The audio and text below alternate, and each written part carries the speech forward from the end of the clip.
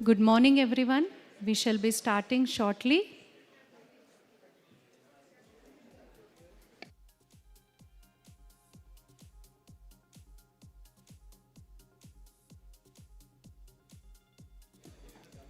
We request everyone to please keep their mobiles in silent and please be seated.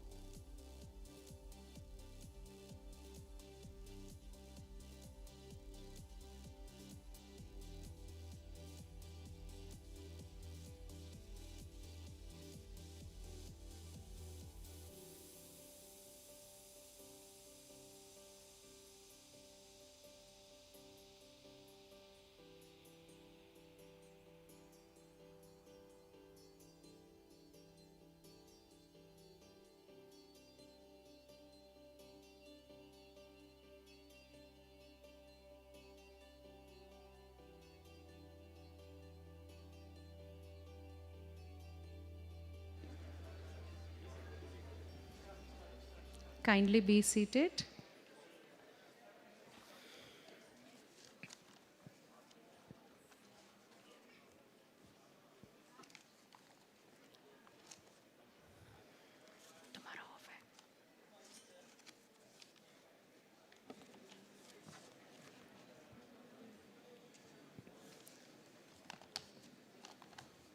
My position is okay.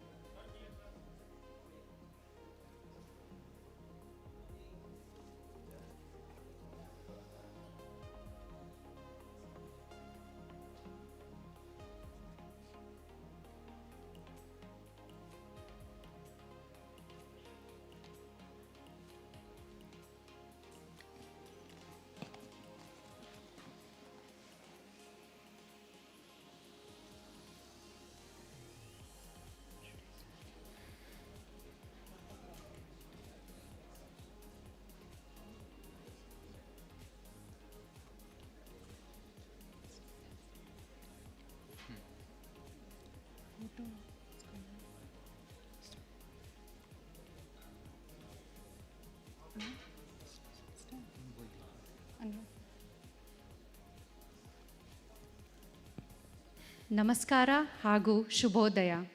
Honorable and esteemed dignitaries, distinguished delegates, speakers, our online participants, and sponsors. A very good morning to one and all, and welcome to Bengaluru, the Silicon Valley of India.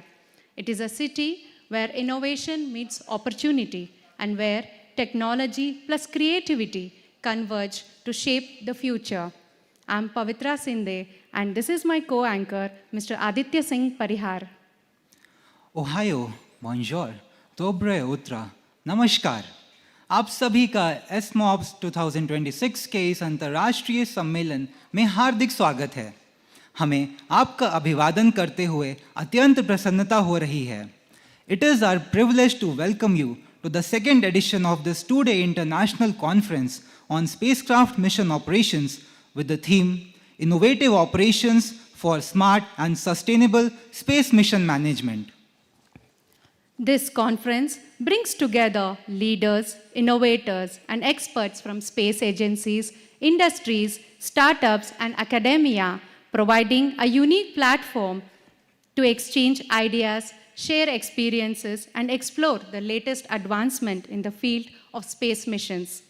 When SMOPS was first convened in 2023, it marked a subtle but important shift, bringing mission operations into focus. It recognized a domain that had long been central to space mission operations. Let's refresh our minds and take a thrilling glimpse into the highlights of SMOPS 2023's remarkable journey.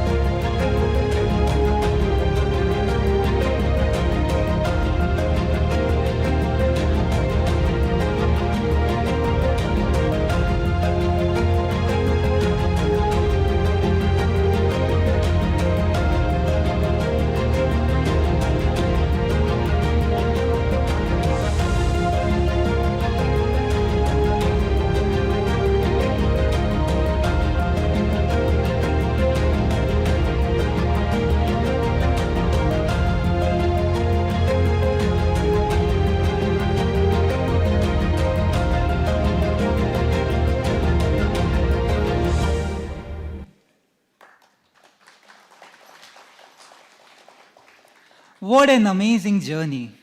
SMOPS 2023 gave mission operations the focus it had long deserved.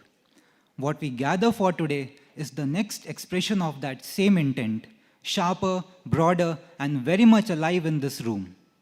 SMOPS 2026 is not just a continuation, but a reflection of how far this community has come. As Carl Sagan once said, somewhere, something incredible is waiting to be known.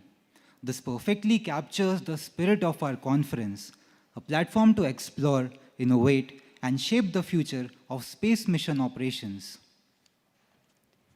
Before we move ahead, let me invite the dignitaries on the dais. Shri A.S. Kiran Kumar, Member Space Commission, Dr. V. Narayanan, Chairman ISRO, Shri M. Shankaran, Director URSC, Dr. A.K. Anil Kumar, Director ISTRAC, Dr. Jean-Michel Contant, Secretary General IAA.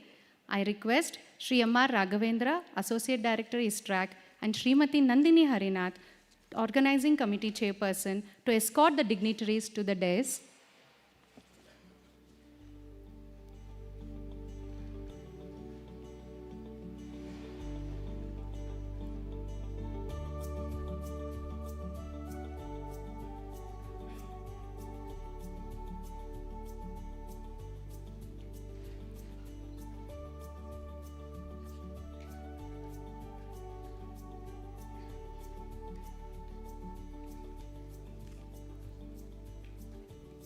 We are truly honored to have with us today eminent personalities whose expertise and experience will undoubtedly enrich the discussions and interactions throughout this program. The scope of this conference is to cover a wide range of topics related to mission operations management, ground systems, lunar and interplanetary missions, robotics in space exploration, human spaceflight missions, and many more, while addressing the futuristic techniques. This conference will also provide a unique platform for ISRO to boost the synergy between academia, industry, and other space agencies. An invocation is a sacred call to the divine, a moment to pause, connect with a higher presence, and seek guidance beyond ourselves. I now invite Mr. Abrajit Ray to render the invocation.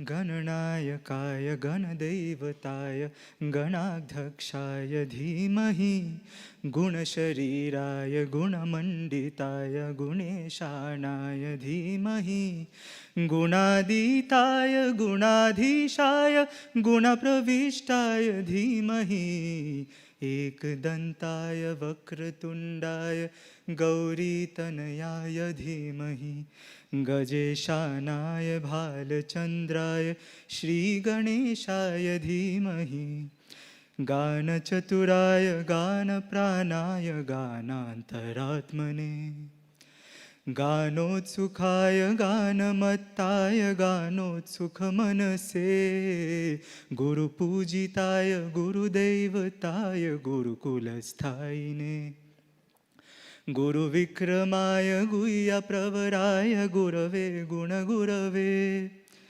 गुरुदैत्यकलक्षेत्रे गुरुधर्मसदाराध्याय गुरुपुत्रपरित्रात्रे गुरुपाखण्डखण्डकाय गीतसाराय गीततत्त्वाय गीतकोट्राय धीमहि गूढगुल्फाय गन्धमट्टाय गोजयप्रदाय धीमहि गुणातीताय गुणाधीशाय गुणप्रविष्टाय धीमहि एकदन्ताय वक्रतुण्डाय गौरीतनयाय धीमहि गजेशानाय भालचन्द्राय श्रीगणेशाय धीमहि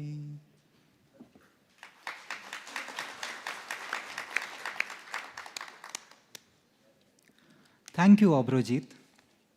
The ceremonial lighting of the lamp symbolizes the removal of darkness and the spread of light, knowledge, and wisdom.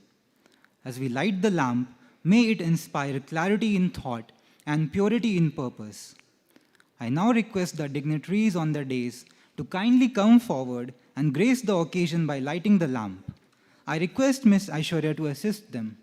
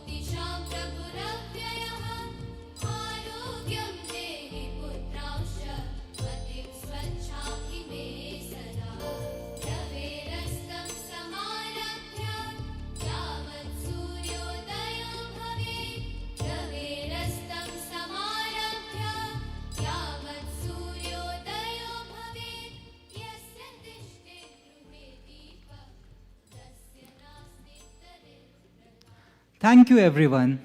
May this light serve as a beacon, guiding us towards a brighter future. We are truly honored to have with us Srimati Nandini Harinath, Chairperson Organizing Committee and Deputy Director SPOAS Track, who has been an integral part of this event since its inception. Her unwavering dedication, tireless efforts, and exceptional attention to detail have been instrumental in ensuring the seamless planning and successful execution of this conference. With her rich experience and profound expertise in the field of space mission operations, she has not only guided but also inspired the vision behind this event. Let's now invite Srimati Nandini Harinath to formally welcome this gathering.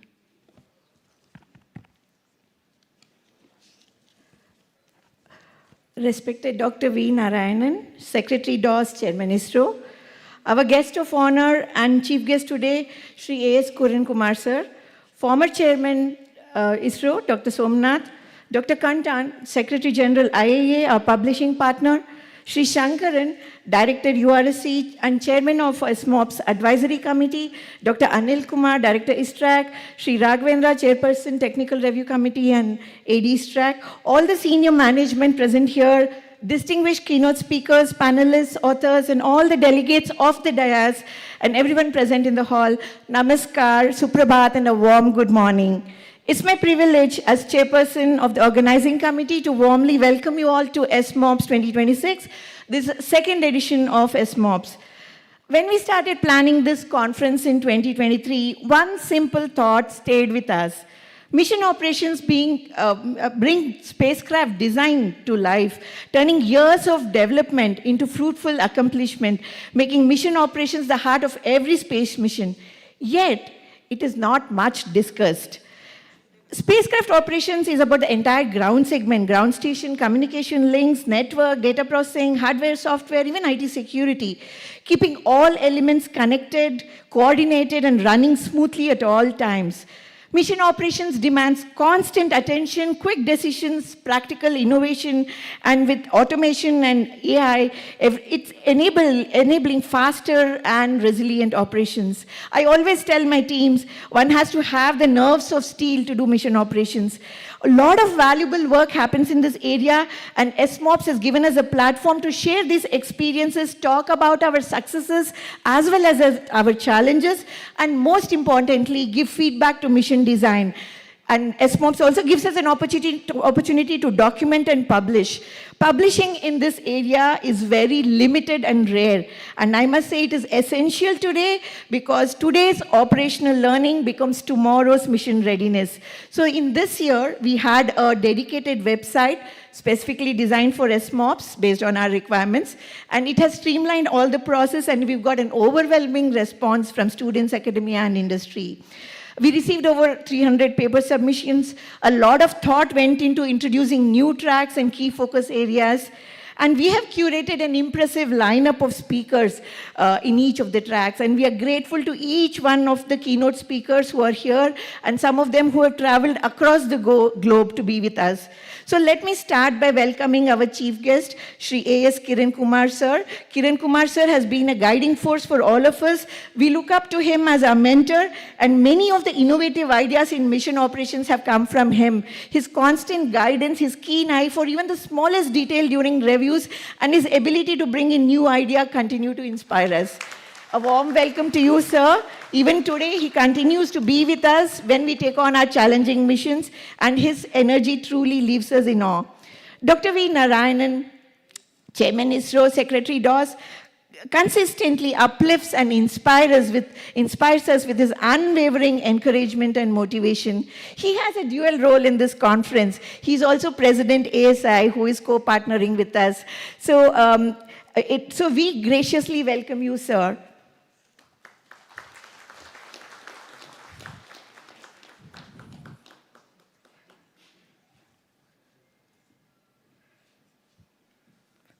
Dr. Somnath, under whose leadership the first edition of SMOPS was held, has been instrumental in the SMOPS journey. He has encouraged and supported us in shaping this conference. A very warm welcome to you, sir.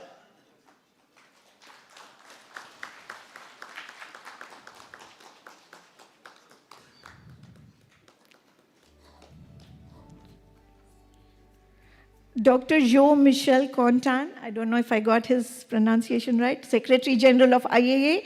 He personifies an icon in his own right. IAA is not only the publishing our papers, but this year they have offered to have a special edition of Acta Astronomica General, which will contain the SMOPS papers. We are ever thankful to you for collaborating with us. We welcome you, sir, to this conference.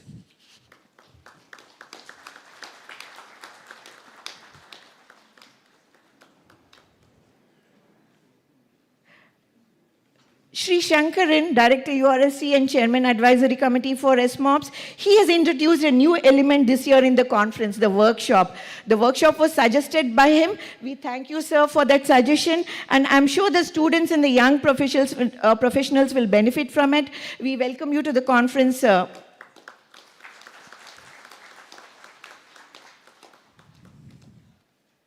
Dr. Anil Kumar, Director ISTRAC, the person who is our go-to man for every issue, someone who has a solution for every problem. He has resolved all the challenges that arose along the way and was involved in every aspect of this conference. Thank you for being there for us, sir. A warm welcome to you.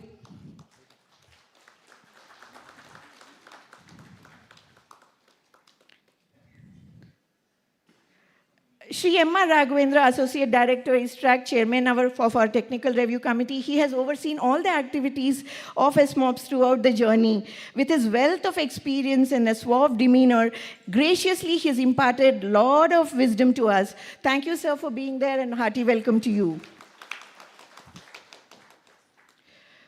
Respected keynote speakers, panelists, your presence has elevated the stature of this conference. A special welcome to all of you. Distinguished seniors, delegates, authors, you are the heart of this conference. We couldn't have had this conference without you. I welcome you all to this conference. And most importantly, our sponsors and media, your contribution has made this conference is invaluable. Thanks for coming. Our heartfelt greetings. Students, industry members, and last not the least, the audience, thank you all for being here and being a part of this. I hope this conference sparks ideas and helps us learn from one another, build collaborations, and create lasting partnerships that will carry SMOPS forward into many more editions, SMOPS 3, 4, and 5, hopefully many more. With that, I once again welcome you all and wish you all a very engaging and fruitful SMOPS. Thank you so much.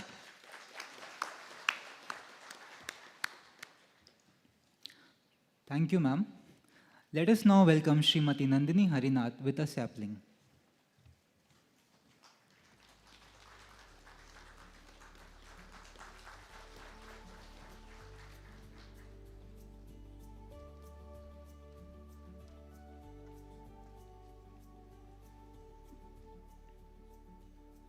Dr. A.K. Anil Kumar, Director ISTRAC, has been the guiding force behind this event, providing every support required by the organizing committee in conducting this program. He was the Vice President of International Astronautical Federation IAF. As a chairman of Mission Operations Review Committee, he has played a pivotal role in guiding the initial phase operations of various missions such as SpaceX and NISAR. With a remarkable career in space operations, Dr. Anil Kumar has been closely associated with several of ISRO's landmark missions, contributing significantly to mission planning, spacecraft operations, and ground system support. Under his leadership, ISTRAC continues to enhance India's capabilities in satellite tracking, navigation, and interplanetary mission support. May I now invite Dr. A.K. Anil Kumar to introduce the conference theme. Sir.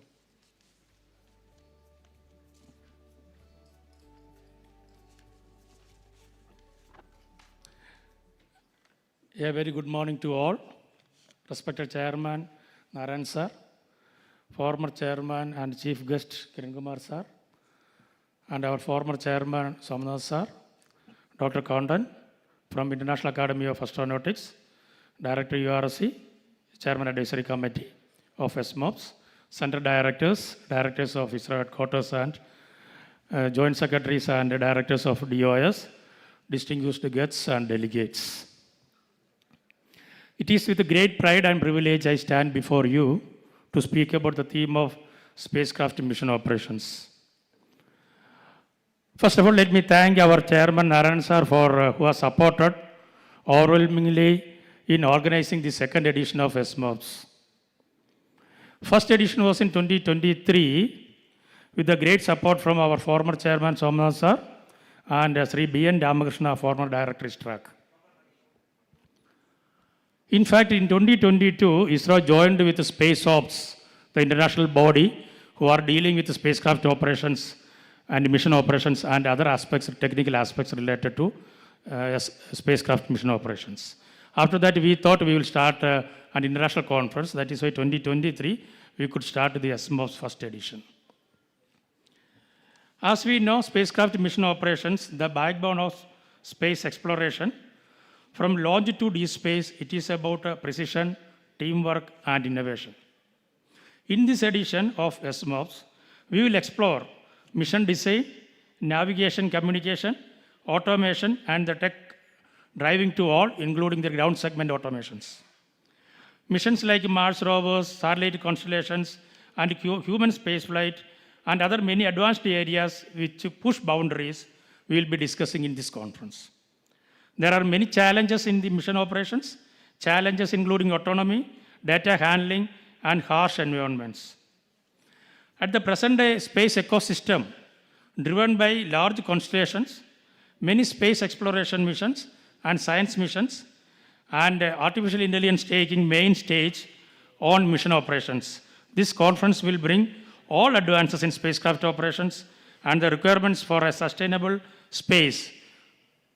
The knowledge bases discussed here will surely make space missions and operations smarter, safer, and more ambitious. As advised by our advisory committee and thank to our chairman as he also expressed willingness, we would like to brand this SMOPS as an international conference once in 3 years at Bangalore, India. All the very best for the next 3 days fruitful discussions and deliberations. Thank you all. Jai Hind.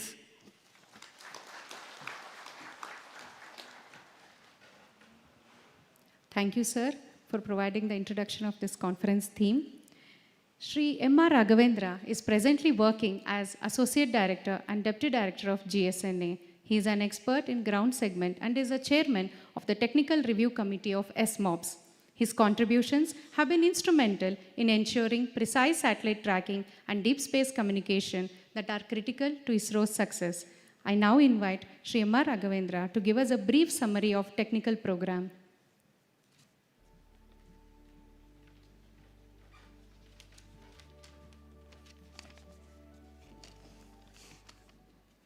Good morning to all.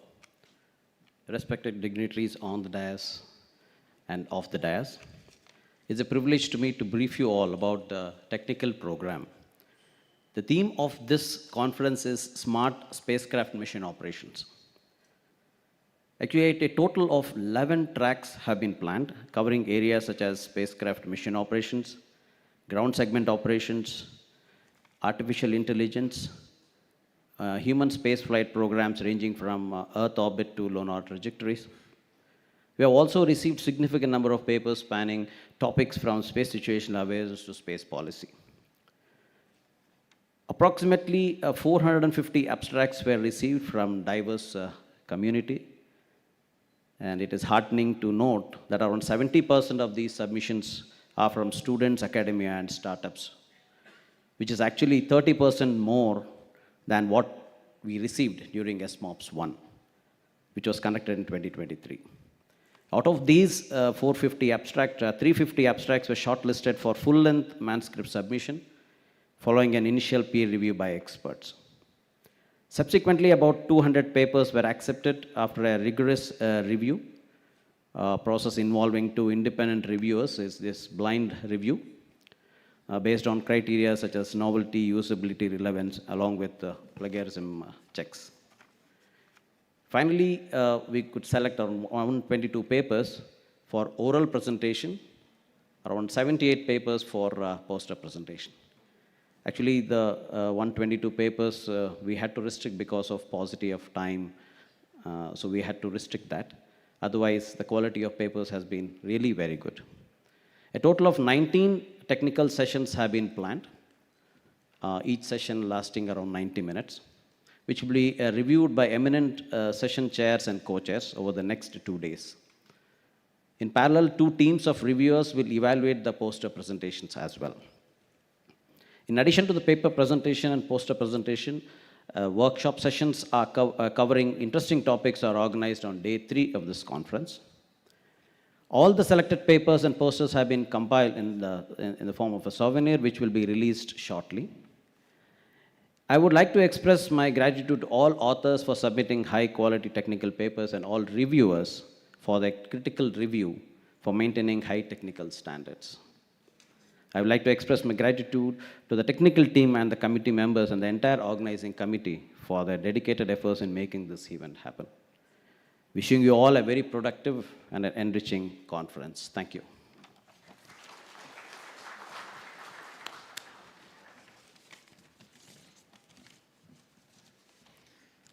Thank you, sir, for this valuable insight. Shri M. Shankaran is the director of U.R. Rao Satellite Center and Chairman Advisory Committee, SMOPS 2026.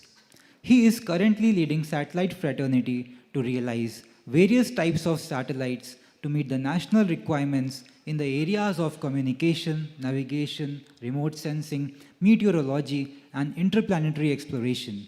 He has also provided valuable guidance for the conduct of this conference. I now invite Shri M. Shankaran to deliver the felicitation address. Thank you, Parihar. Good morning, respected dignitaries on the dais and off the dais, my dear friends. It gives me great pleasure to be again here in another SMOPS conference, again as chair of the advisory committee. When we did it last time, 2023, we were preparing for Chandrayaan-3 launch, Aditya launch. So, subsequent to this conference, we had 3 very mission operationally intense spacecraft, 3 sets of satellites, the Chandrayaan-3, Aditya L1 and the SpaceX mission. All 3 happened successfully, and I would like to take this opportunity to congratulate and thank all the mission operational personnel who are involved in these, which are of course headline grabbing missions, and the other 50 odd missions which are not grabbing any headline, but the work involved there is no less important and no less difficult. It's all done by the same set of operations people from URSC, ISTRAC, MCF, NRSC. So congratulations to every one of you for all the achievements over so many years, particularly for the last 3 years in the area of mission operations, to every one of you.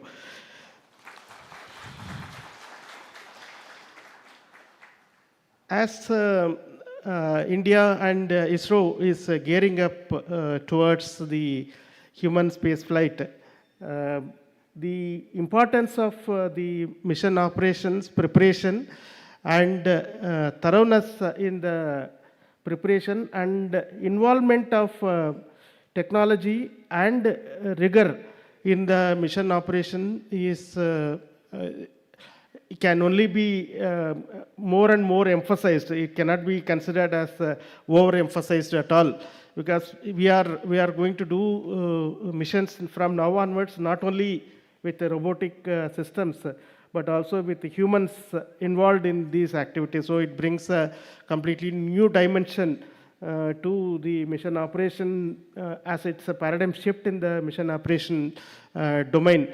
As we prepare for the Gaganyaan to become a reality in the near future, it is a good time for us also as part of this conference to look at issues related to human space flight and the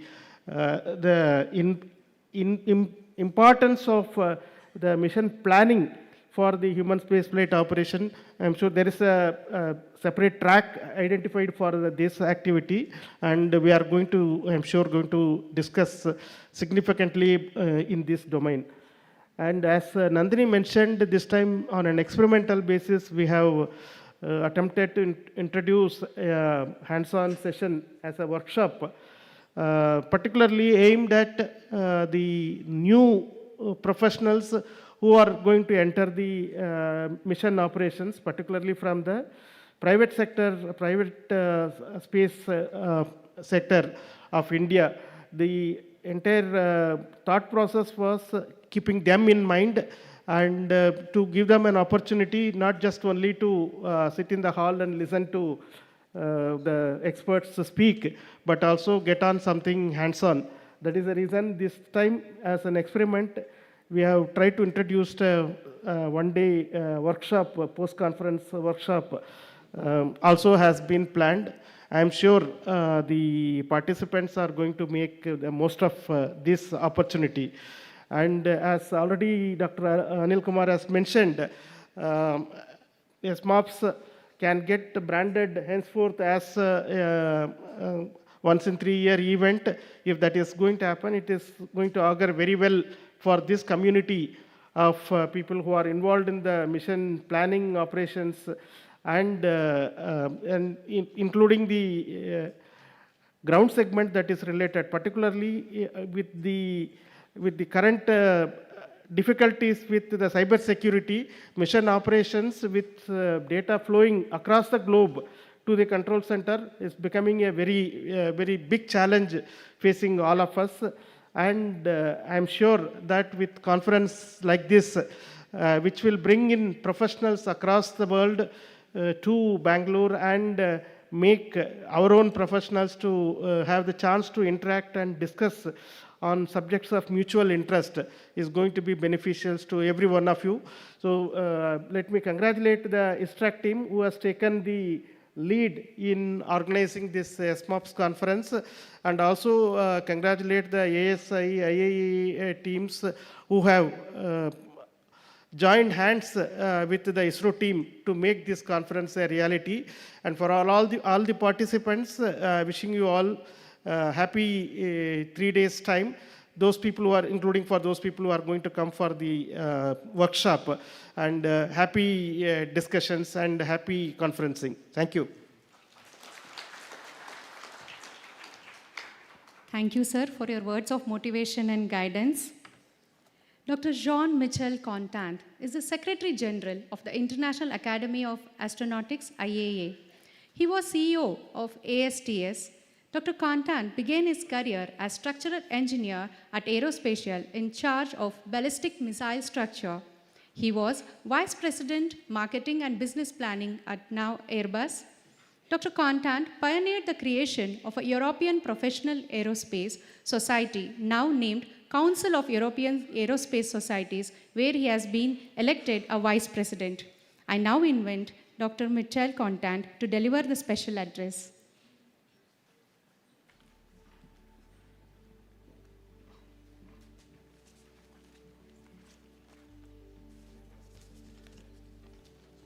Dear Chairman ISRO, Dr. Academician Naranayan, dear Academician Somanat, former Chairman ISRO, Dr. Academician Kiran Kumar, and also the organizing committee and all the VIP here.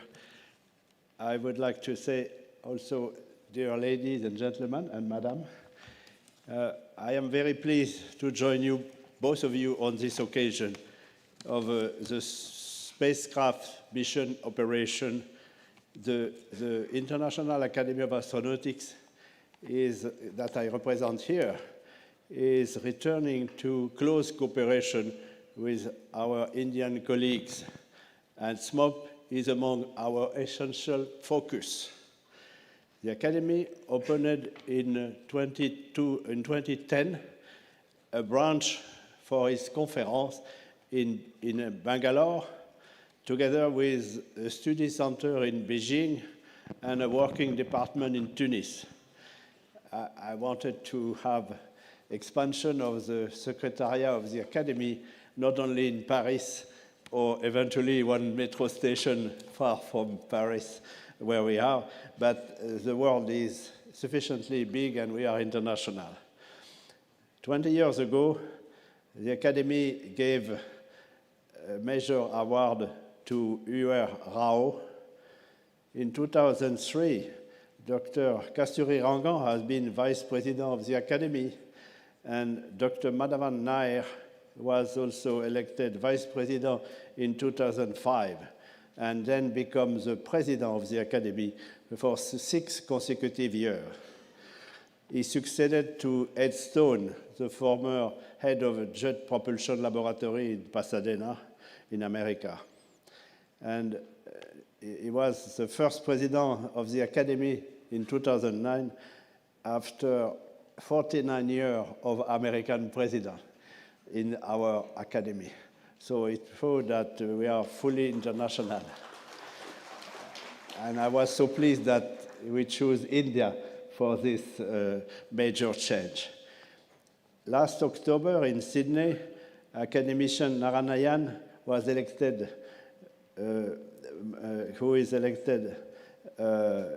received an award on behalf of the Academy. And we also have, on this occasion, another trustee, Mr. Barjawal, who is here today.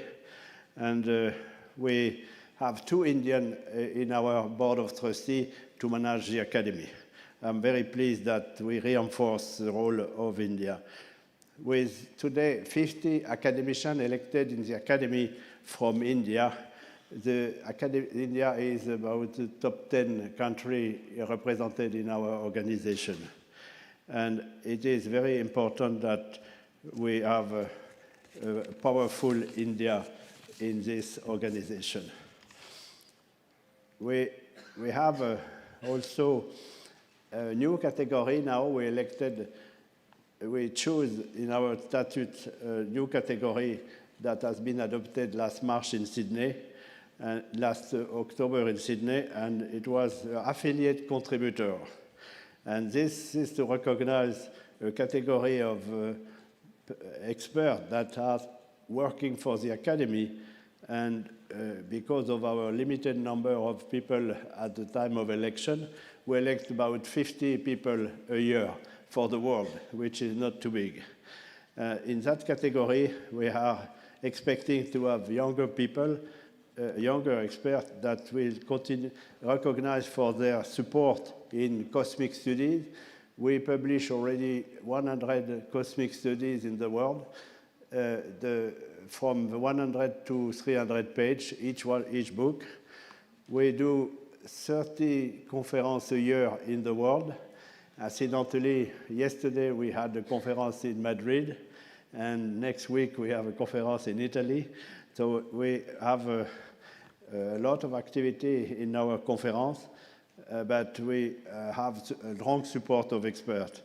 We also have a strong activity in publication. We publish Acta Astronautica, and this journal, we mentioned a few minutes ago that we plan from this conference to extract the best paper and publish in the journal. We are ranked #1 in space and in the world among 100 journals, scientific journals. And we celebrate the first 70 year of anniversary of this journal. And I just would mention that last year in 2025, we registered 2 million of download of articles, which means that this journal has high visibility, and I'm very pleased that we extract the best paper of SMOPS for this journal. I would like to continue to mention that participants are working for the spacecraft mission operation, and we, from that publication, we will expect to have the best paper. I would like also to thank you very much for your support for this conference. I was very impressed of the technical presentation made by my earlier speaker, and I think that we are very pleased to enjoy this conference. I wish you a fruitful and continue in that conference. Thank you very much.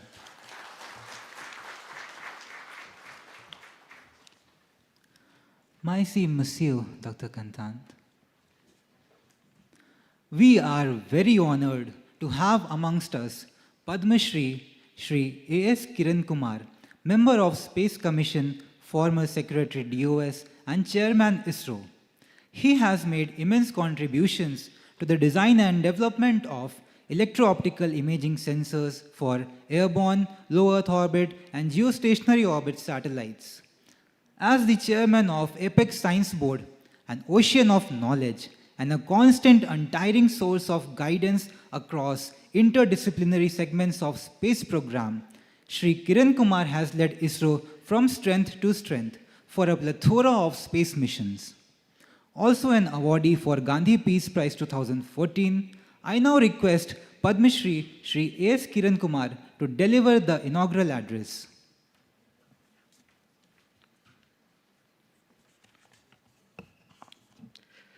Good morning to all of you. Jean-Michel Kantant, Yves Legal, Dr. Narayanan, Somnath, and all the dignitaries on the dais, and all of the participants of this SMOPS 2026. In fact, if you look at how the world is changing from the time when only the nation states used to conduct space activities, world is rapidly changing, and you have large number of non-state participants of the space activity.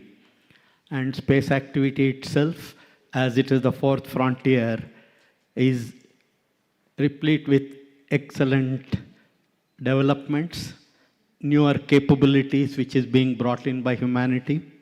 And this also brings in huge challenges. And of course, today we are seeing that with the changing scenario, the process of operating space objects becomes that much more challenged, and both in terms of the positive impact it has got on the society and survival of humanity on planet Earth, but also on the adverse impact of what space can do to the existence of humans on Earth. While all this is going on, it's also necessary that we address the relationship between state participants, private participants, and among nations, bring in synergy of looking at how we can make the best use of the space for continuing to ensure that humanity is sustained on planet Earth. Today we are seeing significant impact of the space technology being used for, in many ways, destructive activity. But then that's the human nature. But what we need to do is, we need to make sure that our ability of going beyond planet Earth definitely enables serving society and ensuring that we live peacefully on planet Earth. In this context, what is being attempted by SMOPS, of course, it's one specific activity of how to manage spacecraft, and then how a group of people who are looking at managing the spacecraft in orbit, the kind of challenges they face, and as the problem of not just robotic system, but also humans getting into space becomes more and more progressively increasing, and also humans are looking at landing on other planetary bodies. Today we have American astronauts and going around moon, and very soon they're also looking at landing on moon itself in the coming decades. And it's not only America, but also others, including India, is planning to take humans to moon and bring them back. In all this, it's always good and worthwhile to exchange the kind of issues that one faces, and then through that process, bring in not only synergy, but also ensuring that this activity of enabling humans to survive on planet Earth by building in new capabilities of going beyond planet Earth, because many times you see, if you want to understand a system, you have to go far away from the system to understand. Because if you are very close to the system, you have a limited view of what is happening. So it is in this context that the human ability to go beyond planet Earth makes a difference, not only for surviving, but also to comprehend the universe itself. So let me take this opportunity to compliment the organizers of this conference for bringing in not only the state participants in the country, but also a lot of private participants, and then the student community who are going to be the inheritors of tomorrow's world. And also the idea of conducting a workshop for them. Probably the next version onwards, it should not be post-conference, it will have to be pre-conference, and then that would be a better approach. And let me compliment once again the entire team for bringing all of you together and giving you an opportunity to look at what is happening contemporarily and how things are changing, and also enabling you to look at what needs to be planned for future. Wish you all a great couple of days of conference. Thank you. Thank you, sir, for an enlightening address. Dr. V. Narayanan, Honorable Secretary DOS and Chairman ISRO, President of Astronautical Society of India, that's ASI, and Chief Patron of SMOPS Committee. With decades of experience in aerospace engineering, he has made significant contributions to the development of advanced propulsion systems, particularly in the field of cryogenic rocket technology. He has played a pivotal role in several landmark missions, contributing to India's achievements in space exploration and satellite launch capabilities. His work has been instrumental in strengthening India's position as a global space power. Known for his visionary leadership, technical excellence, and dedication, Dr. V. Narayanan continues to inspire the next generation of scientists and engineers. I now invite Honorable Secretary DOS and Chairman ISRO to deliver the presidential address. Namaskar. Very, very good morning to all of you. Most respected Sri A.S. Kiran Kumar sir, Member Space Commission, former Chairman ISRO and Secretary Department of Space, Dr. Somnath, former Chairman ISRO and Secretary Department of Space, and Dr. Jean-Michel Constant, Secretary General IAA. We have got distinguished guests, Jean Lacal, Honorable Ambassador IAF and former Chief of KNAS, and distinguished personalities from different parts of the world, from Roscosmos, JAXA, ESA, KNAS, and other countries, and Mr. Chankaran, Director URC, Dr. Anil Kumar, Director ISTRAC, and Directors of ISRO centers and units. My dear friends, students, let me formally welcome all of you on behalf of the Space Community of India for this very, very important conference on SMOPS 2026. You all saw the video, the 2023 conference, which was led from the forefront by none other than our former Secretary Department of Space, Mr. Somnath, and Mr. Ramakrishna. He was the director of ISTRAC that time. I think it was a fantastic work done that time. I happened to be there for almost one day during that conference. Today we are back almost after 3 years, but 3 years, as it was told, very, very important key missions were accomplished in our country.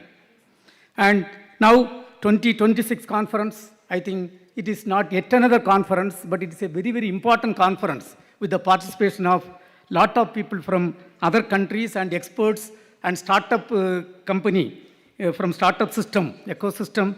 A lot of people are there, and this is going to be a 3 days affair. As you all know, when you talk about a space mission, of course, the launch vehicle is very important, spacecraft is important. Then finally, the mission operation, which has to continue for most of the time, long duration. This is yet another very, very important activity. Today, we have got as the chief guest one of the very, very accomplished personality. For example, when you talk about India's successful Chandrayaan-3 mission, which successfully soft landed near South Pole of Moon for the first time, I think the contribution of Kiran Kumar sir, we cannot forget. He was full-time there, like any other engineer, any other operator, any other chief executive. He was in the mission control center. I think most of the time he was there. And same way, when you talk about Mars orbiter mission, almost after 295 days, we had to capture in the orbit, and he was fully leading the show. So let us give a big hand to him. He is the chief guest who is sitting here. Then, after the last conference, that time, in fact, we were all sitting, even though conference was very cool, in the back of the mind, the Chandrayaan-3 was always running. Because Chandrayaan-2, we could not soft land. Chandrayaan-3 must be a perfect affair. I think from the forefront, none other than Mr. Somnath was leading. And today, the world has acknowledged and we could successfully soft land near South Pole of Moon. Let us also give a big hand to him for that great achievement, what we have accomplished.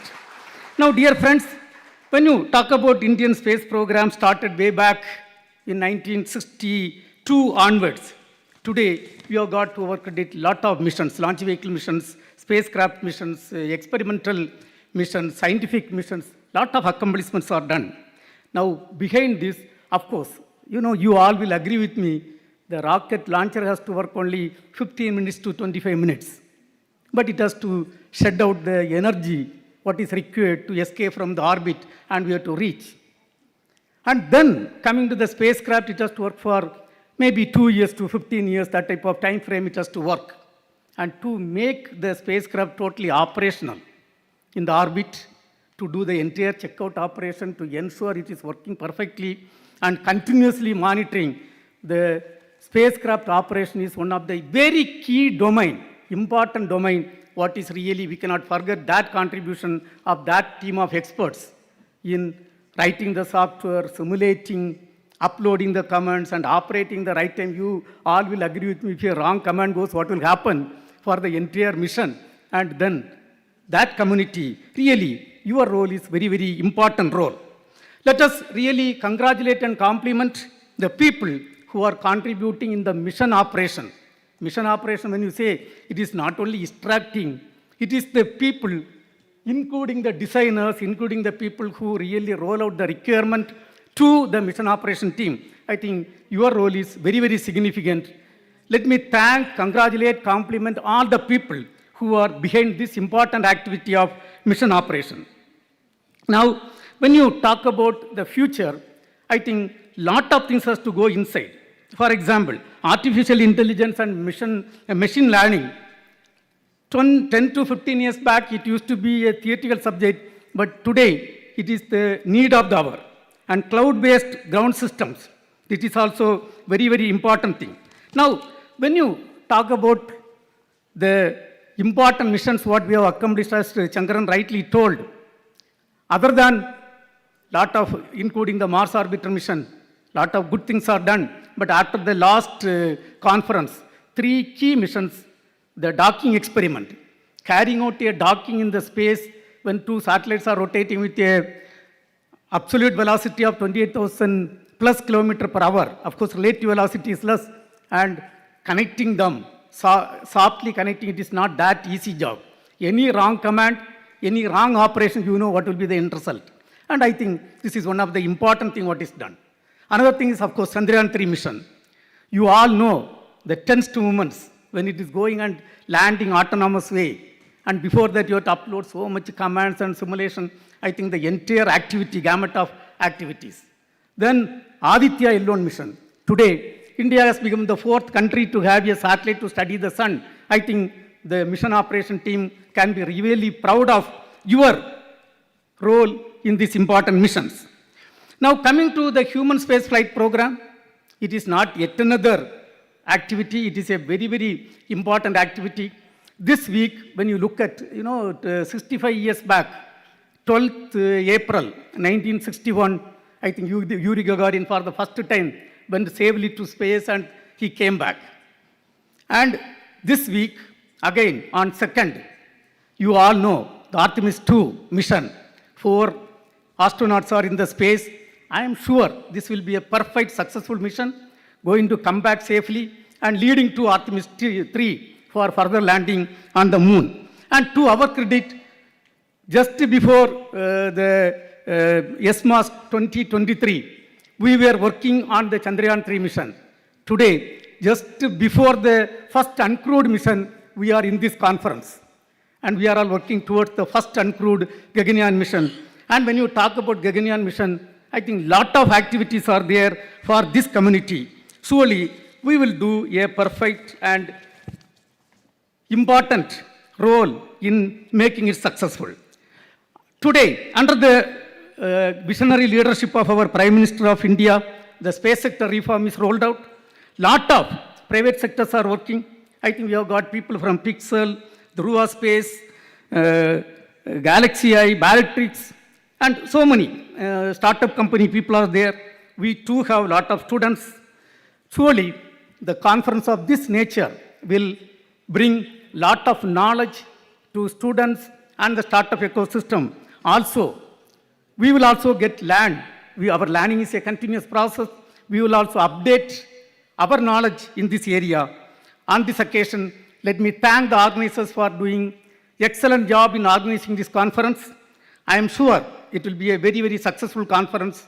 Thank you. Jai Hind.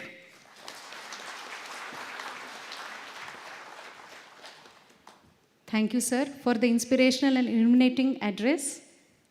With that, we move to a special moment, the release of SMOPS 2026 Souvenir, a reflection of the ideas and efforts that define this conference.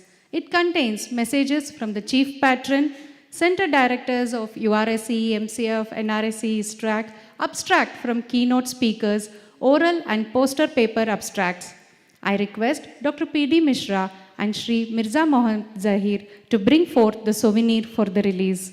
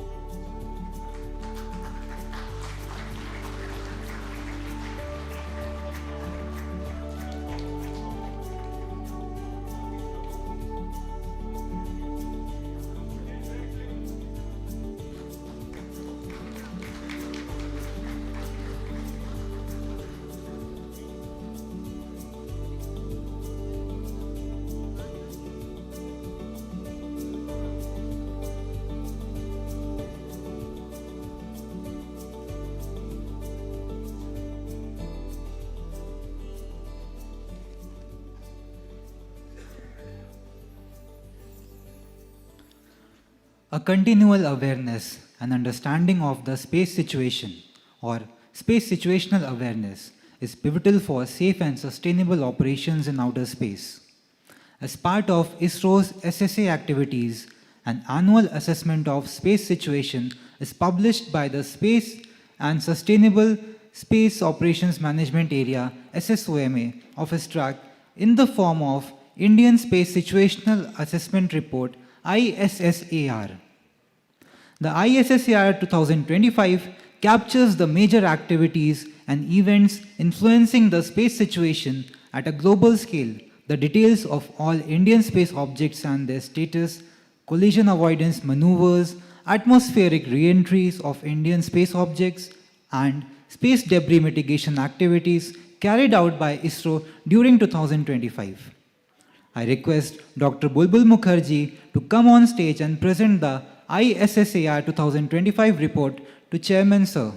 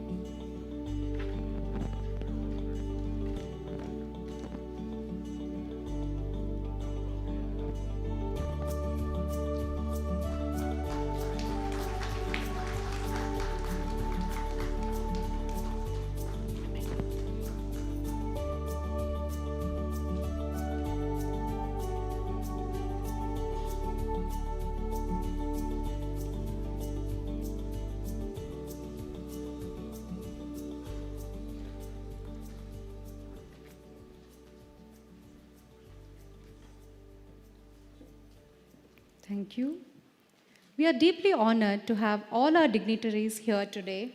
And as a token of gratitude, I now request Chairman ISRO to kindly present a memento to Shri A.S. Kiran Kumar.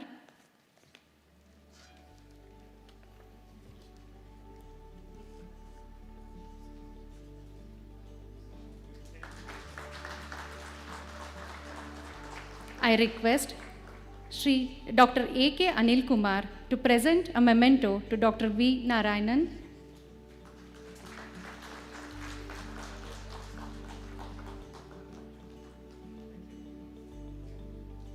I request Shri M.R. Raghavendra to present a memento to Shri M. Shankaran.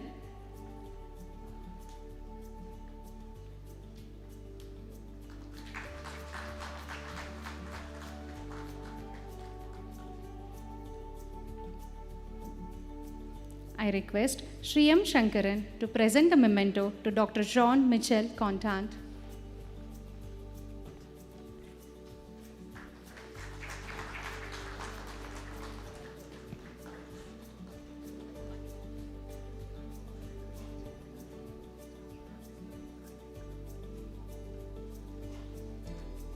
Ladies and gentlemen, a small announcement.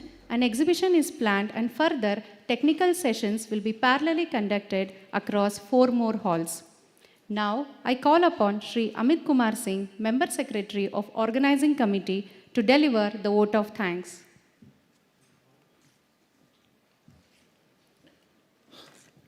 Namaskar. Good morning to all of you. As the completion of inaugural ceremony for SMOPS 2026, it is my privilege to propose a vote of thanks. First and foremost, I express our sincere gratitude to our esteemed chief guest, Dr. Kiran Kumar sir, for gracing the occasion and accepting our invitation to be as a chief guest of SMOPS 2026. I would like to thank all the respected dignitaries present on the dais and off the dais who is present to SMOPS 2026.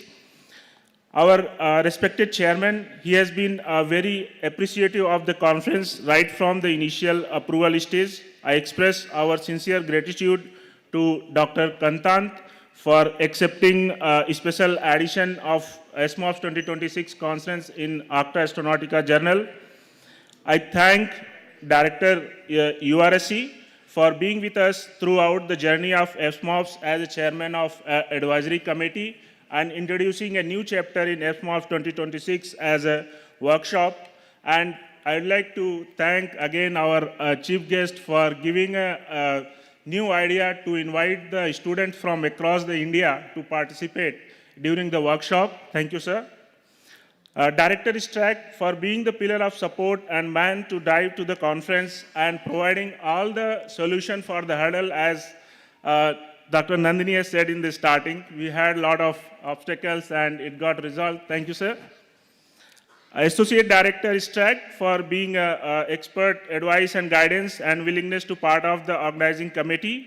And Director HSFC, Dr. D.K. Singh, sir, for leading the International Participation Committee. Thank you, sir. I thank our center directors, senior leadership for their constant support and guidance and encouragement in making this conference a reality.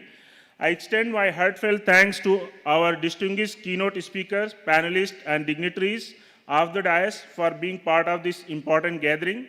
A special word of appreciation to all our international delegates who has traveled across the world to be with us under present situation. Your presence adds immense value and brings a global perspective to the SMOPS. My sincere thanks to all the authors and participants whose contribution from the backbone of this conference. Your work and engagement are what makes SMOPS meaningful and impactful. I also take this opportunity to thank all attendees, students, industry, representatives from your enthusiastic participation.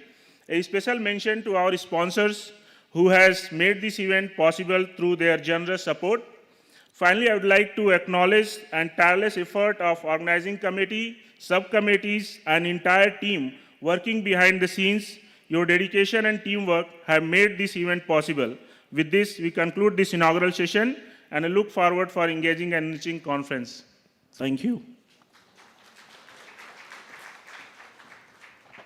Thank you, Amit.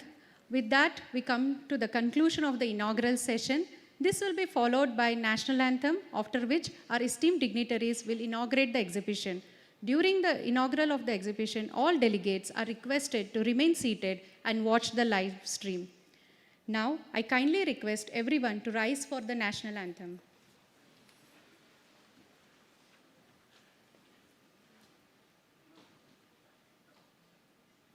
जनगण मन अधिनायक जय हे भारत भाग्य विधाता पंजाब सिंध गुजरात मराठा द्राविड उत्कल बंगा विंध्य हिमाचल यमुना गंगा उच्चल जलधि तरंगा तव शुभ नामे जागे तव शुभ आशीष मांगे गाहे तव जय गाथा जन गण मंगलदायक जय हे भारत भाग्य विधाता जय हे जय हे जय हे जय जय जय जय हे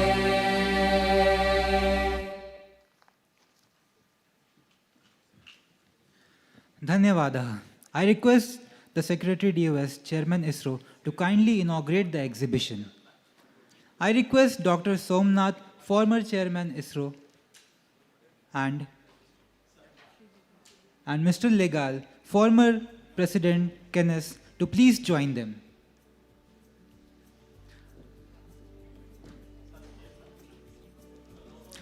I request Chairman Local Organizing Committee to kindly escort the dignitaries to the exhibition area. All delegates are requested to remain seated. The exhibition will be live streamed.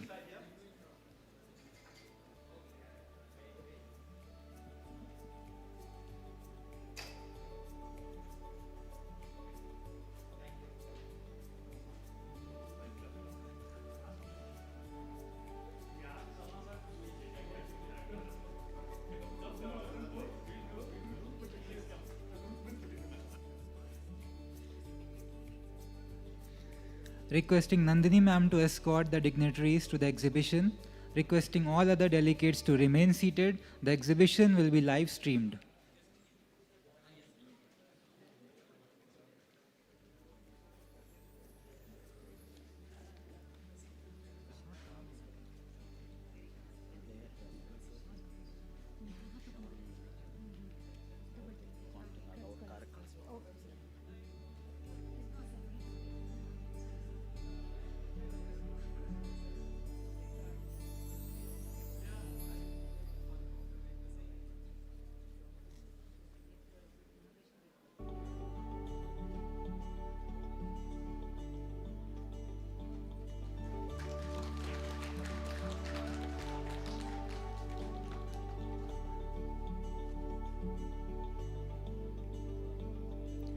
Over the next 2 days, you will have the exciting opportunity to hear from some of the brightest minds and thoughtful leaders in space missions and ground segments.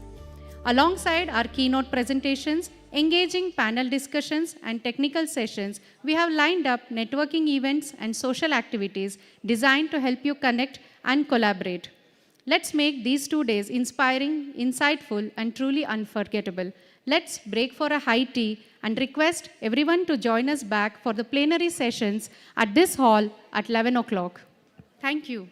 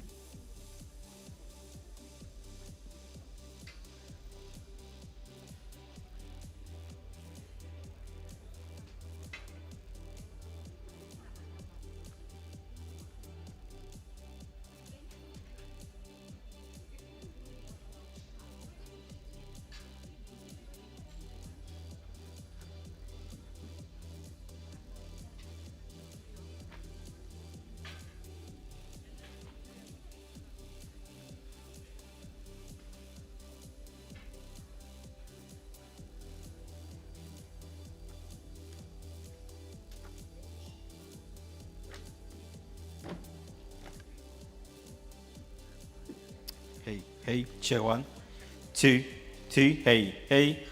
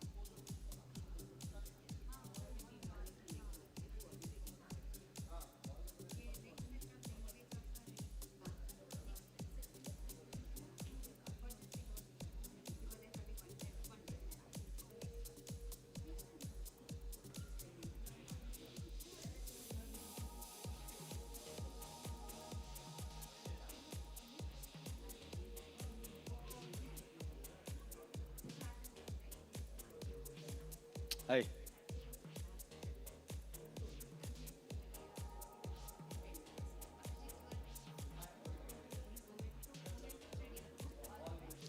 అక్కడ పుడిమిరా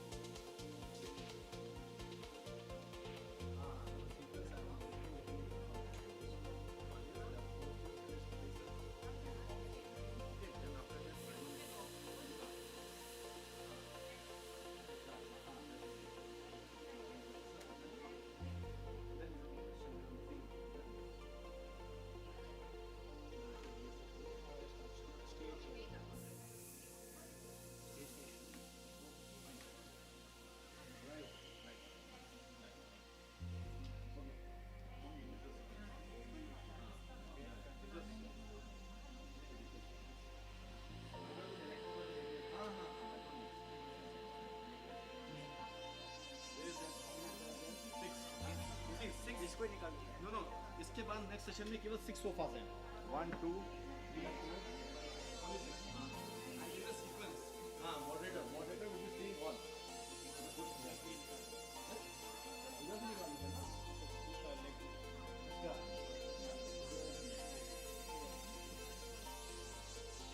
थोड़े से लेकर आइए तो last लेकर आइए last बहुत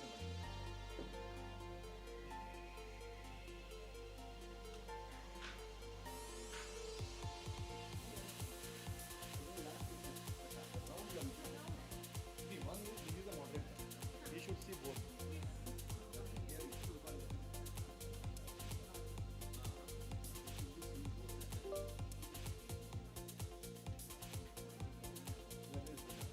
And these people should be round.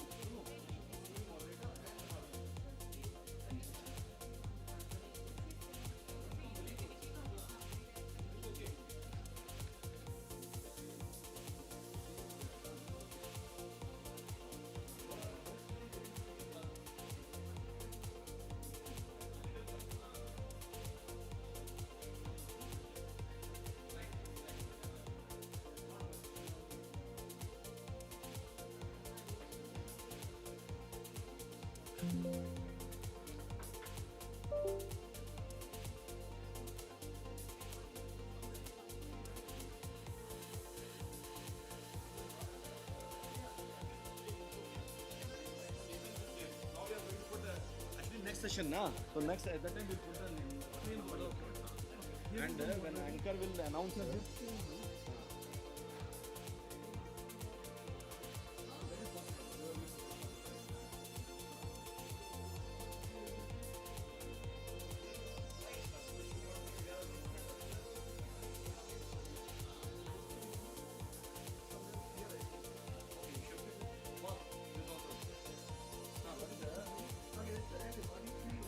Because whatever camera also should see. And you should be able to see this is like TV.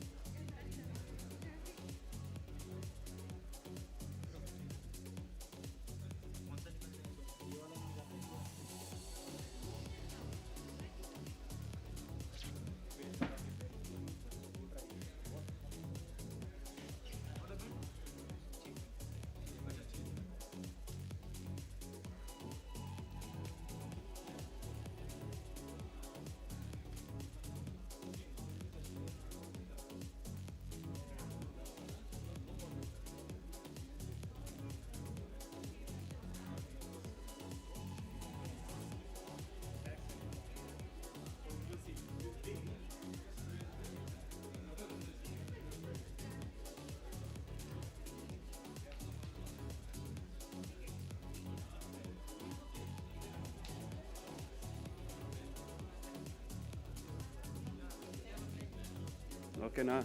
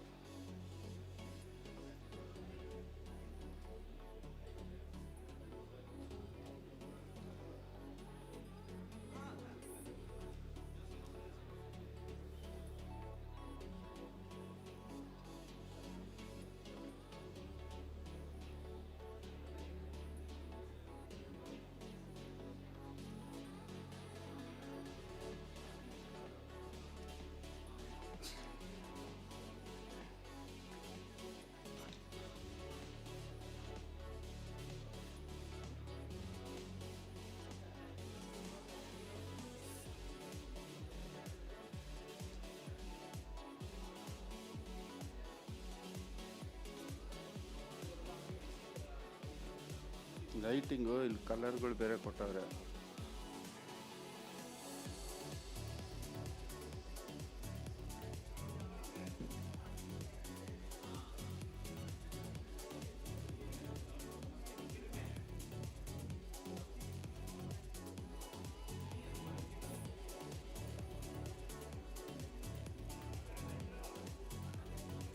ಆ ಕಡೆದಕ್ಕೆ ಹೋಗ್ಲಾ?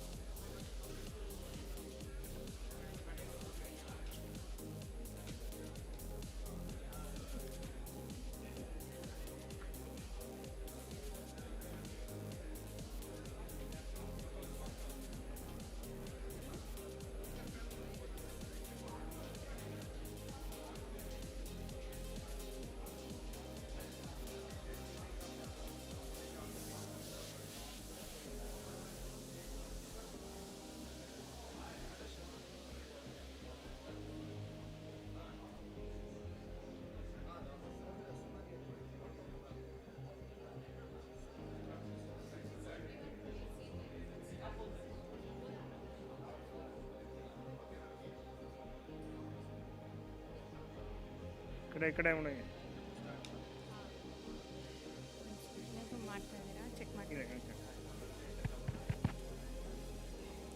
Ladies and gentlemen, kindly be seated. Let's start our next session.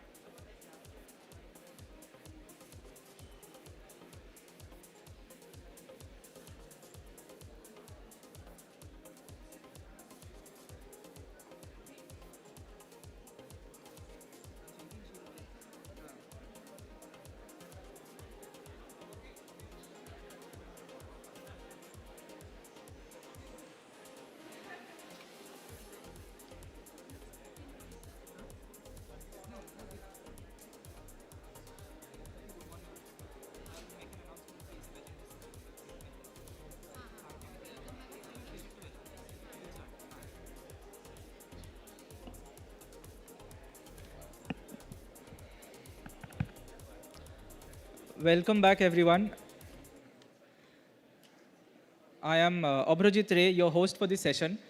Just as brief announcement, you can all access the agenda for the conference and the workshop and the Q&A sessions through our official SMOPS 2026 website.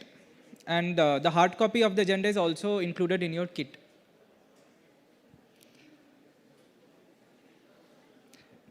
Now it is my pleasure to welcome all the distinguished guests, speakers, delegates, and participants to the first plenary session of the conference on mission operations, turning design into achievement.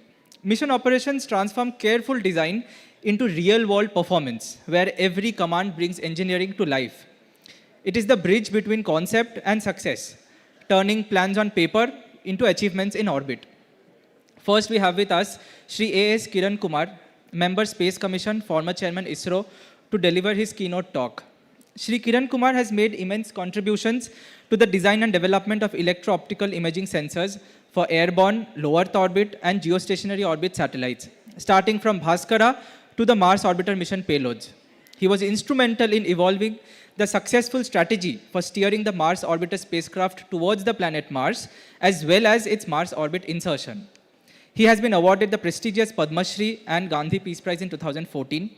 He is the Fellow of Indian National Academy of Sciences, Indian National Academy of Engineering, Indian Society of Remote Sensing, Institution of Electronics and Telecommunication Engineers, Indian Meteorological Society, Gujarat Science Academy, Andhra Pradesh Academy of Sciences. Over to you, sir. You can go there.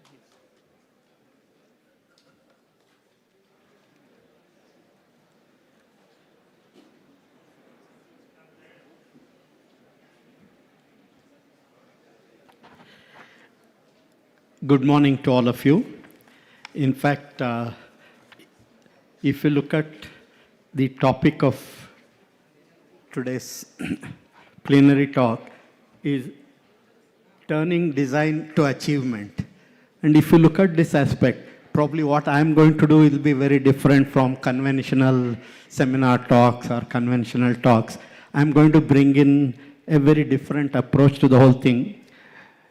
Today, if you look at turning design into achievement, implies that whatever is designed is known to you, and then you are taking that design and handling it and turning it into a successful operation.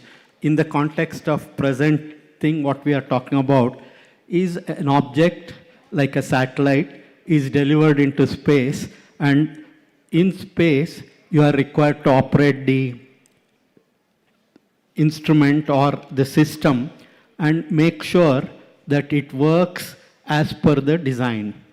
So if you look at this fundamentally, design itself is a functionality implemented by the spacecraft builders, and they also, when you go through the idea of designing idea into implementation, they face many difficulties. One is when they start the activity, they realize many of the things what you are trying to build, you have inadequacies in the implementation tools, and then you also have a lot of limitations in the component that you want to use. And as a result of that, what is actually designed becomes less capable than what was originally meant for. And many times, between the designer's intention and the object, the realization will have many inadequacies. But then it is like a child being delivered. Say a launch vehicle actually takes this object and puts into space, like a cesarean delivery. Literally, there is a heat shield which opens up and then the object is put into space. And any new delivery can have a huge number of difficulties at the time of delivery itself, and the component and the subsystem can get into issues which were not originally designed for. And these aspects, the people who are going to operate it now have to deal with, in many ways, issues they have to learn on the fly. And if you look at in that context, see, it's like receiving a newborn child and enable it to perform to its design potential. So if you look at a child, of course, child has got an intelligence which is very original, and today we are trying to mimic that using artificial intelligence. But the original, we call it asli intelligence. The child has the advantage of running with an intelligent system, using which it tries to perform its function. But then, when we start building machines, the intelligence that is put has very many limitations. If you look at how India started its activity from Aryabhata to Aditya, and then putting this in various platforms, LEO, GEO, Lunar, Lagrange, and even planetary missions, and then landing them. Each of the systems, when it is designed, progressively you realize you have to build more and more intelligence into that, and that intelligence building is again a very tedious and strenuous task, because as the technology evolves, technology of providing this capability to do computations in the system. And each of the platform which goes into space, obviously one of the key things you need to worry about is you need to be able to communicate with that. And since the component itself is not stationary, it comes with a whole lot of information about when you want to communicate with it, you need to know where exactly it is located, and that brings in all the orbit determination and various aspects of that. And communication on many different aspects. There are systems which are delivered which perform completely autonomously. That is a progressively how things are going. But in the initial period, the system was expected to be actually operating as per the commands from ground. And so if you look at that, the whole lot of activity which has gone from Aryabhata to Aditya, now we have gone through this phase of taking it through from low Earth orbiting to geo to lunar Lagrange, and also the planetary systems. And then if you look at the basic system itself, you have a space segment, then you have a ground segment, and then you have a raw science data which can be coming into information and value-added products. And each one of them has a huge infrastructure to be established, and also that infrastructure needs to be understood. So the task of the people who are actually provided the responsibility of converting design into achievement. Now this achievement, if you look at what happened in Chandrayaan mission or Mars mission, is finally the object has to get into the orbit of the Mars or land on the surface of the moon itself. But prior to that, there's a whole lot of activities where the spacecraft operations team not only should learn the idiosyncrasies of each system as it gets delivered, and then process. I'll just give you a couple of examples of how, for example, what was originally designed and actually when it operates, it's operated very differently. Many times you have a design life of a few years, but then system continues to operate, and then there is a need for that. So mission operations try to do in very innovative way. Not only they understand the idiosyncrasies of the system, but also make sure they come up with new ways of dealing with the problems, and using that they will take care of many issues. If you look at, for example, one of the resource sat which was done, it operated for almost 20 years, and then it provided very critical things. So now if you look at, obviously the original design was never meant to operate for 20 years. So that means the people who are going to run it not only should find ways and means by which they can tweak certain operations, but also ensure that it is successfully carried out.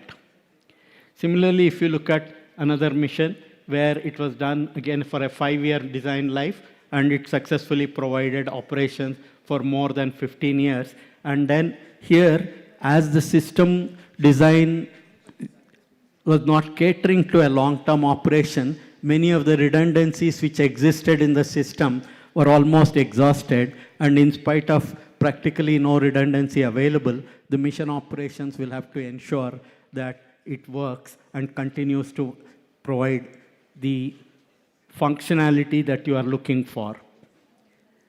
And then as you keep moving ahead, the ability to do processing becomes so capable that unlike in the earlier era where you had the task of, after you send the object into space, learn about its functionality by conducting a series of verifications, and then subsequently using your ability to communicate with that platform, conduct operations by modifying the capabilities that exist and then changing the commands and changing the way it operates.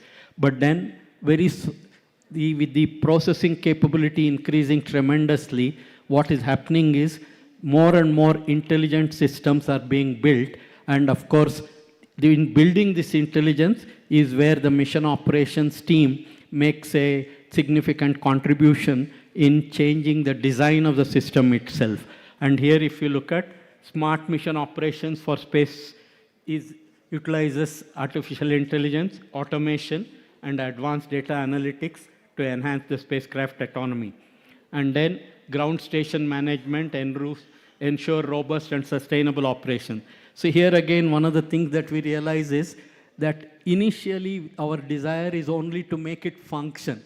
But then, as the things become challenging, you have the task of making sure that what you are operating is protected against alternate interruptions. Like in today's world, making it sure that all your, it's an encrypted commanding system and the data what you are transferring becomes actually protected. That is because there are people who are trying to both manipulate what you are doing in space and also take advantage of that. And if that should not happen, you get into another series of capability enhancement where not only you have to make sure that what you are doing remains actually in a way controlled, nobody else is able to maneuver and manipulate that. And if that has to happen, then you need to keep improving the capability. Then, of course, other thing that happens is once you are in orbit, there are also now, you have to start worrying about what other things affect its current position. And then autonomous collision avoidance becomes important, and intelligent data handling, AI-driven failure detection, reducing reliance on manual control, all become very important.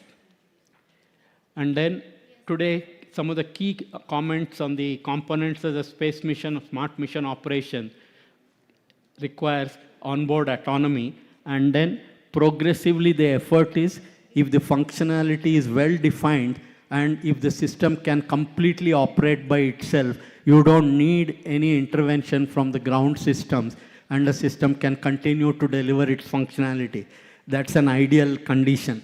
But then to make it happen, it requires a huge amount of effort, both in terms of mission operations planning and also designing the systems. Now, computing data processing units on orbit with making use of Earth or imaging, Earth observation imagery delivery in space. This minimizes the amount of raw data that needs to be transmitted. And then as the technology of communication system and the transmission keeps increasing, when we started our first satellite, we had only 90 kilobits data transmission. Today, you're talking about maybe 900 gigabits of data being transmitted. So technology keeps changing, but then with each technological change, you also require modification in the ground infrastructure that you are building, and then mission visualization tools. Today, what's happening is, even after you have sent it, you have to do a large number of simulations, and if these simulations have to be done, you need the Smart Mission Lab, and this is again another important development that is coming up. We'll just see a couple of examples of that. And then ground automation, advanced mission planning systems which promote automatic ground station operations, and then unmanned operation during routine passes, etc., becomes very important.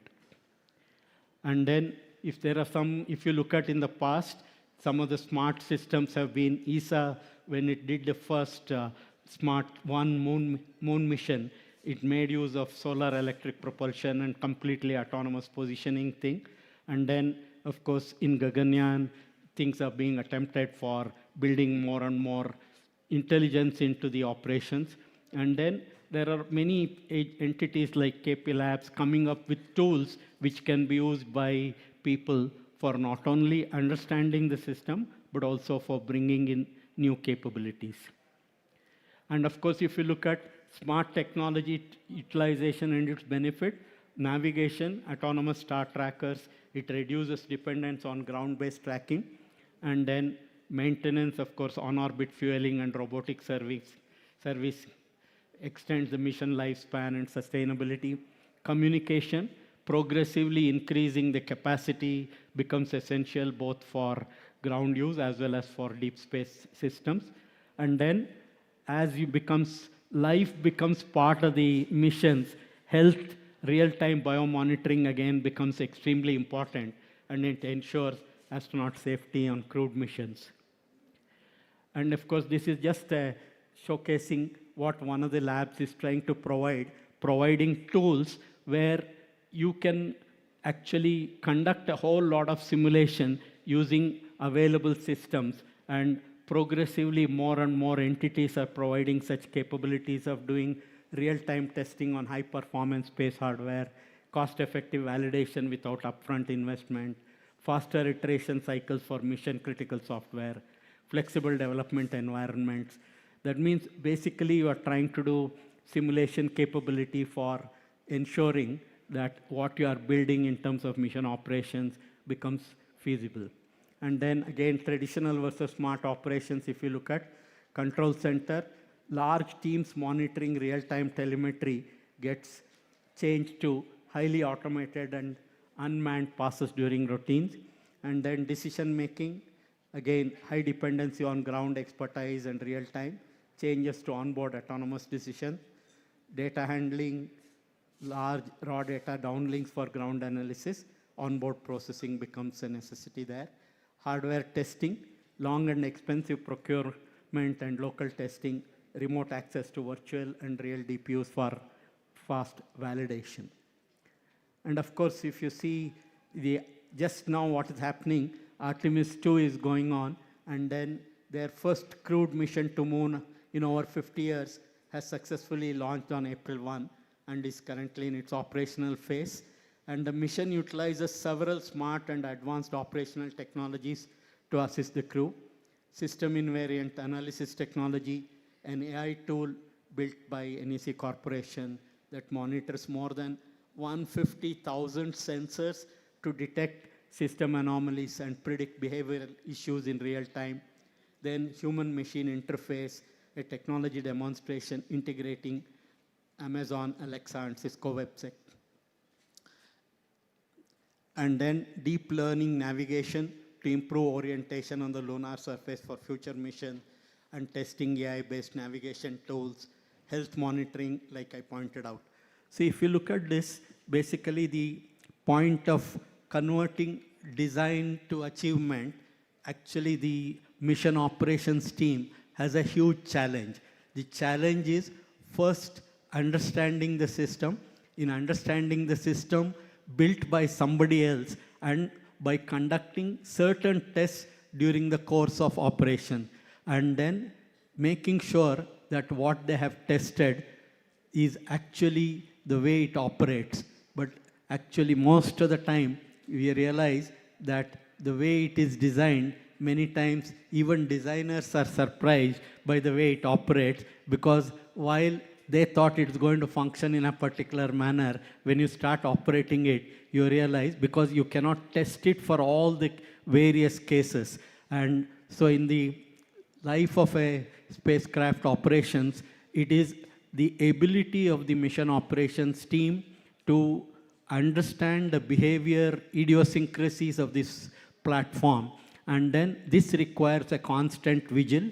And here is where today's availability of processing and ability to use artificial intelligence to mimic the asli intelligence that the humans have can make a huge difference to the way space objects can provide service to humanity. And this task of converting actually design into achievement is fraught with many issues, because a small misunderstanding in what you have verified or tested can result in catastrophic failure of the system. And that is where the operations team also have to make sure that what they are doing requires a thorough validation, and that thorough validation requires, again, platforms on which they can mimic the things and then test it. And it is in this context that if the processes, what is being adopted, of sharing information and letting others know of the mistakes that have happened, can make a difference to the coming generation, where the whole process is making the systems more and more autonomous. And when you start making it more and more autonomous, the operator's task becomes that much more difficult. And because the autonomy you have built in, again, brings in more complications. But then that's how the world moves on. So in the context of what has happened at ISRO itself, if you look at starting from Aryabhata, where the platform itself was a very simple platform. It was supposed to operate purely as per the command being given. And today, as you are moving towards Gaganyaan or landing on moon, a huge amount of intelligent system being put into that. The task of the operation systems to convert their design into achievement becomes more and more difficult, and it's only when they decide that they go through the process of constantly upgrading themselves and learning new things, and even as they are operating, they need to understand the idiosyncrasies of that. And in this, doing more and more simulations becomes necessary. There are better tools becoming available, and learning to make use of these tools is what will help systems serve their purpose.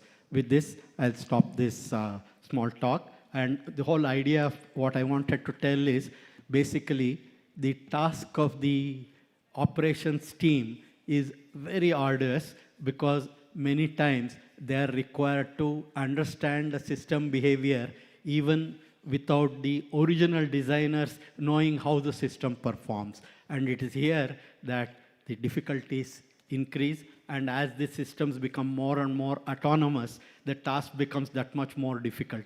So let me wish this team a great success in all their future efforts. Thank you.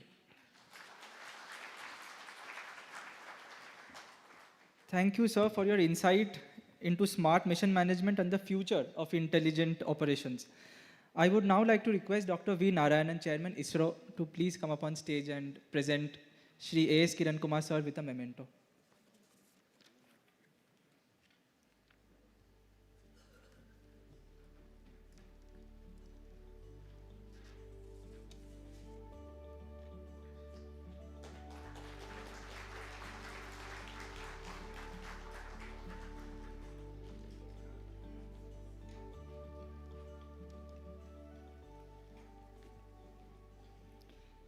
Now, I would like to invite Dr. Shujiro Sawai, Deputy Director General, ISAS JAXA, for his talk on the overview of lunar landing operations of SLIM mission.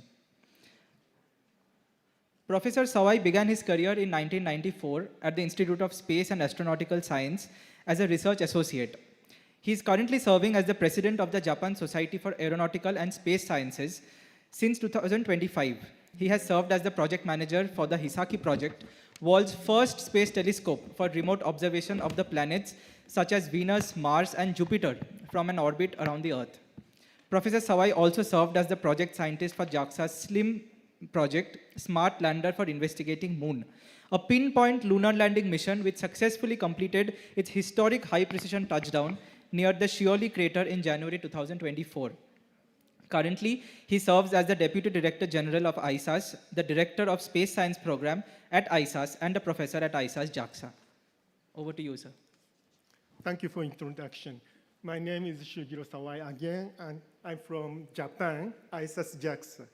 ISAS is an organization which is in charge of space science activities in JAXA.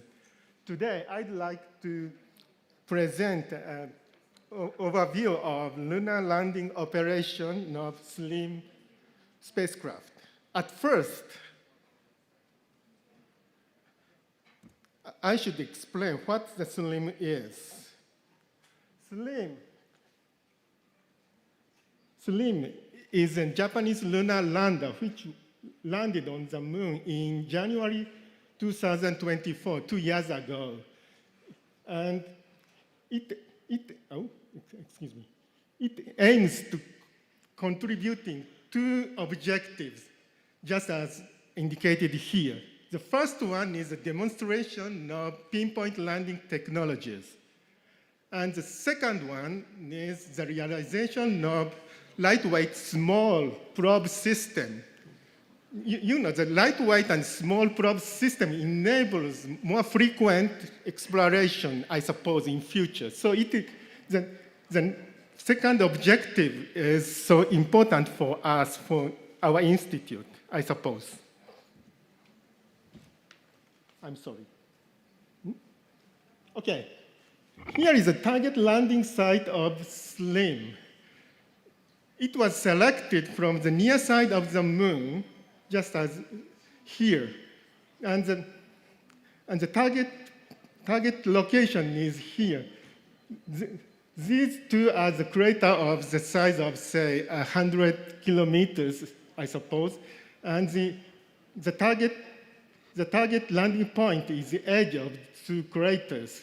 You know, it was selected from the point of view of geological survey. You know, geologists tend to prefer the dangerous and some hazardous areas instead of, you know, smooth and flat areas. It is good for engineers, I am, but geologists prefer the hazardous area. It is the reason why pinpoint landing is necessary for the next generation. And the pinpoint landing technology of 100 accuracy will cause a paradigm shift from landing where easy to land to landing where desire to land.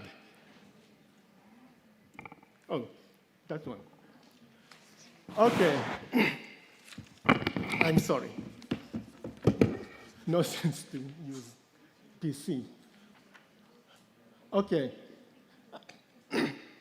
Here is an image of the slim landing point. You know, precise landing, pinpoint landing requires identification of target point precisely. You know, if the target point is ambiguous, pinpoint landing makes no sense. So we utilize the images, many images, and some of them are from international agencies, including NASA in the left hand and ISRO in the right hand. I remember that an orbiter of Chandrayaan-2 engaged and arranged a special and an additional operation to take this picture, and I'd like to state my appreciation for the effort of Chandrayaan-2 team. Thank you very much. You know, in addition to Chandrayaan-3, Chandrayaan-2 make a crucial role for lunar landing for us. And here is a picture of the SLIM spacecraft.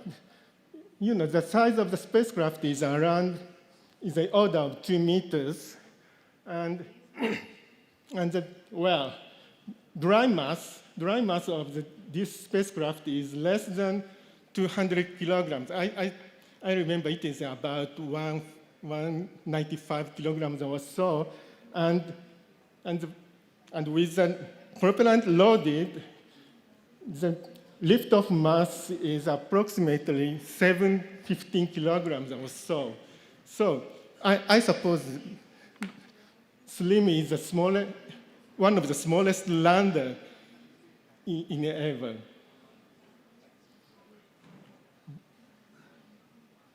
Okay.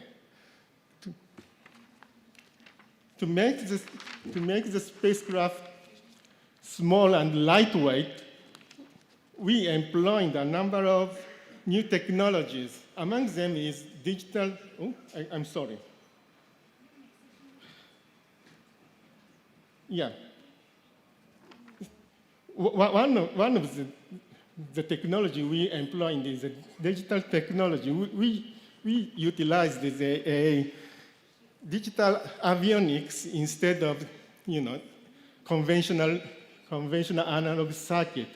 And we made an integrated propellant tank as a main structure. Just the situation is just the same as a rocket. And, okay. And since the target landing site is steep sloped, you know, from the request from the geologist, SLIM employs a somewhat innovative and somewhat strange landing scheme, as shown here again. And we called it as two-stage landing scheme, and you know, it resulted in the strange shape of the spacecraft. And here is an overview of the launch and orbiting schedule. SLIM was launched by our Japanese launch vehicle H2A, the 47th launch of H2A rocket. it was launched in a dual launch configuration, and the main satellite was a CRISM. CRISM is another space science satellite developed by our institute, ISAS. And it was launched in September 2023. And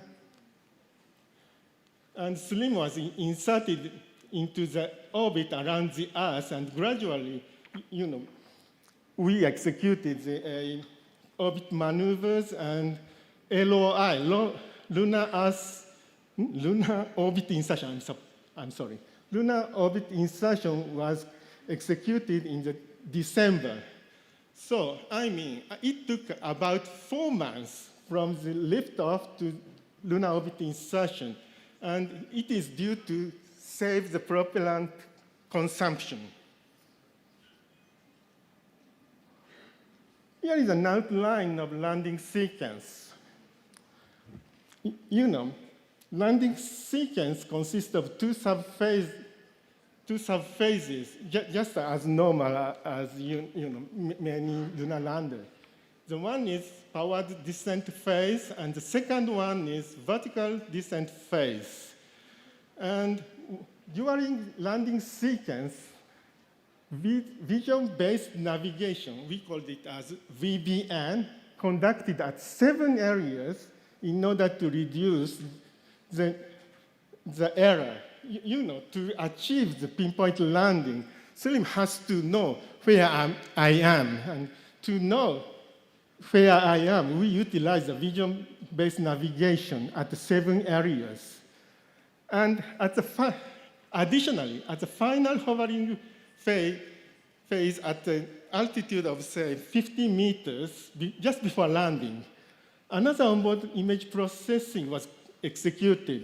It was obstacle detection. At that time, SLIM autonomously detects the safest area around that.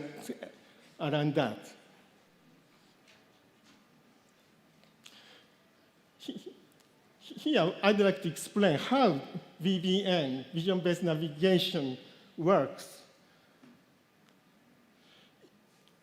It divided into 2 phases. As the first step, VBN system processes the images from SLIM lander, and it detects the crater's distributions. And then SLIM compares the onboard crater map with a detected crater distribution to estimate the precise spacecraft position. Onboard crater maps are installed a priori before launch.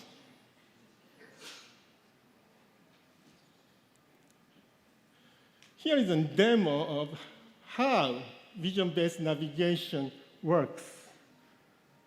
And yeah, here is a lunar surface here, and here is this camera stands for SLIM. Oh,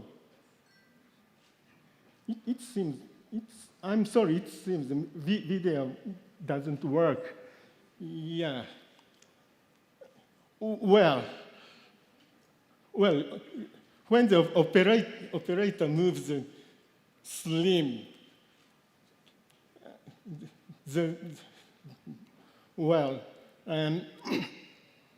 crater detection aligns the motion and estimate where the image is in real time using the space-grade FPGA in real-time manner. I'm sorry, the demonstration video doesn't work. And addition to it, here is quick look of the real SLIM operation. During the landing sequence, as I mentioned, onboard VVN conducted at 7 areas. Each time,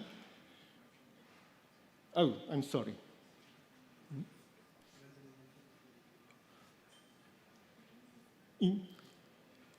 Image taken onboard in SLIM was transmitted to the operation room in real time.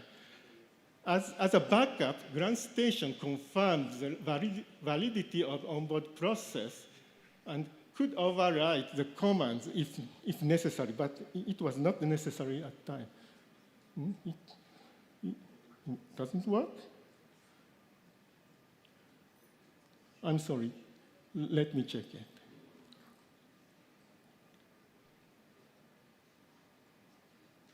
Oh, yeah.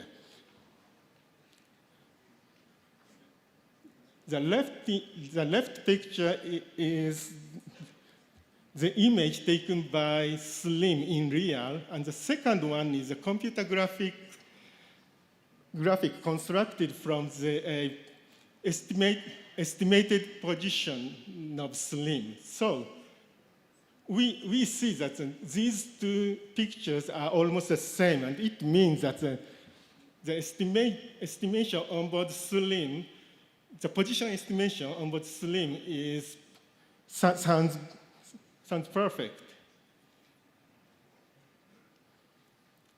And here is a telemetry data of SLIM landing sequence, and yeah, we prepared the graphical ones. We see the duty of 2 main thrusters are here, and another duty of 12 small thrusters here. And the acceleration rate is displayed in left side, and here it is an estimation of residual propellant mass and also the batteries SOCs. These are estimated from the time history of telemetries. Now, PDM means a power descent mode. Yeah, 2 main thrusters work at approximately 100 duties. Oh, be patient. You know, it is 20 times faster than real, so please be patient. Yeah, it is the end of PDM power descent mode. And it switched to the vertical descent mode.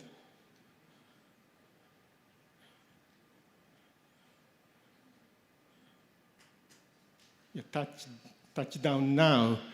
Yes, and you know, the IMU suggested the acceleration rate of the lunar surface just as we expected. But the one thing is strange. The attitude of the spacecraft is far from our expectation. We are panicked what happened. Okay, at first, we evaluated the pinpoint landing accuracy using the image taken by Chandrayaan-2 orbiter.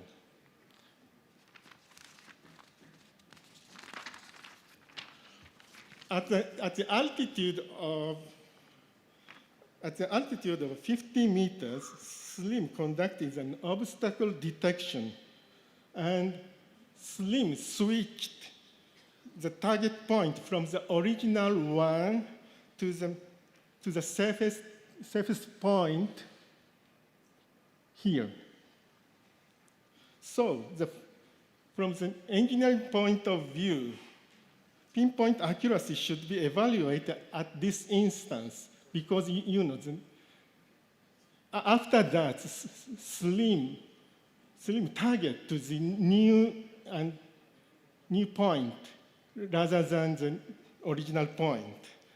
And in this time, SLIM took 2 pictures And the center of each picture shows the position of Slim. By superimposing these images with ISRO's Chandrayaan image, we estimated the position error from the original target point is 3.4 meters and 2.2 meters respectively. And the final target here is approximately 12 meters from the original point. So anyway, we think that SLIM achieved the pinpoint lunar landing less than 100 meters as specified. Well, but what happened? As I mentioned, SLIM has two main thrusters, and which are mounted oblique to cancel out their lateral thrust. You know, each thrust towards a center of gravity. But just before the landing, SLIM lost one of two main thruster nozzle. Yeah, just as this one. And it caused an unexpected horizontal force. So landing software on board SLIM recognized that and switched to abnormal never give up mode autonomously. In the never give up mode, you know, SLIM gave up to pinpoint landing, but SLIM never give up for soft landing. SLIM concentrate to landing soft. But as a result, while maintaining a slow descent, you know, SLIM drifted eastward, and it resulted in an unexpected landing condition, including terrain situation and attitude. And yeah, but at the same time, just as planned, the onboard software SLIM successfully released two tiny rovers, LEV-1 and LEV-2, and soft landing of SLIM was achieved immediately after the release. And here is an estimated landing point. And yeah, this picture is from Chandrayaan-2 again. Thank you very much, Chandrayaan-2. Here is an original target site, and here is a final target site. And the position of 50-meter hovering is around this place.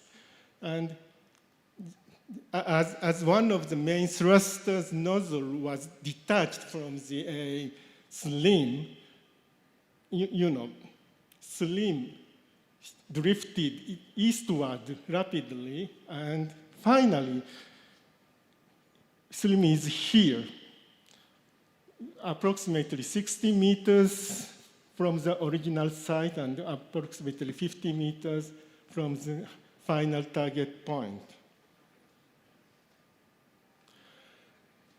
Well, and you know, as I mentioned, SLIM released two tiny rovers, LEV-1 and LEV-2, and this picture was taken by LEV rovers, and this picture was transmitted to the ground station as directly, you know, without the help of mother spacecraft SLIM lander. And after landing, SLIM survived three lunar nights and continued to operate with sustaining main function, including communication with us. You know,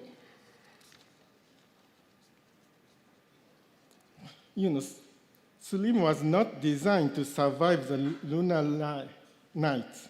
and we assume this slim data, including trends in degradation of each component, may provide valuable insights for future missions. Okay, I'd like to conclude my talk. SLIM has accomplished pinpoint landing with international cooperation, including your country, ISRO's huge contributions. Thank you so much.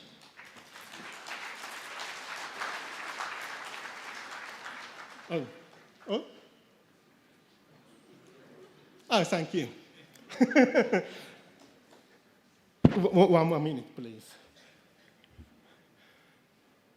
And actually, many of JAXA's scientific missions have conducted under the tight international collaboration.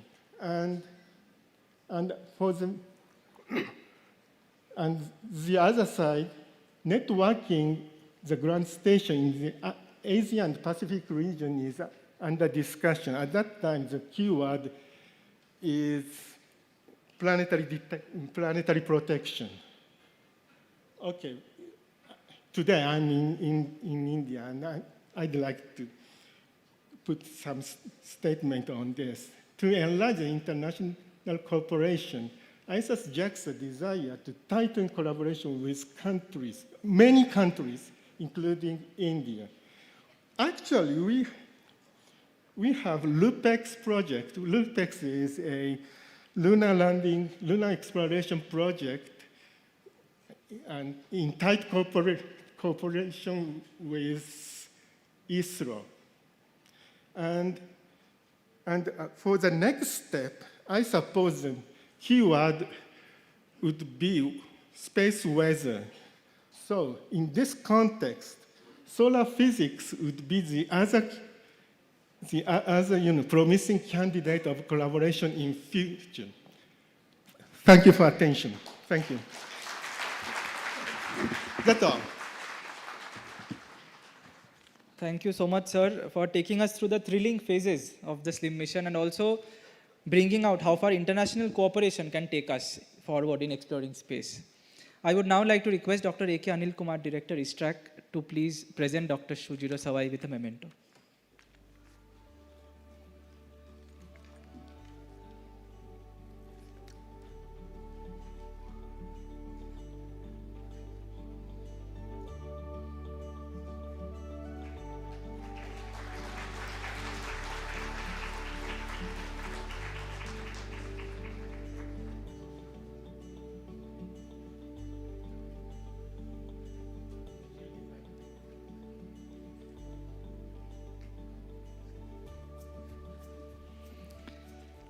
Next, it's my pleasure to now call upon stage Dr. T.S. Kelso from Celestrak, USA for his talk on space situational awareness.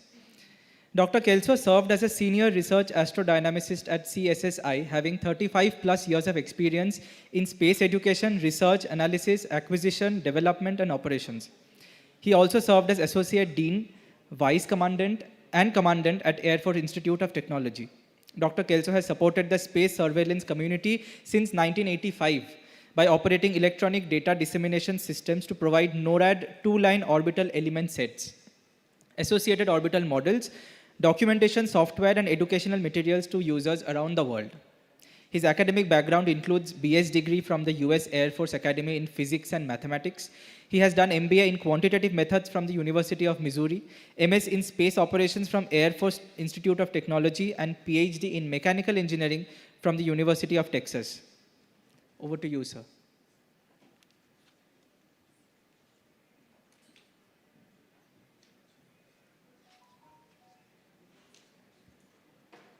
Namaste, aloha awakea kako, and good afternoon to everyone. Mahalo and thank you to Chairman Narayan, Dr. Somanath, Director Kumar, and ISTRAC, and particularly to Deputy Director Haranath and Amit Singh, and all the conference organizers for so much help in getting me here again to talk with you. I'm honored to have this opportunity to talk to you about an important topic of space situational awareness, one of the tools we use to operate safely in space to preserve our orbital environment for generations to come. It is fundamental to everything we do in orbit. Today, we face significant challenges as we continue to rely on legacy SSA systems, first developed back in the 1970s and 80s by the US, to support today's rapidly growing and evolving presence in Earth orbit in a way that advances those goals. Those of you who know me know that I don't like to complain about problems. I want to understand them and find ways to address our challenges, working together with others in the global space community. Collectively, we have done that with Celestrak, Socrates, and so much more for decades. This week, I'm honored to have the opportunity to work with ISRO and those of you here at SMOPS 2026 to find ways to turn these challenges in SSA into opportunities. So let's get right into it. I think a good place to start is always with definitions to ensure that we all understand the context of these challenges. So we should first be clear with what we mean by SSA. In this context, we define SSA to be knowledge about the objects we put into orbit and the environment they work in. That includes knowing the orbits of these objects, their operational status, and the effects of space weather on everything that's up there. At Celestrak, we define this information in relation to our primary objective, to maintain safety of flight and mission assurance. We need to know this information not only for active payloads, but the thousands of dead satellites and rocket bodies used to put them in orbit and all sorts of related debris. And since we care about accurate orbits, we need data on space weather that affects atmospheric density and the drag that operates on these satellites. And we also need to be able to accurately predict that space weather and other perturbations which affect these orbits. Having accurate orbits now and in the future is key to avoiding false positives and false negatives regarding the potential for serious close approaches. The operational status of each object is important because it too can affect the accuracy of the orbit as well as its ability to maneuver. And if key systems on the satellite aren't working, such as communications or attitude control, it may be impossible to command an active satellite, or its changing attitude may affect drag in unforeseen ways. We need to know the size and mass because these affect the stability and accuracy of an orbit, and not only the probability of collision, but the potential consequences of one. So we can focus on the most serious close approaches. And we need to be able to clearly identify which object is which and how to contact the operators of that object if it is a payload. Notice that I'm not talking about space domain awareness or SDA. That might include knowing an object's mission and intent. Think about it like cars on a highway. We don't need to know who is in the car or what they're doing. We just need to know where they are to try to prevent accidents. So if you think we already have extensive data on all these things, then you may be about to be pretty uncomfortable with what I'm going to explain. I'm going to start with one issue that many of you may not realize is even a problem: tracking satellites in Earth orbit. Sure, there are a lot more of them today than there have ever been, and many more will be launched in the coming years. But the problem is more fundamental than simply having to track more objects. In the early days of the space age, back in the 1950s and 60s, there weren't many satellites, and we used radars and telescopes to track them. Each operator often collected their own tracking data and produced their own orbits, and did that in ways that didn't support interchange of their data. That is, there were no standards. The US DoD didn't share their data with others then anyway, and they tracked objects without the cooperation of the satellite operators, including DoD satellite operators. So they had to infer which observations went with which objects to produce good orbits, as well as to determine when they maneuvered. If a maneuver was detected, it was after the fact and could take some time to create a new orbit. Depending upon observing conditions, an object could actually become lost, which then took additional resources to relocate. The same is still true today. As the number of objects in orbit grew, that became more challenging. DoD maintained track custody on a high percentage of objects, but that was a false metric, since the hardest ones to track are the ones that maneuvered, and those were often lost. Many of them were national security satellites of the Soviet Union. At the same time, computer resources, CPU, memory, storage, and bandwidth, were extremely limited and drove the choice of data formats and orbital propagators. All those tools used a state vector, a single record that could be used to predict where an object would be if it didn't maneuver. That applies not only to the GP data still used today with SGP-4, but also the SP, or special perturbations data, in what the DoD calls their high accuracy catalog. As Celestrak began to develop Socrates to demonstrate the need to screen all active satellites for potentially hazardous conjunctions or close approaches, it became apparent that using GP data would not be sufficient. We needed data that included not just the effects of the most recent maneuvers, but planned maneuvers as well. Where would we get that? It turns out that sometimes even the most challenging or seemingly complex problems can have pretty simple solutions. If an active satellite is maneuvering, somebody's responsible for maneuvering it, and we can just ask them for their orbital data. That was when the community first started to come together and address the space safety issue. Instead of relying on government agencies that have different mission and may not be fully transparent, they could work together to share data to address the problem. That led to the creation of the Space Data Association and Space Data Center in 2009, where operators first used ephemerides instead of state vectors to screen. At first, DoD was reluctant to use this data and insisted on using their SP data despite its limitations. They used conjunction data messages, or CDMs, that relied on state vectors without maneuvers to share data. By the time DoD started accepting ephemerides from satellite operators for screening, they were stuck with a format that required a state vector and a force model, not an ephemeris. To make that work, they refit the ephemeris with their force model and used that in the CDM instead. The only problem was that if the data included maneuvers, fitting the data with a force model that didn't include maneuvers would just fuzz the maneuvers up. We saw cases where the fit would produce an orbit with a perigee below the Earth's surface for a GEO satellite.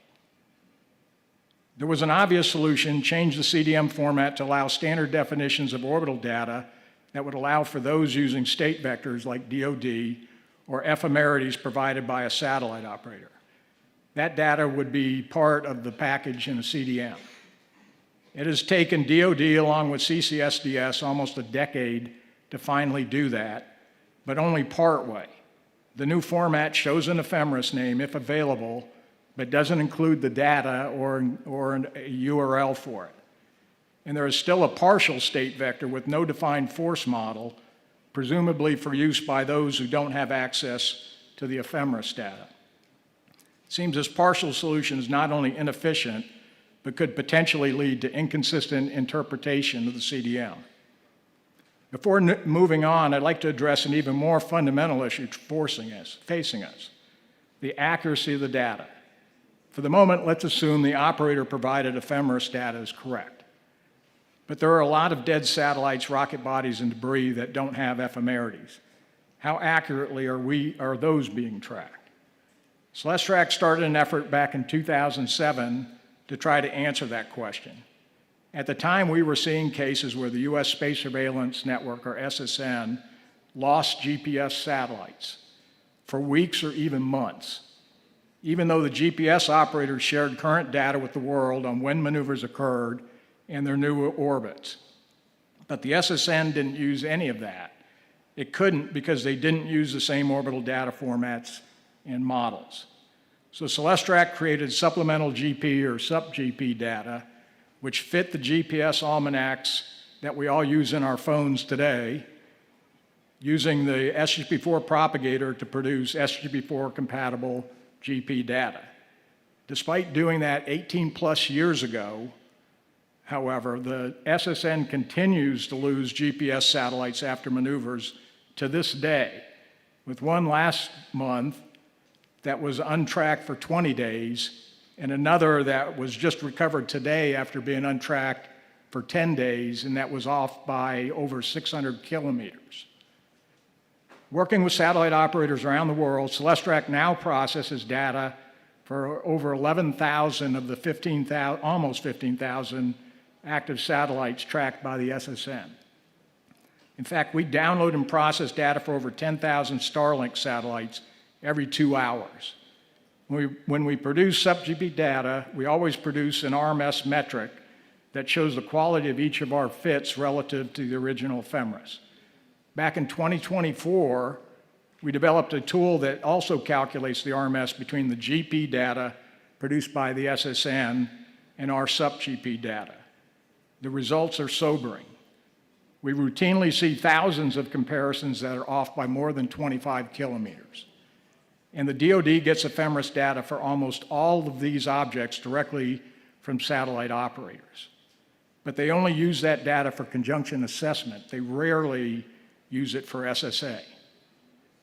There was an active satellite on that list that hadn't been tracked by the SSN in 240 days, from 2025 August 5th to April 2nd, so just last week, despite the operator sharing current data around a day old with the SSN via Spacecraft every day.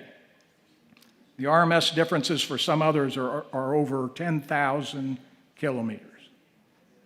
So if you think SP data, the special perturbations data, will help, it's important to realize that the SSN uses that data to produce the GP data, using a process that is similar to what we use to produce sub-GP data.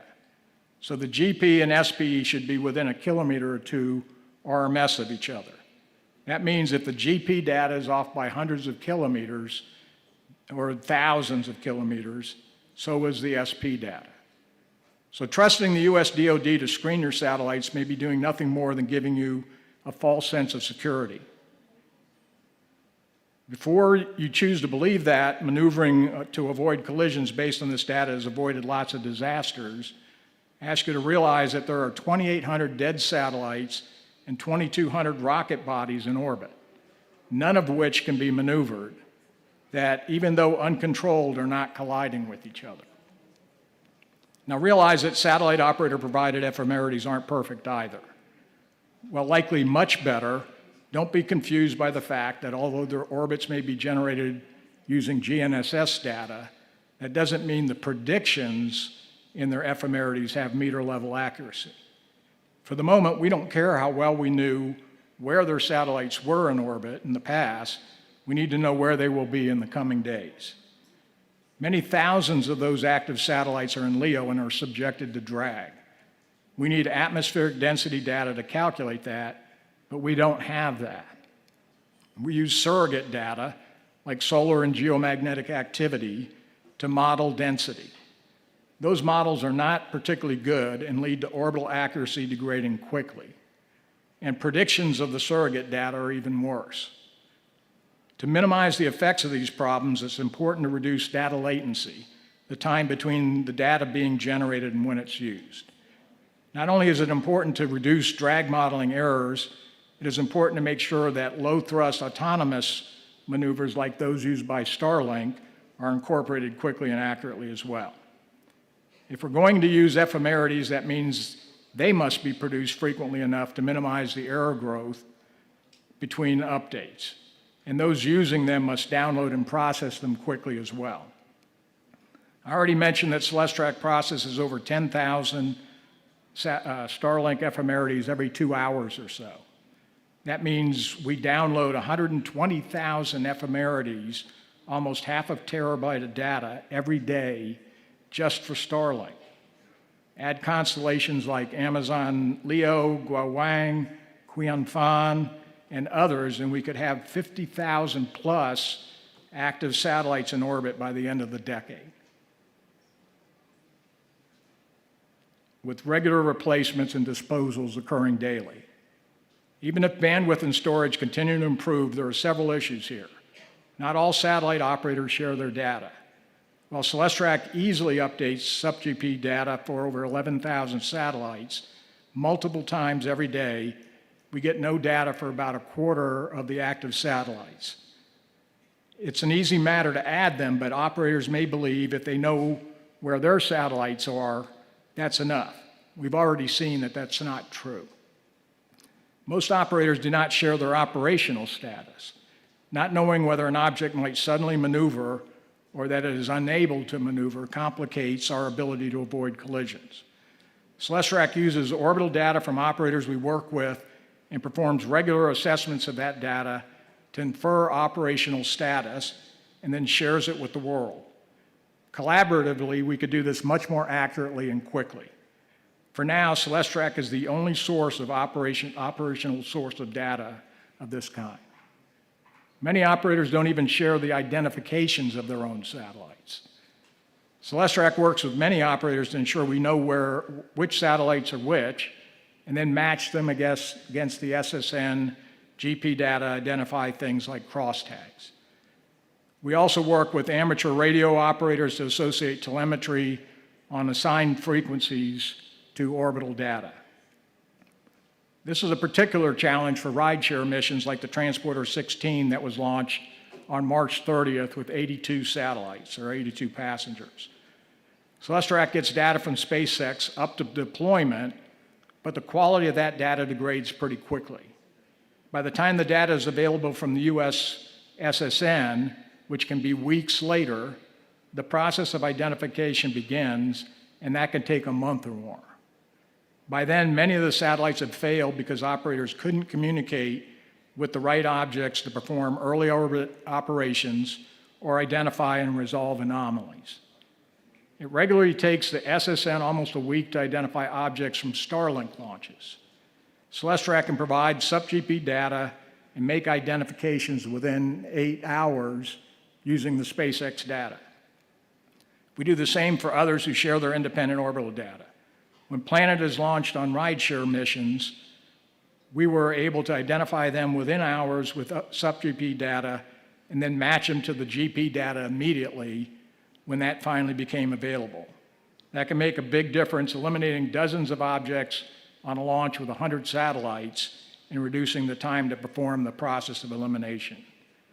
Those operators who do not share their identifications and operational status may cause other operators to be unaware of which objects might maneuver and leave those operators no way to communicate should they have a different perspective on a close approach.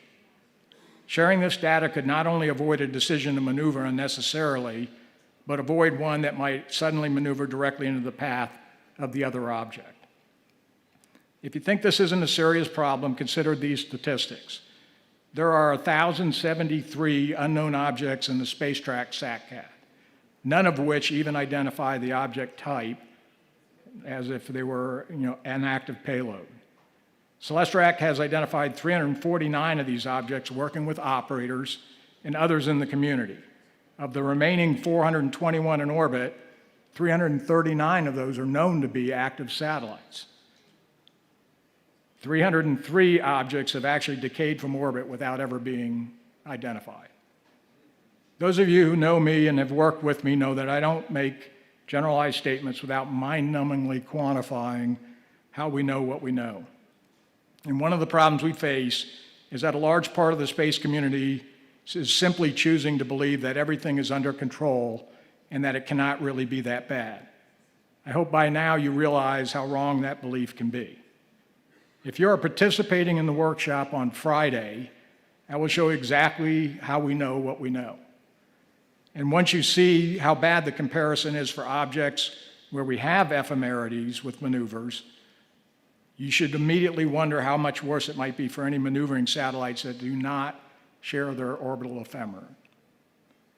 Lest you be discouraged by this presentation for the need to act, you should not be. We can all work together today to share ephemeris data, and you should encourage every satellite operator you know, not just those in India, of the need to do that immediately. Our ability to maintain safety of flight is only as strong as the weakest link. We can also work together to share operational status to ensure it is more accurate and timely. It is well past time that caring about stockholders' investments is worth more than preserving Earth's orbital environment. Satellites fail, and we all know this. It's time to be upfront about reporting that. The same is true with decommissioning satellites. We can, of course, use RF systems to detect signals to help infer or confirm operational status when not otherwise available. We need these systems more than we need more radars and telescopes. We need the equivalent of transponders or RFID tags on every object in orbit, from CubeSats to large payloads, rocket bodies, and associated space debris. Systems are being developed today that can detect Bluetooth signals from orbit. We need to turn that around using a small self-contained solar-powered GNSS receiver that transmits an ID, position, and velocity every second, or coded RFID tags to stick on even the smallest CubeSat. And we desperately need data on object sizes and masses, not just, again, to calculate the probability of collision, but to also know what the potential consequences may be. This data all exists. It just needs to be shared and made available to all. I look forward to working with ISRO, the Indian government, and those of you in the room today to turn these challenges into opportunities to grow the space economy to meet the needs of the future. Working together, we can do so much better. Mahalo nui loa. Thank you very much for the honor of your attention. I look forward to your questions and discussions during the week.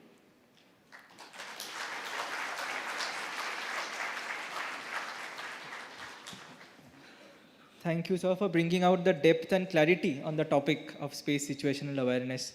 I would like to request Dr. S. Somnath, former Chairman ISRO, to please come up on stage and present Dr. T.S. Kelso with a memento.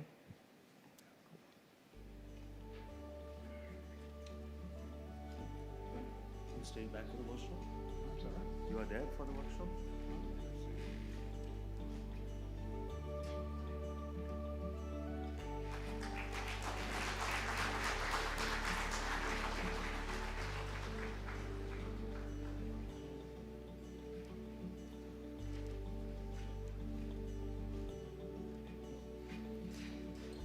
Thank you, sir. Now I hand over the stage to Shubhangi to take us through the second plenary session of the conference.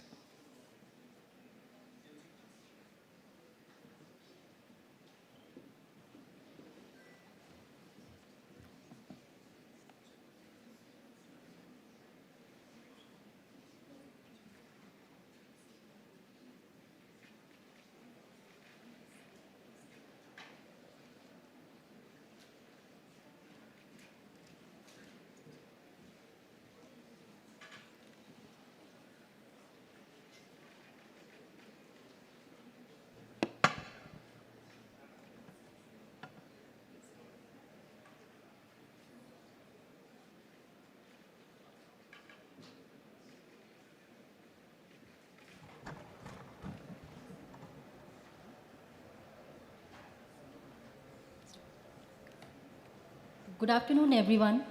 I am Shubhangi Agrawal, your host for this session. It is my pleasure to welcome all the distinguished guests, speakers, delegates, and participants to the plenary session on navigating future milestones and future horizons. Today's panel explores a journey into what lies ahead for humanity beyond Earth. From next-gen satellites and deep space missions to commercialization and global collaboration, we'll discuss key breakthroughs shaping our future. The session also reflects on challenges, opportunities, and the role of innovation in expanding our cosmic horizon. We are happy to have with us Sri Ganesh M. Pillai, Scientific Secretary, ISRO Headquarters, as the moderator for this session. And we are extremely honored to have distinguished stalwarts as our panelists. Dr. Shujiro Savai, the Deputy Director General of Institute of Space and Astronautical Science within JAXA, Shri M. Shankaran, the Director of U.R. Rao Satellite Center, ISRO, Air Vice Marshal Manu Midha, Director General of the Defense Space Agency, Dr. Simon Plum, currently heading the Mission Operations Department at the German Aerospace Center, DLR, and Ms. Solène Bourget, the Deputy Space Counselor and Kenneth representative in India. I now request our esteemed moderator and distinguished panelists to join us on stage. Request Srimati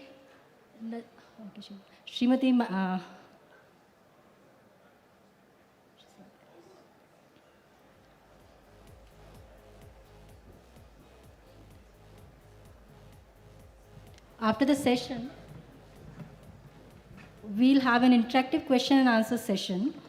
You can scan the QR code displayed outside and keep recording your questions as the session proceeds. At the end of the session, our speakers will be happy to answer the questions.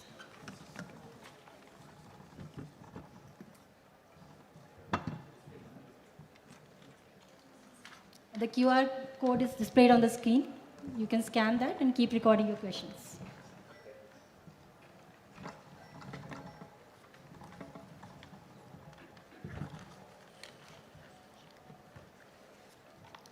I welcome you all, sir and ma'am. Shri Ganesh Pillai is a technocrat specializing in liquid propulsion systems. As the current scientific secretary at ISRO headquarters, he steers the agency's overarching policies and programmatic activities. He has successfully led the development and qualification of the CE-20 cryogenic engine. He was honored with the ASI Award for Space Systems Management and ISRO Team Awards for CE-20 turbopump realization and cryogenic engine development. Sir, I hand over the session to you. Thank you. Very good afternoon to the distinguished guests, colleagues, and delegates. So I think we are starting on time, 12:30. So we are having only 40 minutes. So first the theme before us is the navigating current milestones and future horizon, a theme that is not merely aspirational but operationally urgent. We are at an inflection point in the history of spaceflight. Lunar return is no longer a plan. It's a program, constellation that once seemed ambitious, now numbers in hundreds of satellites. Autonomous systems are transitioning from research paper to mission control. Critical deployments and workforce of mission operations is evolving as rapidly as the technology it operates. The agencies represented on this panel account for some of the most consequential operational achievements in recent memory and some of the most ambitious programs on any horizon. We are fortunate to hear from them directly. As I mentioned, we have 40 minutes, so I'll pose one or two questions followed by a common question to all the panelists. And if time permits, there will be some opportunity for questions from the floor. So before I begin, I would like to start with the introduction of the panelists. So our first panelist represents JAXA. JAXA is Japan's national space agency, known for its remarkable achievements in deep space exploration, precise lunar landing, and asteroid sample return missions. So let me please welcome Professor Shujiro Savai. He served as a project scientist of JAXA's Slim Lunar Lander, which made a historic pinpoint landing, as he already presented today. He is currently Deputy Director General of ISAS and President of Japan Society for Aeronautical and Space Science. Welcome, sir. The second panelist represents Indian Space Research Organization, ISRO. ISRO needs no introduction in this room, an agency that has achieved a soft landing near the lunar south pole, placed a spacecraft at Sun-Earth Lagrangian point L1, and is now building India's first human spaceflight program. Please welcome Shri M. Shankaran, Director, URO Satellite Center. He leads the realization of satellites for communication, navigation, remote sensing, and interplanetary exploration. He was instrumental in the power system design for lander missions, including Chandrayaan 1, 2, Mars orbital mission, and AstroSat. And the third panelist is from DSA, the Defense Space Agency. DSA is India's integrated tri-service body responsible for coordinating space-based capabilities in support of national security.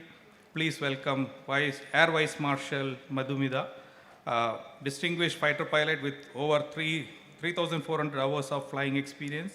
He has held key command and staff appointments across Indian Air Force. He is a recipient of both Vayu Sena Medal and Air Ati Vishishta Seva Medal for his exemplary service to the nation. Welcome, sir. The next panelist from European Space Agency, ESA, is one of the world's foremost multinational space institution whose mission operation center at Darmstadt has been guiding spacecraft from Earth orbit to the edge of the solar system for over 5 decades. Please welcome Dr. Simon Plum. Dr. Plum has had a distinguished career spanning ESA, DLR, and aerospace industry with deep expertise in satellite navigation and space operation. He is currently Managing Director of DLR and Head of Galileo Control Center, the now Center of Europe Navigation Satellite System. Welcome, sir. And our final panelist is from CNES. CNES is the France National Space Agency, whose operational expertise underpins a significant share of Europe's most critical space assets across Earth observation, climate science, and human space flight. Please welcome Ms. Soleil Bourget. She serves as a Deputy CNES representative and Space Counselor to the French Ambassador in India, working to strengthen ISRO-CNES partnership and foster collaboration between French and Indian private space industries. So now we'll get into the panel discussion. So at first, I would like to address the question to JAXA. So with lunar exploration returning to the global agenda and SLIM having demonstrated precision lunar landing, what is the operational philosophy JAXA is developing for sustained lunar surface operation, including communication relay dependency? Thank you for your question. Well, actually, JAXA has strong interest in lunar exploration. JAXA is promoting Lunar Explorer LUPEX with ISRO, of course, along with pressurized rover in the context of Artemis. So, I mean it. JAXA is promoting the lunar exploration strongly in the framework of international cooperation. In this context, setting the communication line is also a matter of international framework rather than establishing it solely within Japan, I suppose.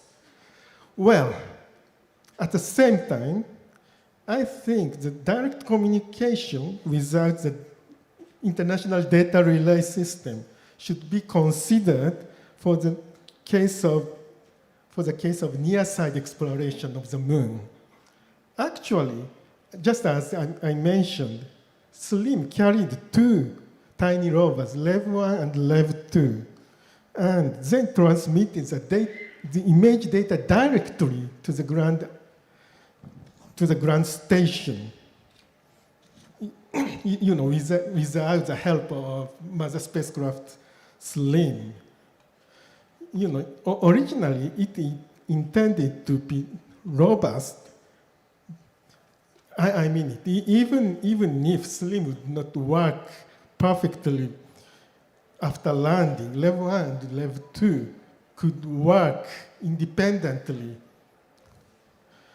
But from that experience, we realized that direct communication to the Earth is able with small instruments. Actually, level 1 is a mass of a few kilograms, approximately 2 kilograms or so, and level 2 is much less. And they can conduct the direct communication to the ground station, in case of lunar surface, I suppose. Well, so it is true that the data capacity is narrow, but it will work as a sort of backup. I mean, parallel to establishing the international data relay systems, if we prepare for the multiple way for communication, it will make the system robust. So we should consider the international cooperative data relay at a priority, but we may consider for the additional data communication line for the backup. Thank you. Thank you, sir. Appreciate that perspective. Now we'll move to Sri M. Shankaran, sir, Director, URO Satellite Center. So the Chandrayaan-3 successful soft landing at the Lunar South Pole and Aditya L1 commissioning at L1 marks ISRO's arrival at new tier of deep space mission operation and complexity. With systematic lessons from these missions in navigation, communication, link management, and real-time contingency handling, these are being institutionalized to prepare ISRO for the even greater demands of Chandrayaan-4, the Venus orbiter, and future spaceflight missions. So how is it being? Okay.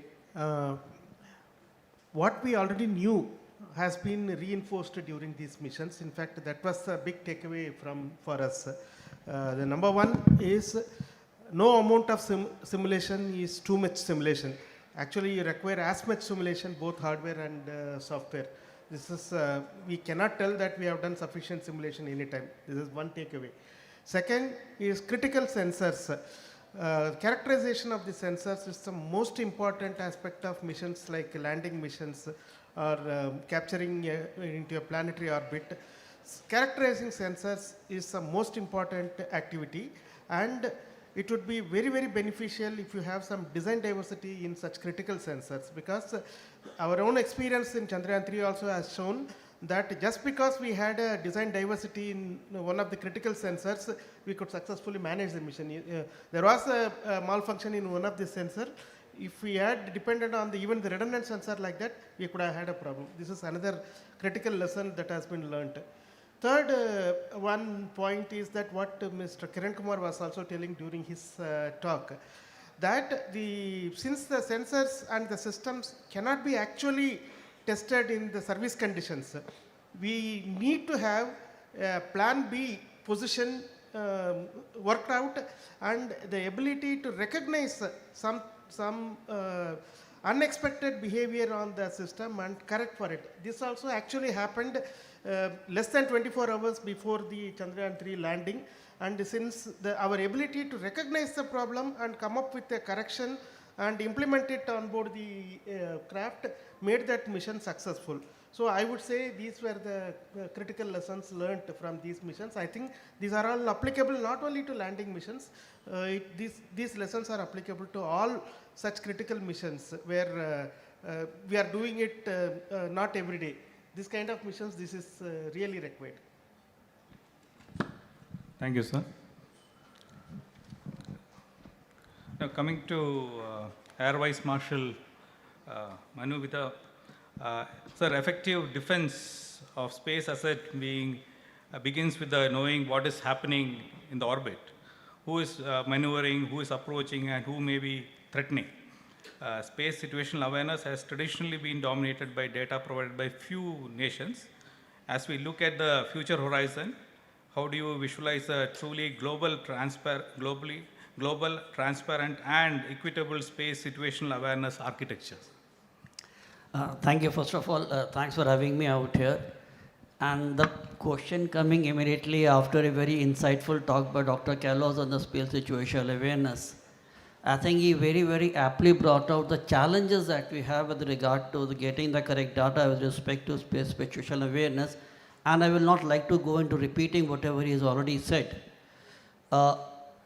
Ideally speaking, in a real utopian world, it would be very, very ideal that we have an end state, as he brought out, that every space operator, every organization, every company keeps the larger goal of the safe operation in space as a bigger end state desire rather than narrow gains. But let's be really really realistic with what's happening. Even now, there are two different models, if I can say, which are happening, which is one a JCA model, which is primarily led by the United States led, and when we have APSCO, which is primarily the China led. The mere fact that such a common thing with the space, which is recognized by everyone as a common globals, even in that the geopolitics are coming into the play. I think getting into the utopian way of life may be a little far way down the road.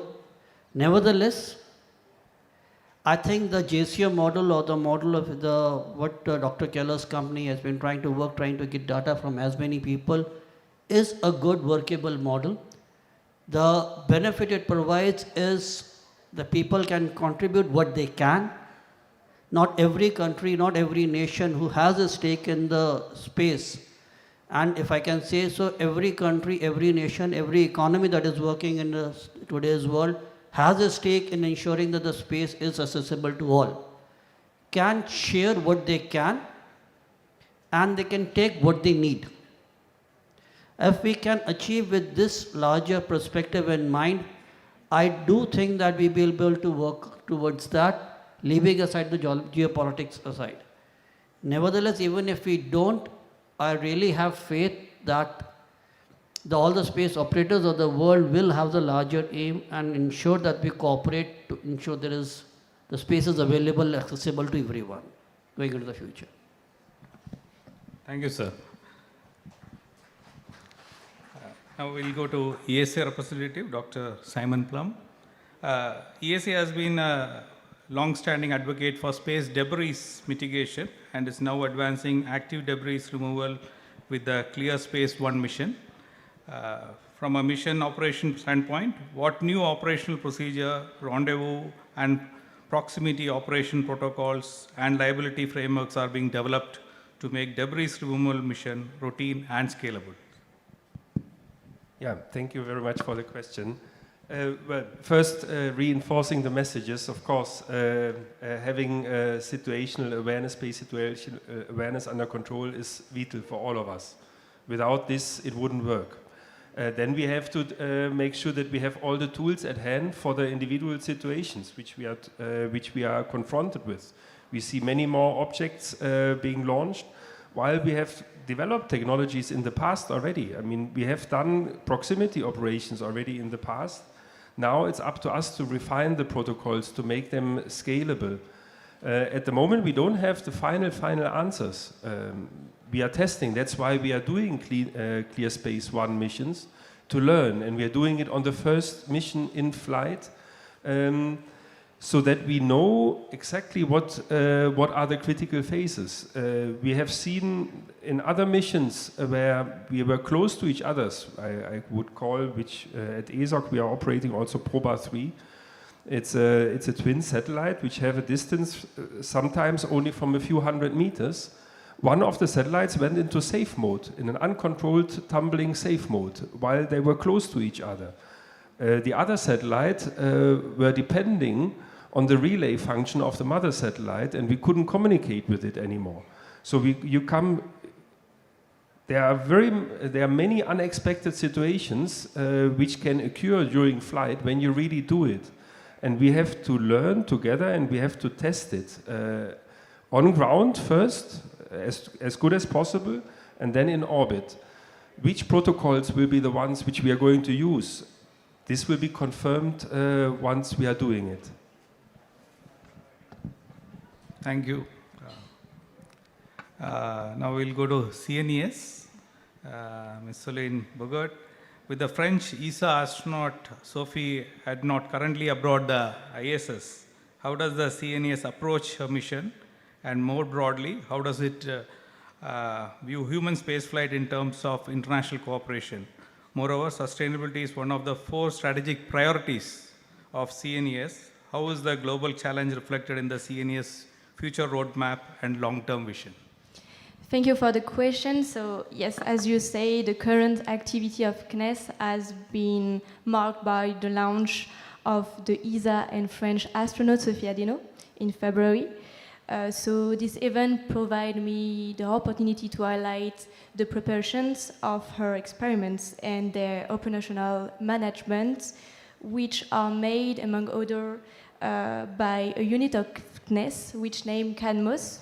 CANMOS is the Center for Development of Microgravity Applications and Space Operations, which prepare and track experiments for the International Space Agency, stations, and microgravity experiments in general.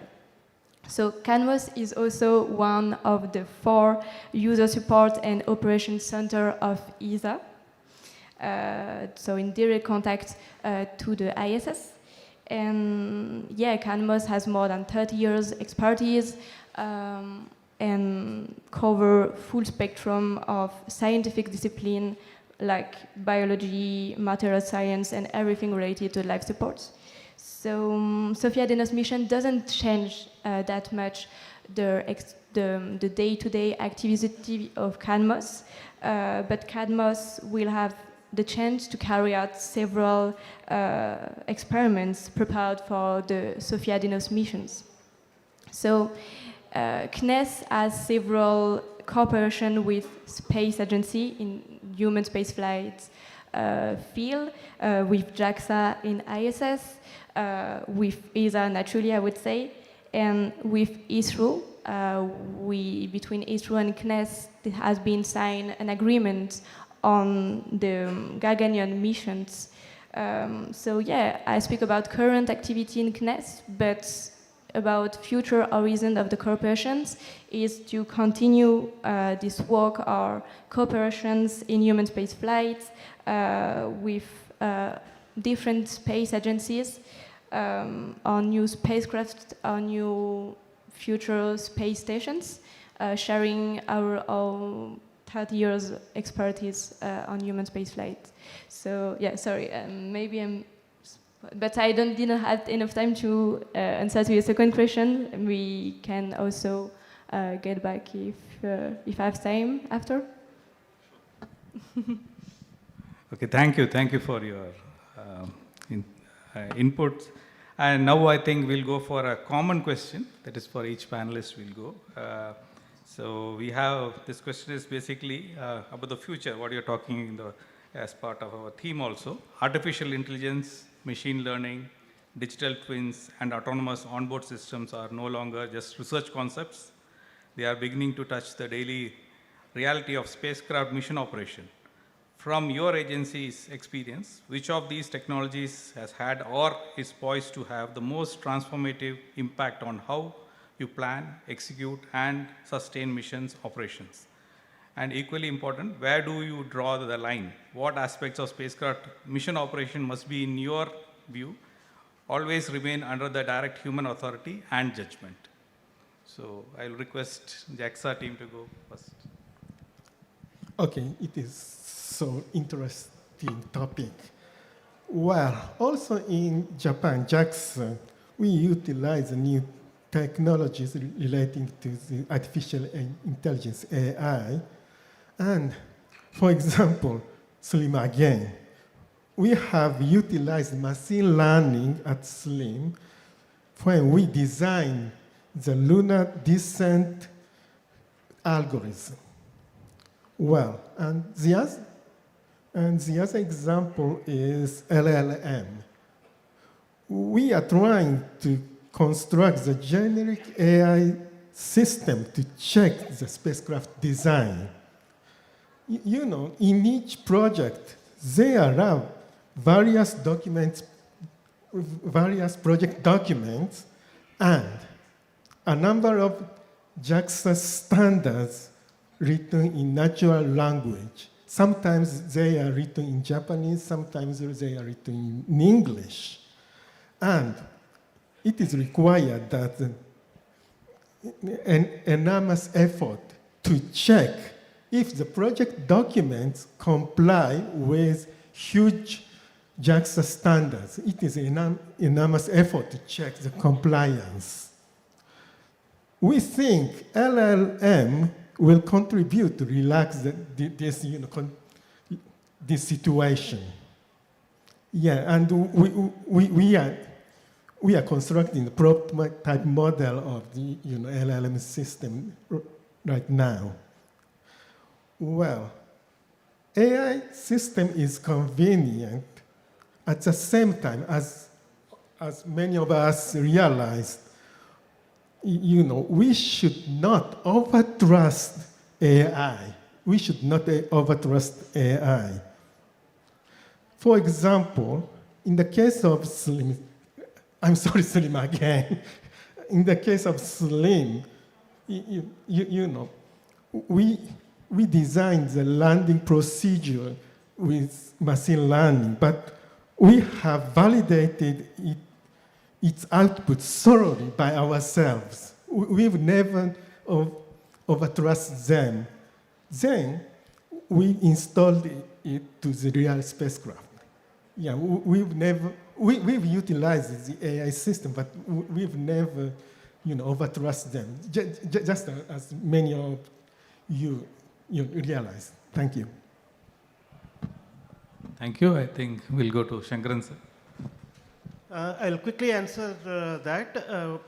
AI is a great tool for optimization and scheduling. Especially constellation, ground station scheduling, data processing on ground. All these AI is the best tool, and it is going to give much better result than manual handling. The problem with AI in space operations, spacecraft operation is that it is not deterministic. How the AI model comes with an outcome for a given input is not explainable. But there are some new concepts called explainable AI are being developed, and I am sure that with the speed in which these algorithms are getting developed, it may not be very long before explainable AI becomes a reality, and maybe when that happens, even we can think of using it in critical systems like controls, other activities of the spacecraft. It can be used. Where I'm not sure that even in the near or medium term, we will not be able to induct AI is safety critical systems where humans are involved in the flight. I do not think that we have the courage as of now to induct AI. So that should be the short answer for your question. Sir, Anumita sir. I think the AI and machine learning that we're talking about has the potential to significantly enhance the operational efficiency of any organization.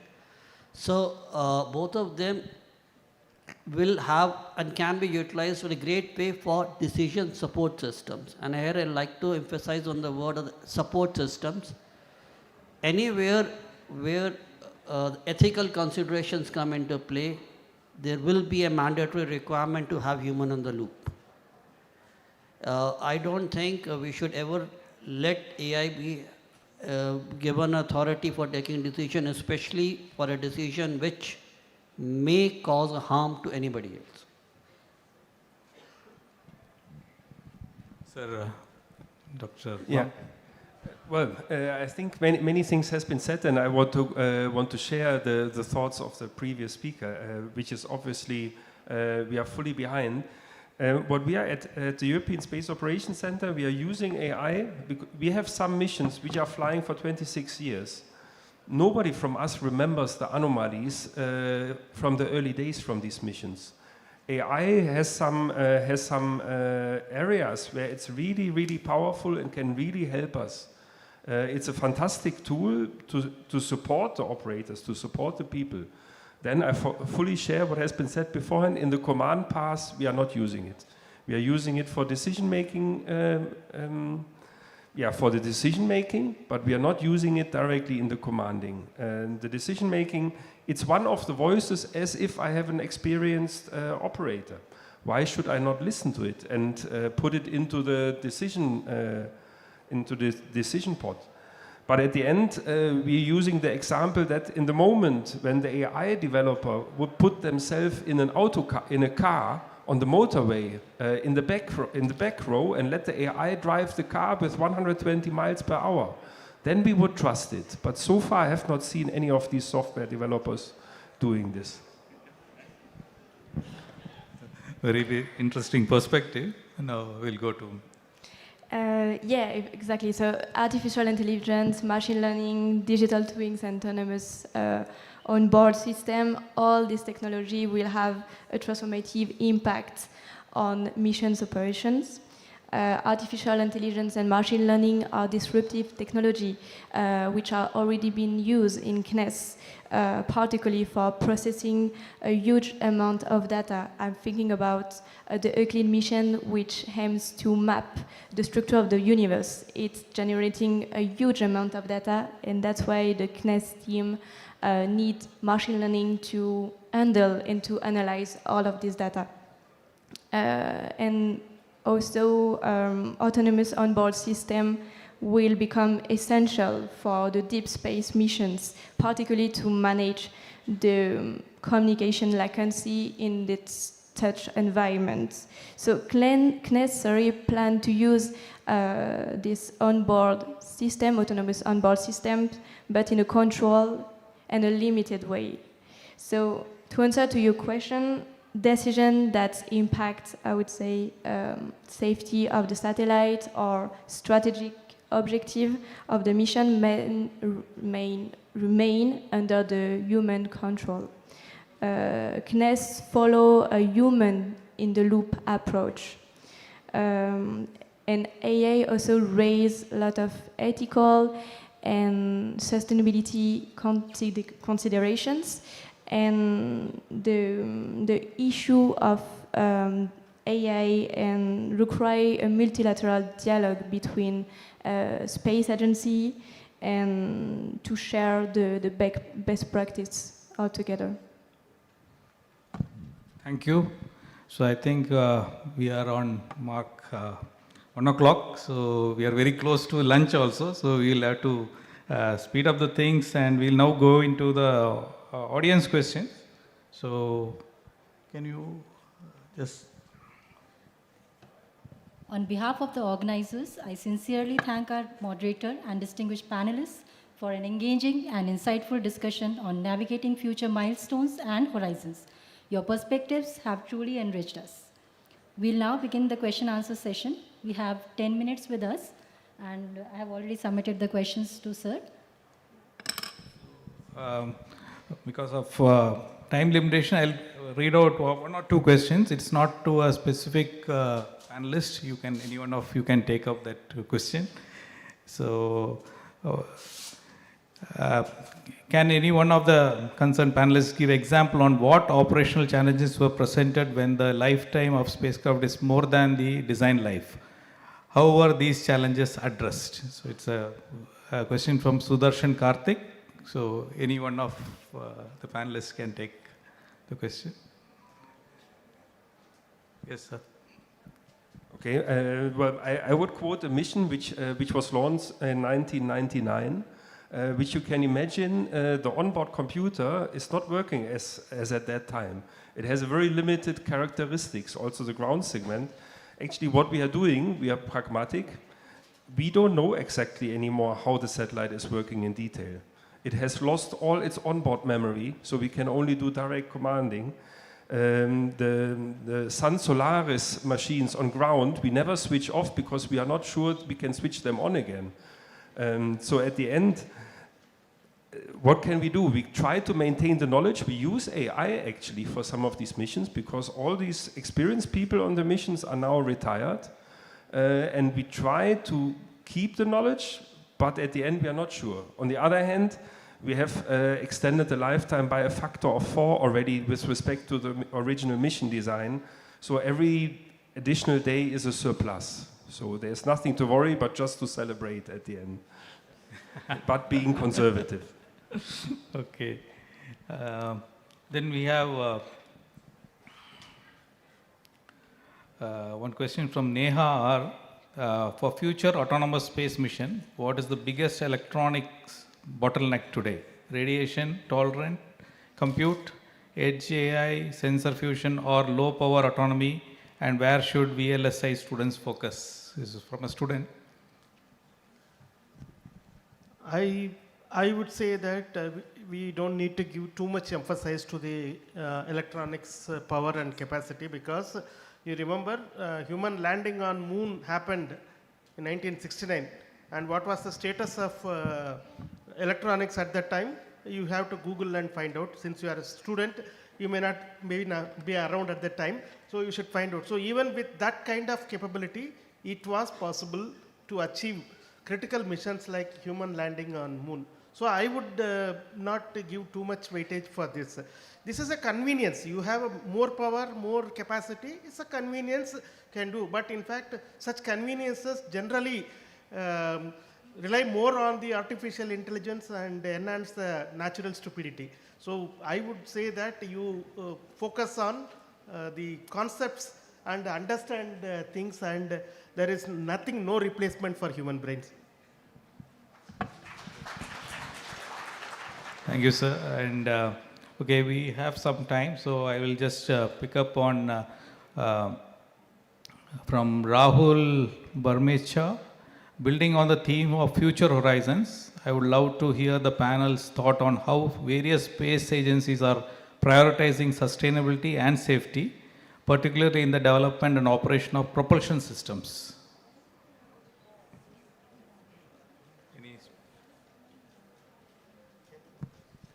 Can I repeat the question? Yeah, can you repeat? Please. Building on the theme of future horizons, I would love to hear the panel's thought on how various space agencies are prioritizing sustainability and safety, particularly in the development and operation of propulsion systems. So sustainability is one of the pillars of the CNES. Sustainability, we can approach the roadmap of CNES through two perspectives: sustainability in space and also space for Earth sustainability.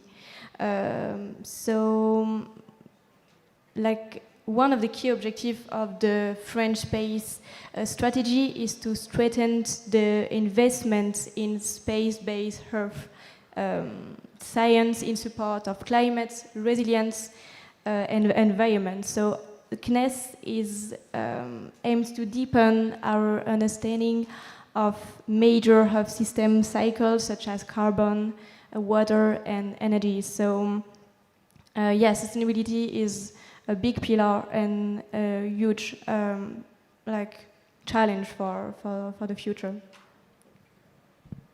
Thank you. Maybe this will be the last question. So from Nisha Joshi, it is how significant it is to digital twin technology in space analog missions, how well it addresses the environmental gaps. It's about space digital twin technology use.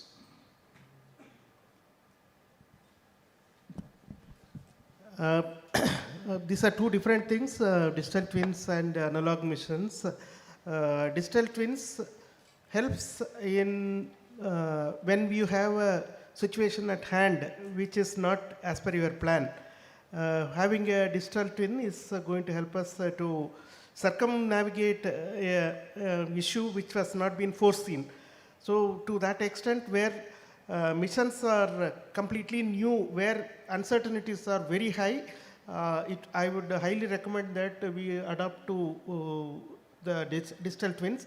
And making a digital twin is not a easy joke, or it's not a easy task, because making it as a physics-based model and that coming into the digital twin can only yield the required outcome.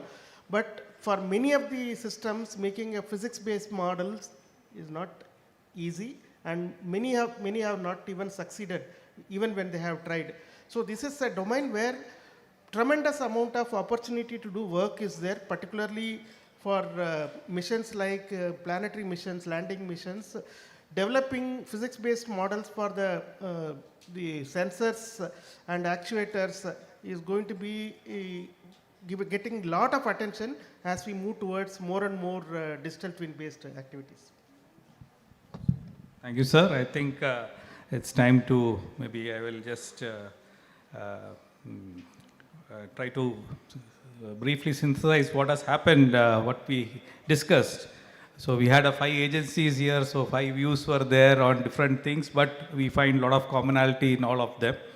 And like JAXA representative mentioned regarding the communication, to use robust backup for the lunar exploration data system. So that's a very important thing. It has to be part of that, and try to have multiple ways of communication. So that was one thing which came up.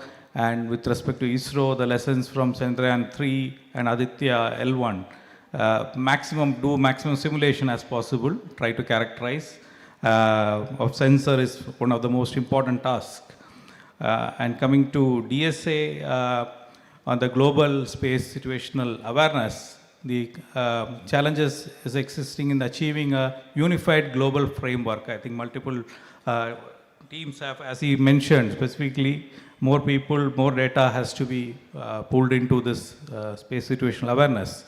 And coming to ESA, we had the global collaboration on space debris removal, active debris removal protocols, and getting developed a test.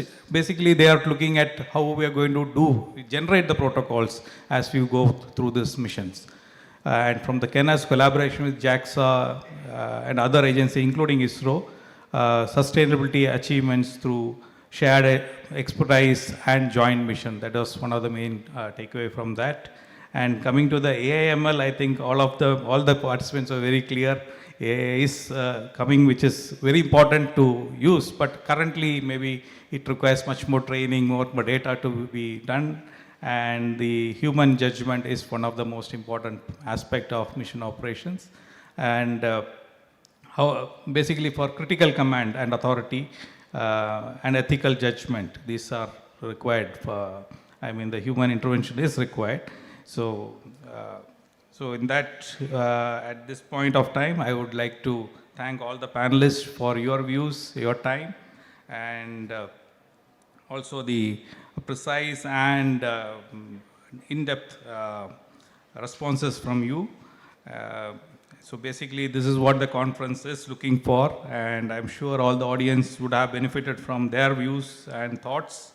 So let me thank the organizing committee of SMOPS for giving me the privilege of moderating this session, and to all the people on the room for engaged presence and excellent questions. Thank you. Jai Hind. Thank you, sir. Thank you, all the panelists. That was an engaging and interesting Q&A session.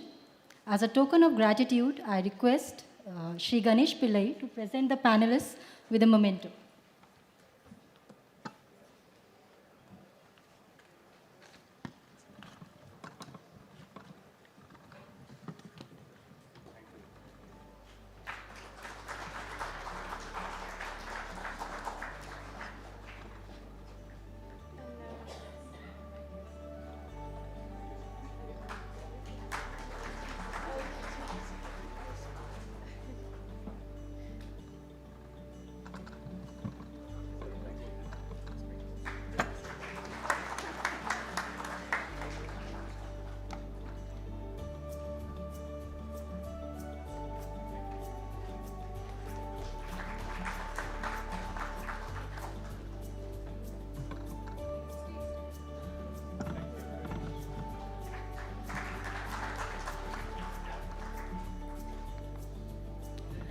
Now I request Shri M.R. Raghavendra, Associate Director ISTRAC, to present Mr. Ganesh M. Pillai with a memento.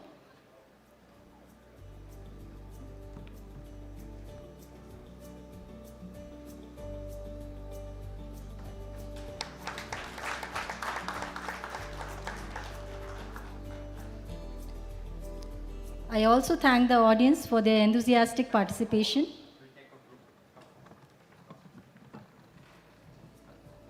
With this, we conclude the session, and I request you can all proceed for lunch and use your QR code to avail the same.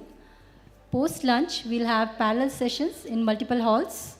Aura 2, Strategy 1, Strategy 2, and Harmony Hall in addition to this hall. And kindly gather back at this hall for the technical session at 2 p.m.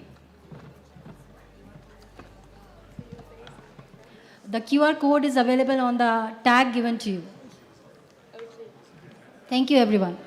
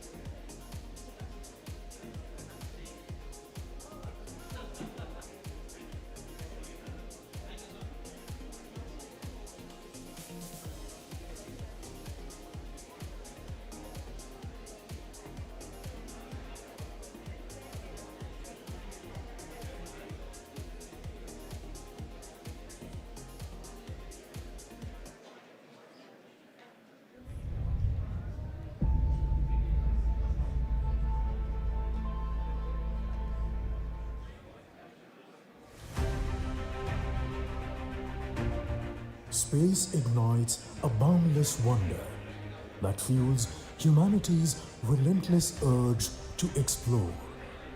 The Indian Space Research Organization, ISRO, was established in August 1969 and subsequently came under the Department of Space in September 1972.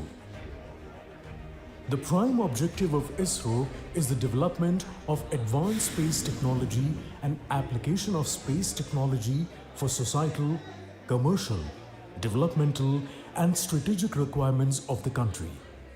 50 years ago, India built its first satellite, Aryabhatta, that was launched with the help of Russia, erstwhile Soviet Union, on April 19, 1975. Marking India's entry into the select club of spacefaring nations.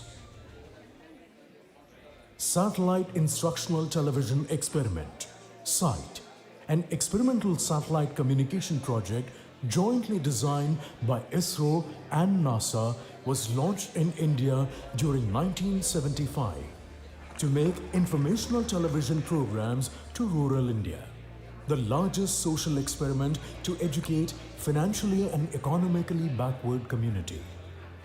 From the nascent phase of transporting our first indigenous communication satellite, Apple, Aryan passenger payload experimental satellite, today we have established state-of-the-art facilities and proven our technical prowess in the field of launch vehicle capability.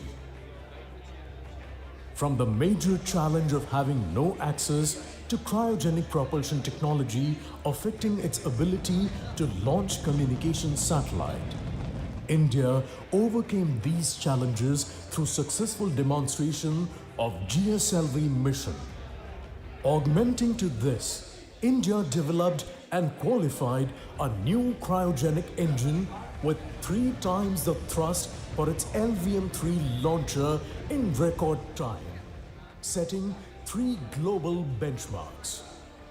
These include completing development and flight with just 3 engines, achieving the maiden flight in 28 months, and conducting the stage hot test in only 34 days, faster than any other country. We aim for many such world records to be made in the coming years. India achieved its first successful launch to orbit with SLV-3 on 18th July 1980. The nation developed 6 generations of launch vehicles with advanced inertial and navigation systems SLV-3, ASLV, PSLV, GSLV, LVM-3 and SSLV. January 2025 achieved the milestone of 100th launch GSLV F-15. This mission is the 100th launch from our launch pads, which is very significant milestone of India. Our space program was conceived and started by visionary leader Professor Vikram Sarabhai and taken forward by generations of leaders. India's first lunar mission discovered water molecules on the moon. The second lunar mission, Chandrayaan-2, has the highest resolution camera, 32 centimeter in the world, that continues to map the moon. When Chandrayaan-3 satellite became the first satellite in the world to touch the South Pole region of the moon, India became the first country to successfully insert a Mars orbiter on its maiden attempt in 2014, which also made a record as cost.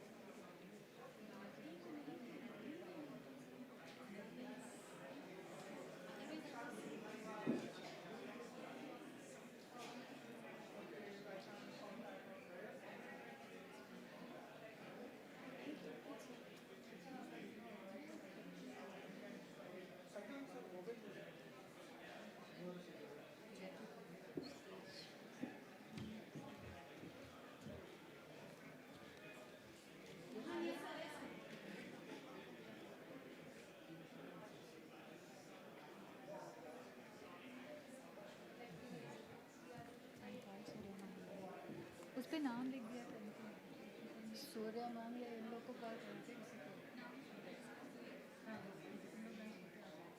Aishwarya को ले जाओ कुछ कर रही है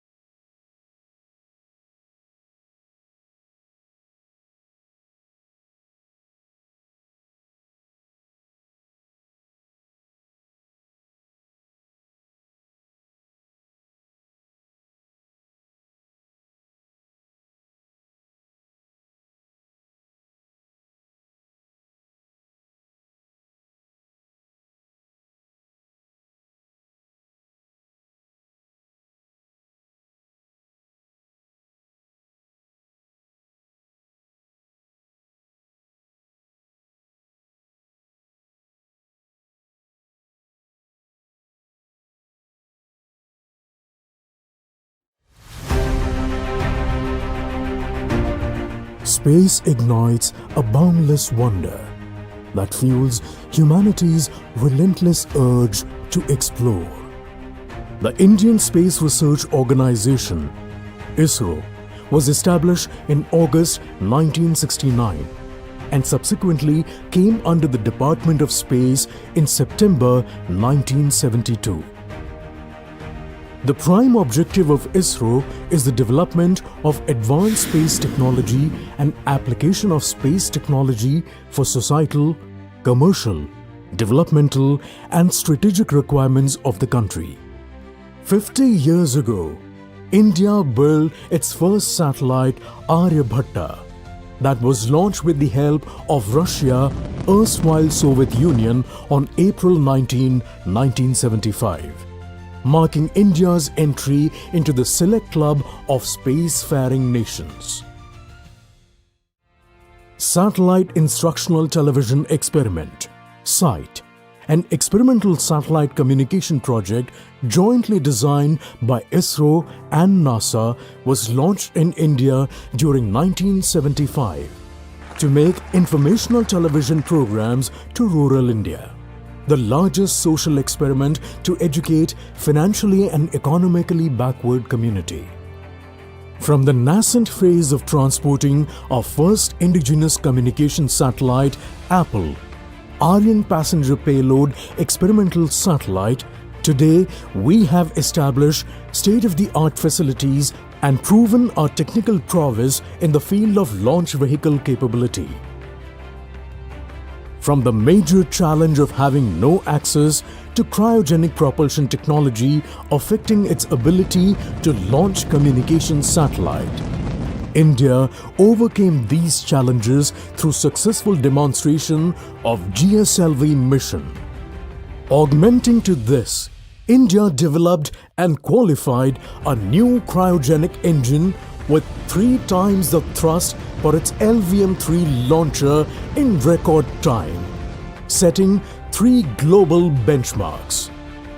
These include completing development and flight with just 3 engines, achieving the maiden flight in 28 months, and conducting the stage hot test in only 34 days, faster than any other country. We aim for many such world records to be made in the coming years. India achieved its first successful launch to orbit with SLV-3 on 18th July 1980. The nation developed 6 generations of launch vehicles with advanced inertial and navigation systems SLV-3, ASLV, PSLV, GSLV, LVM-3 and SSLV. January 2025. Achieved the milestone of 100th launch GSLV F-15. This mission is the 100th launch from our launch pads, which is very significant milestone of India. Our space program was conceived and started by visionary leader Professor Vikram Sarabhai and taken forward by generations of leaders. India's first lunar mission discovered water molecules on the moon. The second lunar mission, Chandrayaan-2, has the highest resolution camera 32 centimeter in the world that continues to map the moon. When Chandrayaan-3 satellite became the first satellite in the world to touch the South Pole region of the moon, India became the first country to successfully insert a Mars orbiter on its maiden attempt in 2014, which also made a record as cost-effective mission. In 2023, it launched its first solar mission, Aditya L1, becoming the 4th country to do so, with the spacecraft now actively contributing solar data to the global scientific community. Indian space sector reforms aim to foster private sector participation and innovation in space activities led by InSpace with the support of ISRO and ENSEL, through hand-holding and enabling the non-governmental entities, NGEs. This year, India will witness the first commercial launch vehicle, PSLV N1, realized by Industry Consortium, carrying ISRO's Technology Demonstration Satellite TDS-1, demonstrating host of new developments such as indigenous traveling, wave tube amplifiers, etc. Today, we have a world-class ground infrastructure in the country, distributed across various states, including multiple launch pads, engine and stage testing facilities and ground tracking facilities, including a 32-meter antenna for space exploration missions. As part of the historic Axiom 4 mission, Gaganyatri Subhanshu Shukla became first Indian to board the International Space Station ISS.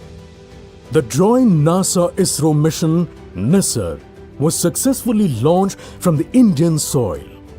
On August 24, 2025, ISRO successfully conducted the first integrated airdrop test for the Gaganyaan program at SDSC Shah.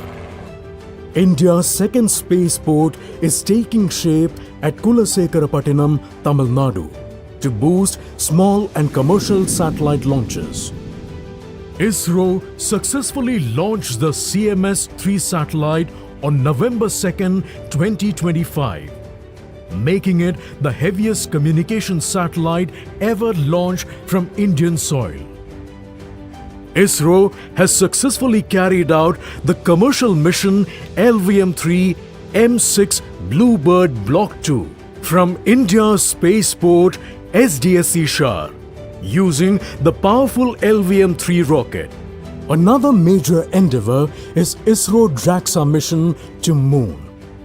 Chandrayaan 5 LoopX mission. ISRO has initiated the development of a super heavy lift rocket to take our Gaganyatris to the Moon and back.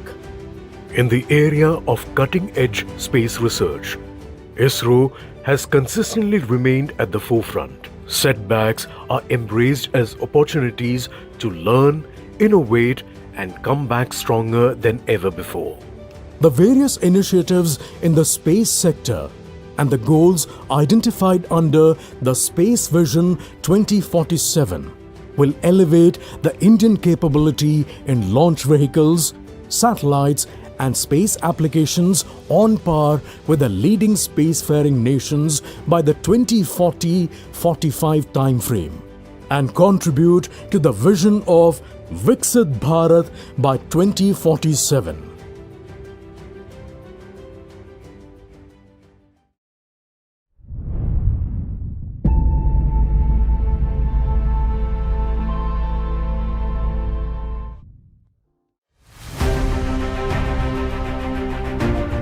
Space ignites a boundless wonder that fuels humanity's relentless urge to explore. The Indian Space Research Organization, ISRO, was established in August 1969 and subsequently came under the Department of Space in September 1972. The prime objective of ISRO is the development of advanced space technology and application of space technology for societal, commercial, developmental, and strategic requirements of the country.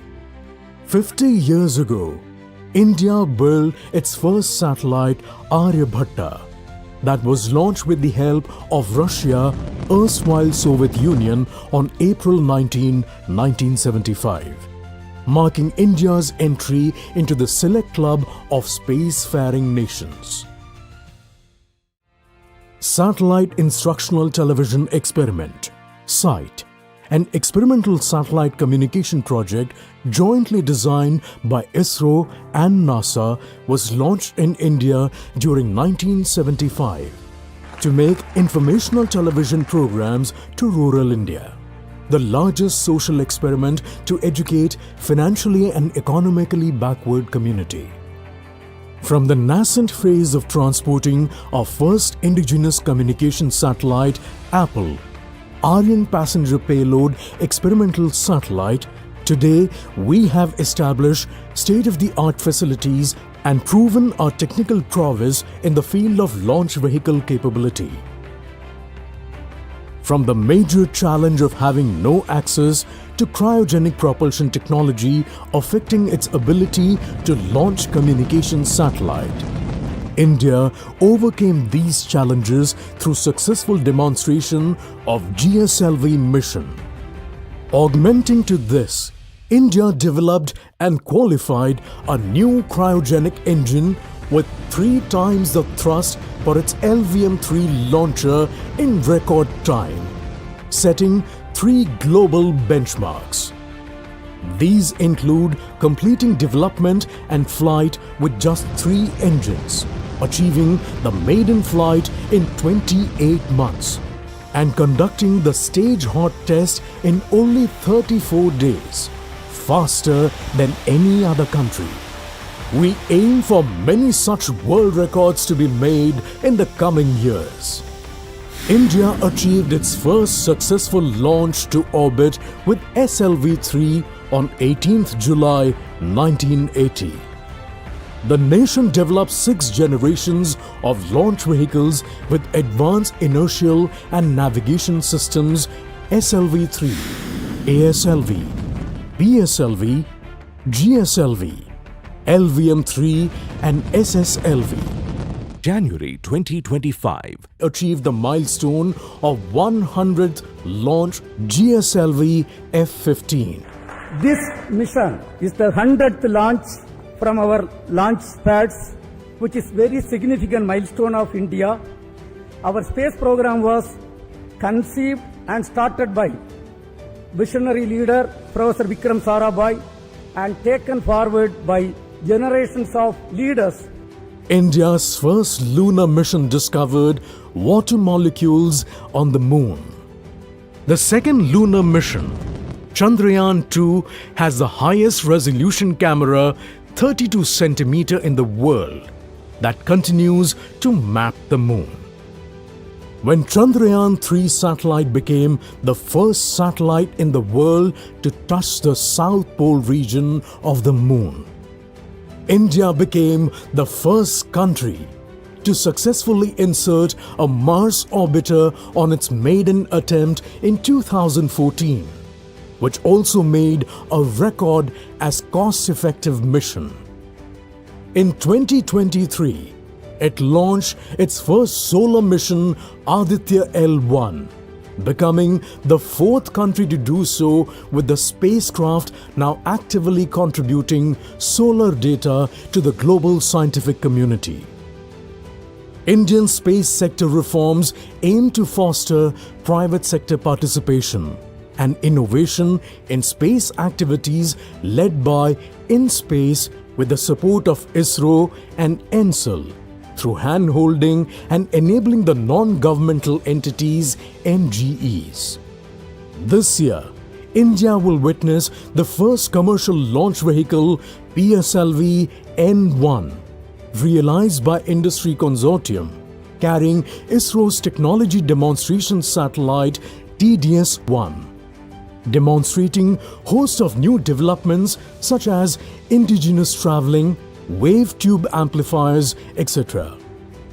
Today, we have a world-class ground infrastructure in the country, distributed across various states, including multiple launch pads, engine and stage testing facilities and ground tracking facilities, including a 32-meter antenna for space exploration missions. As part of the historic Axiom 4 mission, Gagan Yatri Subhanshu Shukla became first Indian to board the International Space Station ISS. The joint NASA-ISRO mission NISR was successfully launched from the Indian soil. On August 24, 2025, ISRO successfully conducted the first integrated airdrop test for the Gaganyaan program at SDSC Shah.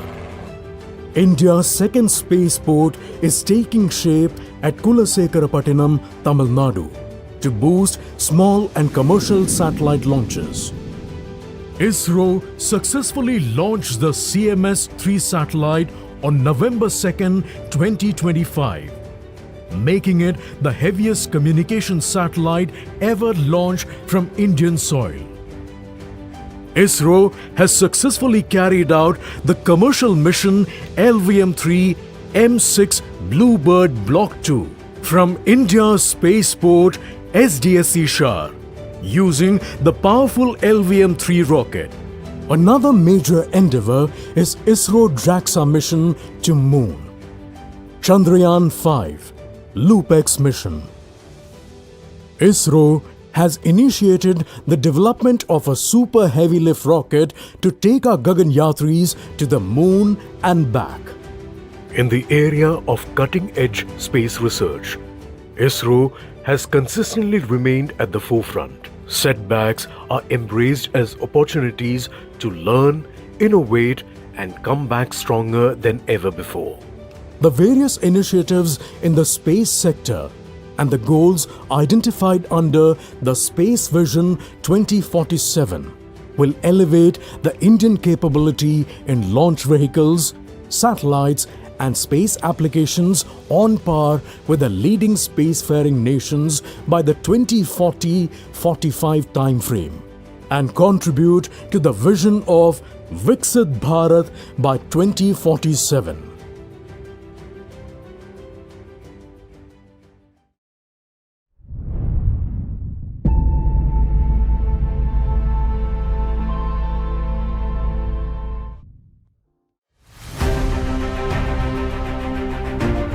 Space ignites a boundless wonder that fuels humanity's relentless urge to explore. The Indian Space Research Organization, ISRO, was established in August 1969 and subsequently came under the Department of Space in September 1972. The prime objective of ISRO is the development of advanced space technology and application of space technology for societal, commercial, developmental, and strategic requirements of the country. 50 years ago, India built its first satellite, Aryabhatta, that was launched with the help of Russia, erstwhile Soviet Union, on April 19, 1975.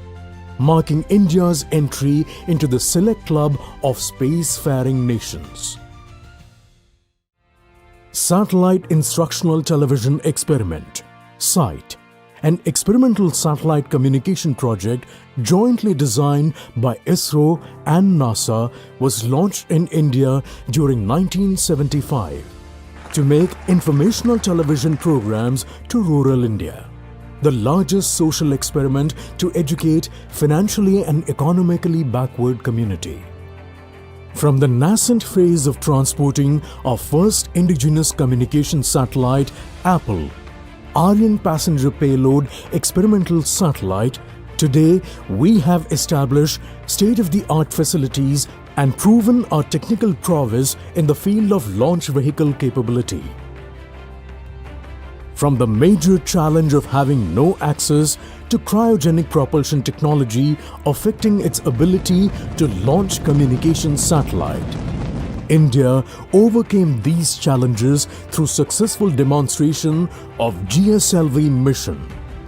Augmenting to this, India developed and qualified a new cryogenic engine with 3 times the thrust for its LVM-3 launcher in record time, setting 3 global benchmarks. These include completing development and flight with just 3 engines, achieving the maiden flight in 28 months, and conducting the stage hot test in only 34 days, faster than any other country. We aim for many such world records to be made in the coming years. India achieved its first successful launch to orbit with SLV-3 on 18th July 1980. the nation developed 6 generations of launch vehicles with advanced inertial and navigation systems SLV-3, ASLV, PSLV, GSLV, LVM-3 and SSLV. January 2025. Achieved the milestone of 100th launch GSLV F-15. This mission is the 100th launch from our launch pads, which is very significant milestone of India. Our space program was conceived and started by visionary leader Professor Vikram Sarabhai and taken forward by generations of leaders. India's first lunar mission discovered water molecules on the moon. The second lunar mission, Chandrayaan-2, has the highest resolution camera 32 centimeter in the world that continues to map the moon. When Chandrayaan-3 satellite became the first satellite in the world to touch the South Pole region of the moon, India became the first country to successfully insert a Mars orbiter on its maiden attempt in 2014, which also made a record as cost-effective mission. In 2023, it launched its first solar mission, Aditya L1, becoming the 4th country to do so, with the spacecraft now actively contributing solar data to the global scientific community.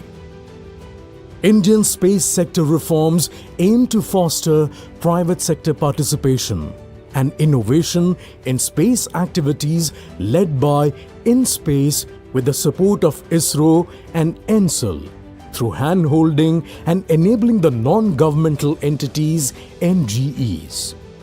This year, India will witness the first commercial launch vehicle, PSLV N1, realized by Industry Consortium, carrying ISRO's Technology Demonstration Satellite TDS-1, demonstrating host of new developments such as indigenous traveling, wave tube amplifiers, etc.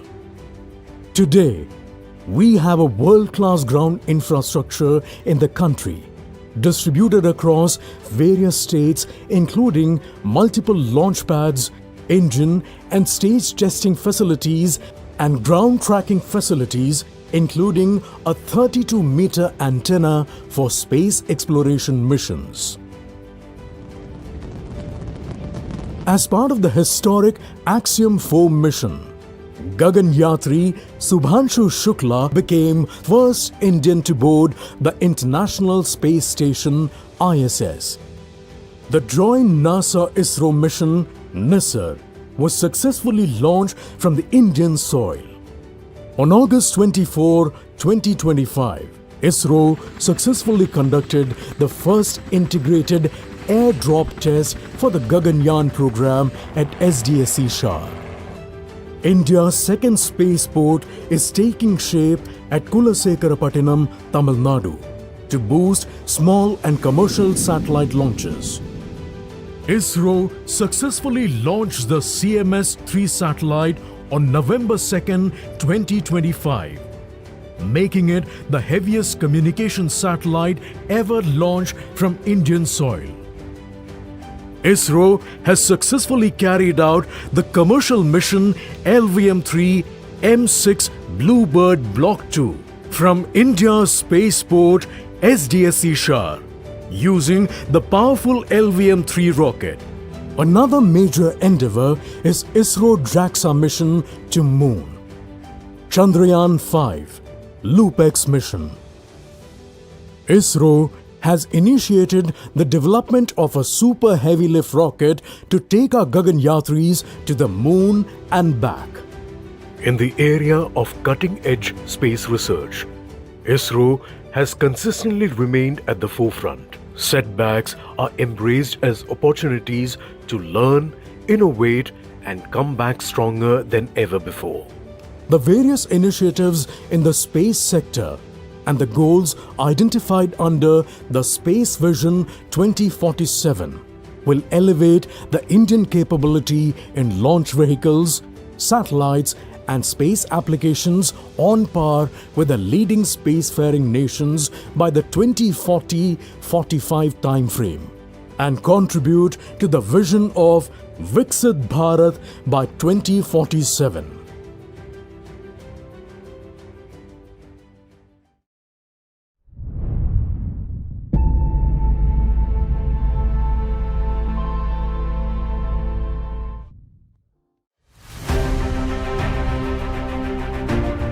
Space ignites a boundless wonder that fuels humanity's relentless urge to explore. The Indian Space Research Organization, ISRO, was established in August 1969 and subsequently came under the Department of Space in September 1972.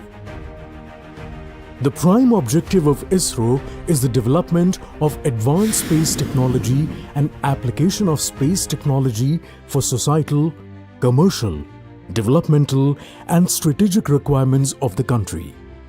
50 years ago, India built its first satellite, Aryabhatta, that was launched with the help of Russia, erstwhile Soviet Union, on April 19, 1975. Marking India's entry into the select club of spacefaring nations. Satellite Instructional Television Experiment, SITE, an experimental satellite communication project jointly designed by ISRO and NASA, was launched in India during 1975 to make informational television programs to rural India. The largest social experiment to educate financially and economically backward community.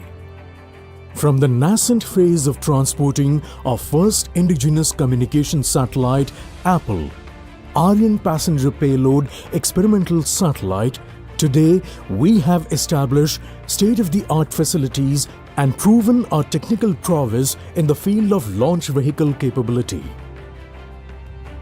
From the major challenge of having no access to cryogenic propulsion technology affecting its ability to launch communication satellite, India overcame these challenges through successful demonstration of GSLV mission. Augmenting to this, India developed and qualified a new cryogenic engine with 3 times the thrust for its LVM-3 launcher in record time, setting 3 global benchmarks. These include completing development and flight with just 3 engines, achieving the maiden flight in 28 months, and conducting the stage hot test in only 34 days, faster than any other country. We aim for many such world records to be made in the coming years. India achieved its first successful launch to orbit with SLV-3 on 18th July 1980. The nation developed 6 generations of launch vehicles with advanced inertial and navigation systems SLV-3, ASLV, PSLV, GSLV, LVM-3 and SSLV. January 2025. Achieved the milestone of 100th launch GSLV F-15. This mission is the 100th launch from our launch pads, which is very significant milestone of India. Our space program was conceived and started by visionary leader Professor Vikram Sarabhai and taken forward by generations of leaders. India's first lunar mission discovered water molecules on the moon. The second lunar mission, Chandrayaan-2, has the highest resolution camera, 32 centimeter in the world, that continues to map the moon. When Chandrayaan-3 satellite became the first satellite in the world to touch the South Pole region of the moon, India became the first country to successfully insert a Mars orbiter on its maiden attempt in 2014, which also made a record as cost-effective mission. In 2023, it launched its first solar mission, Aditya L1, becoming the fourth country to do so, with the spacecraft now actively contributing solar data to the global scientific community. Indian space sector reforms aim to foster private sector participation and innovation in space activities led by InSpace with the support of ISRO and ENSEL, through hand-holding and enabling the non-governmental entities, NGEs. This year, India will witness the first commercial launch vehicle, PSLV N1, realized by Industry Consortium, carrying ISRO's Technology Demonstration Satellite TDS-1, demonstrating host of new developments such as indigenous traveling, wave tube amplifiers, etc. Today, we have a world-class ground infrastructure in the country, distributed across various states, including multiple launch pads, engine and stage testing facilities and ground tracking facilities, including a 32-meter antenna for space exploration missions. As part of the historic Axiom 4 mission, Gaganyatri Subhanshu Shukla became first Indian to board the International Space Station ISS. The joint NASA-ISRO mission NISR was successfully launched from the Indian soil.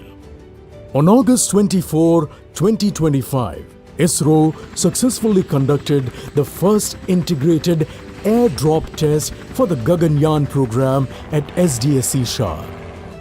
India's second spaceport is taking shape at Kulasekarapattinam, Tamil Nadu, to boost small and commercial satellite launches.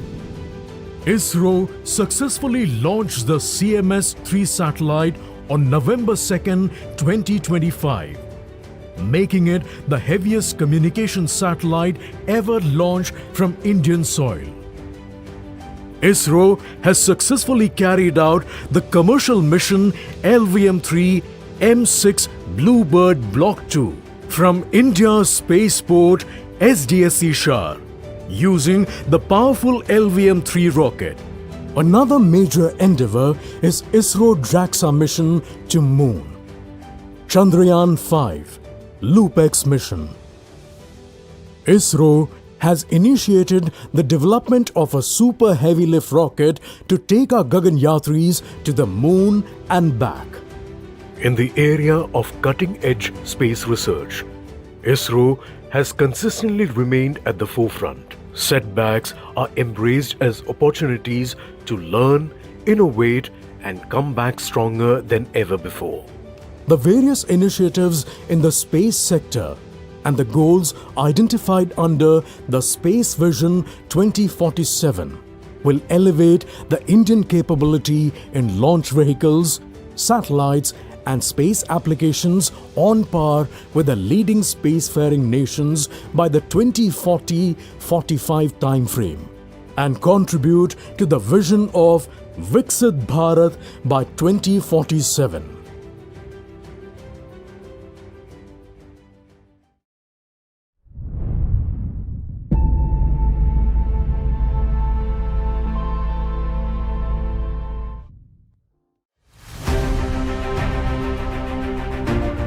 Space ignites a boundless wonder that fuels humanity's relentless urge to explore. The Indian Space Research Organization, ISRO, was established in August 1969 and subsequently came under the Department of Space in September 1972. The prime objective of ISRO is the development of advanced space technology and application of space technology for societal, commercial, developmental, and strategic requirements of the country. 50 years ago, India built its first satellite, Aryabhatta, that was launched with the help of Russia, erstwhile Soviet Union, on April 19, 1975, marking India's entry into the select club of spacefaring nations. Satellite Instructional Television Experiment, SITE, an experimental satellite communication project jointly designed by ISRO and NASA, was launched in India during 1975 to make informational television programs to rural India, the largest social experiment to educate financially and economically backward community. From the nascent phase of transporting our first indigenous communication satellite, Apple, Aryan passenger payload experimental satellite, today we have established state-of-the-art facilities and proven our technical prowess in the field of launch vehicle capability. From the major challenge of having no access to cryogenic propulsion technology affecting its ability to launch communication satellite, India overcame these challenges through successful demonstration of GSLV mission. Augmenting to this, India developed and qualified a new cryogenic engine with 3 times the thrust for its LVM-3 launcher in record time, setting 3 global benchmarks. These include completing development and flight with just 3 engines, achieving the maiden flight in 28 months, and conducting the stage hot test in only 34 days, faster than any other country. We aim for many such world records to be made in the coming years. India achieved its first successful launch to orbit with SLV-3 on 18th July 1980. The nation developed 6 generations of launch vehicles with advanced inertial and navigation systems SLV-3, ASLV, PSLV, GSLV, LVM-3 and SSLV. January 2025. Achieved the milestone of 100th launch GSLV F-15. This mission is the 100th launch from our launch pads, which is very significant milestone of India. Our space program was conceived and started by visionary leader Professor Vikram Sarabhai and taken forward by generations of leaders. India's first lunar mission discovered water molecules on the moon. The second lunar mission, Chandrayaan-2, has the highest resolution camera, 32 centimeter in the world, that continues to map the moon.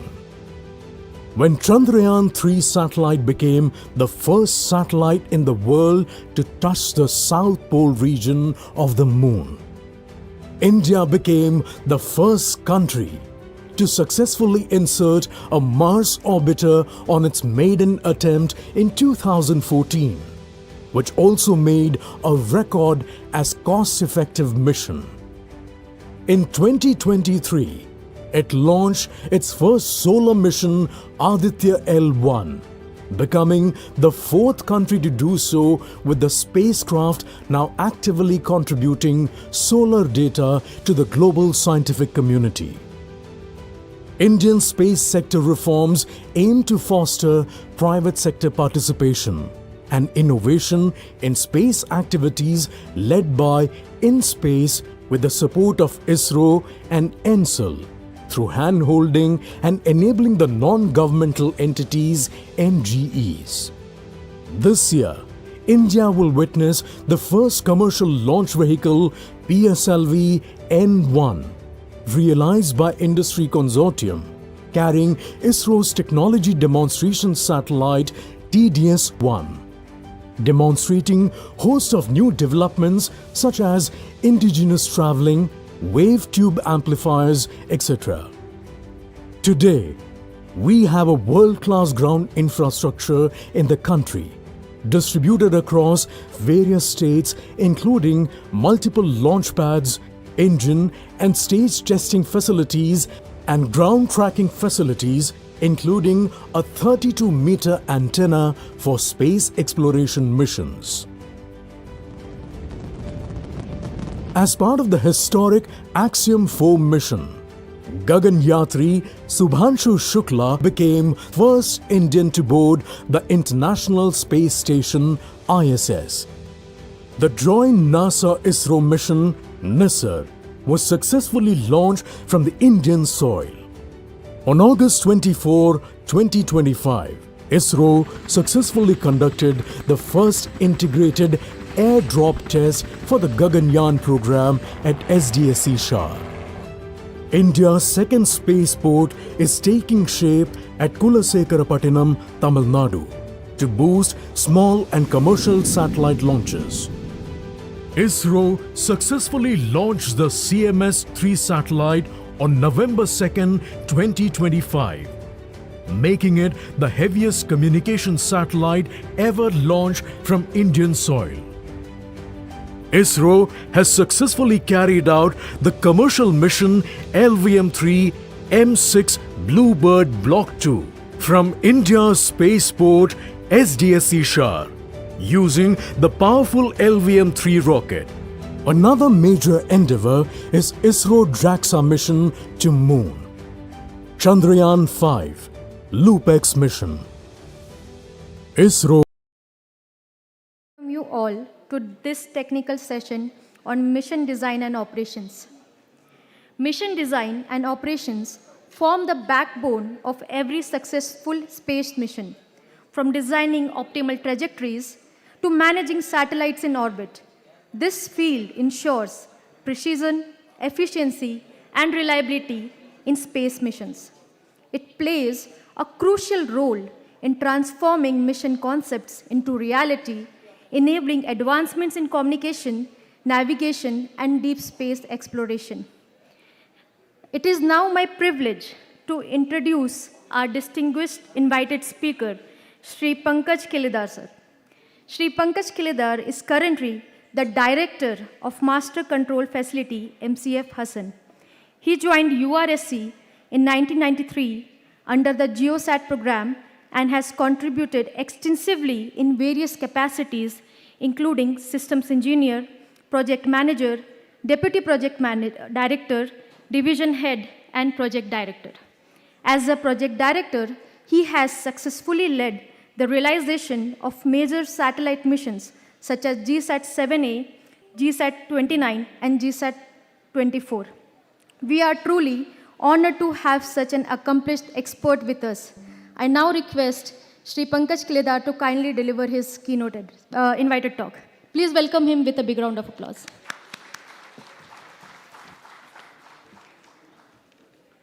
Good afternoon to all of you, distinguished guests. Now, after such a wonderful inauguration session and talk, and after a heavy lunch, I have a job of giving talk, and I hope I will not make you sleep, because mission operations, here only Kiran Kumar sir was there. He was giving analogy that baby is delivered with a cesarean. But once baby is available, we have to make it to properly walk, talk, and do its duties. It should not fall. So all that work, so that it becomes an adult and handles its daily life. That is a thing, but part of the initial mission operations, which is taken care by ISRO's operational control centers. So my first talk, I will just give introductions about Spacecraft Control Center, what are all present activities, and what are the plans in the future we are going to do. Next slide. Here is a pointer. Oh, back.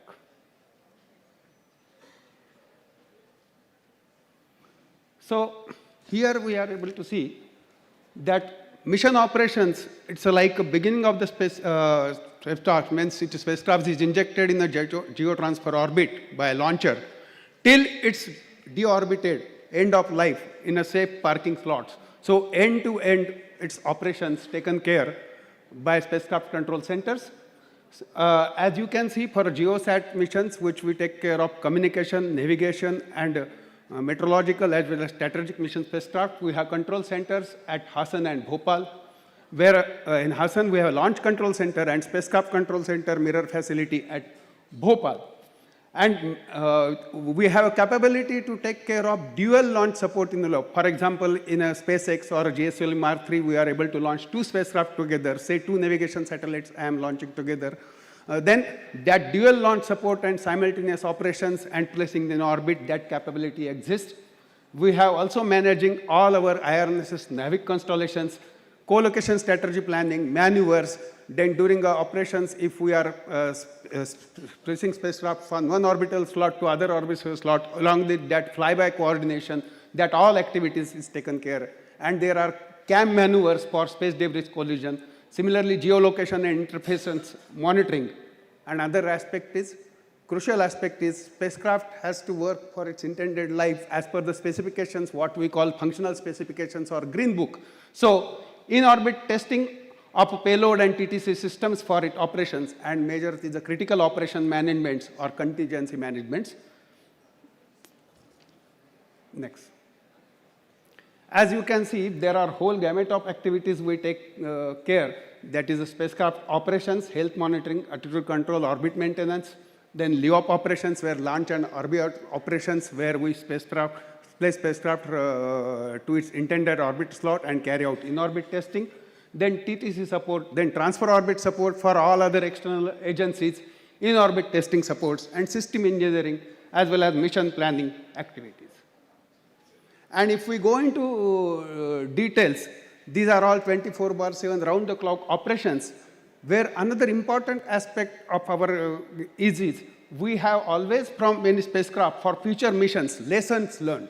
That lessons learned contribute for any improvement suggestions which will make our system more resilient and more robust, because as we go ahead, we have to reduce our operator dependency and make spacecraft more autonomous. So for that efforts also, it has been taken care by. So these are the activities where inputs to future projects and programs and automation and development activities, which are part of the major TDPs.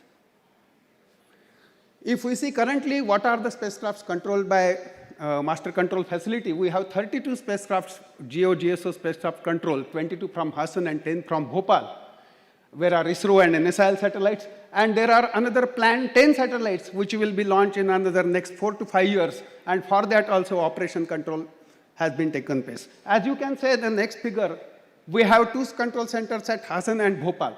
But using 2 stations ranging from Hassan and Bhopal, if we are carrying out, we will get a range accuracy of the order of say 1.5 kilometer. But we want to improve range accuracy. We have established one more ranging structural core in NSAC campus called Matrix.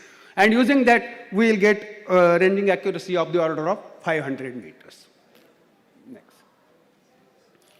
And obviously, to support all these spacecraft, we have to establish ground system facilities. These ground system facilities are all called satellite control earth stations. There are 11 of them at Hassan and 3 at Bhopal with a host of antennas, that is a FMS for LEOP operations and FCS for geostationary orbit operations, which take care of all spacecraft operations. Similarly, there are special antenna systems for in-orbit testing, carrier monitoring, geolocation, where we have state-of-the-art geolocation facilities in SC, extended C, KU, and Ka band, which take care of all operational dependencies. Similarly, we are also responsible for establishing ground beacon uplink station. We have high throughput satellite, STS satellite. We have a tracking and spacecraft pointing at beam is very much important. So we need to establish ground RF beacons. So those facilities for our STS satellite at GSAT 11, 19, 20 are established, and their beacon control, M&C, and automation in a round-robin fashion, they have to take care that all activities had taken care. I already talked about a matrix facility for 2 station ranging for better orbital accuracy, which is also taken care by MCF. And another important aspect is the user support.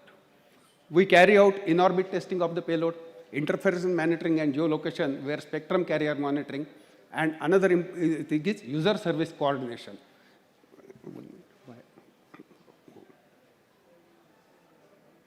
Yeah, what happened?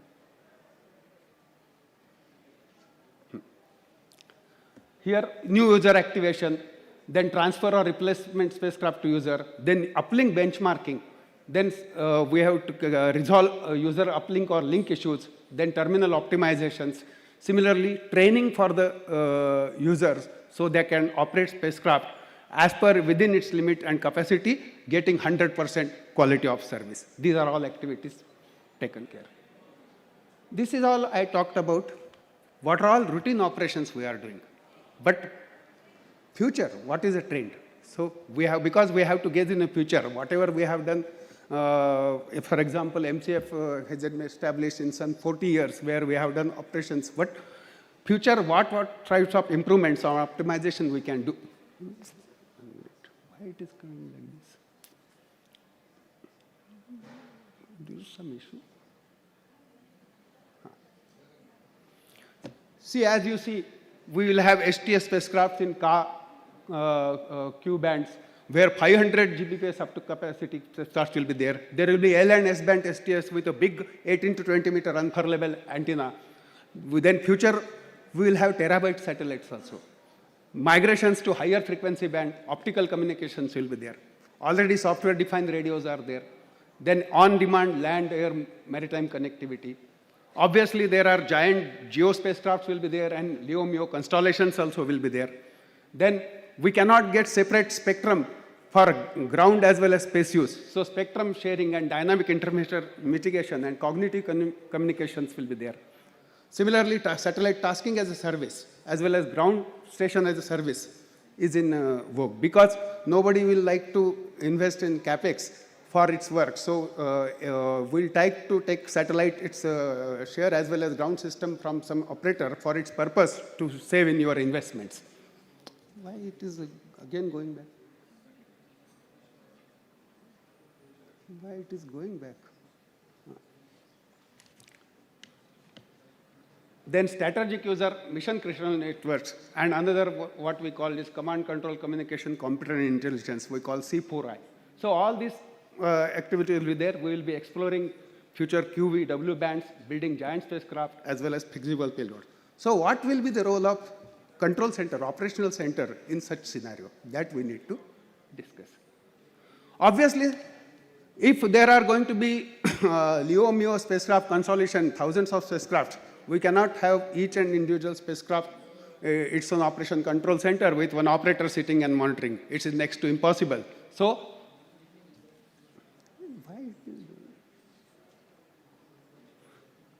spacecrafts will be autonomous with make decision based on algorithms, FDIR, and there will be RF silence with respect to TTC and ranging.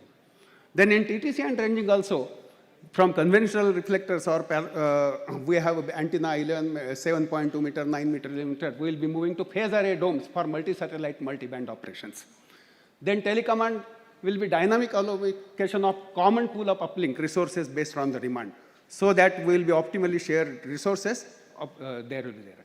Then conventional systems to SDR-based telemetry will be going. Then autonomous onboard position determination and orbit definitions will be there. Right. Will be there. With redundant systems based on the time difference of arrival, TDA or what is happening? What is happening? No. I think some time sequence is the issue. Huh.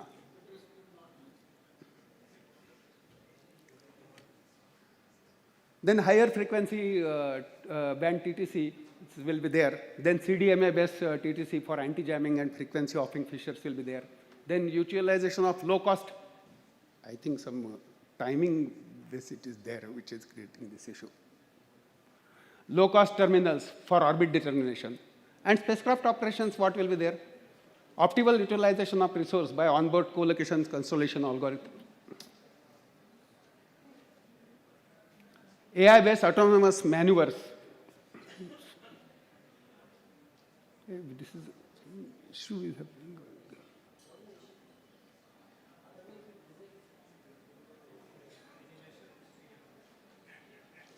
What is the issue?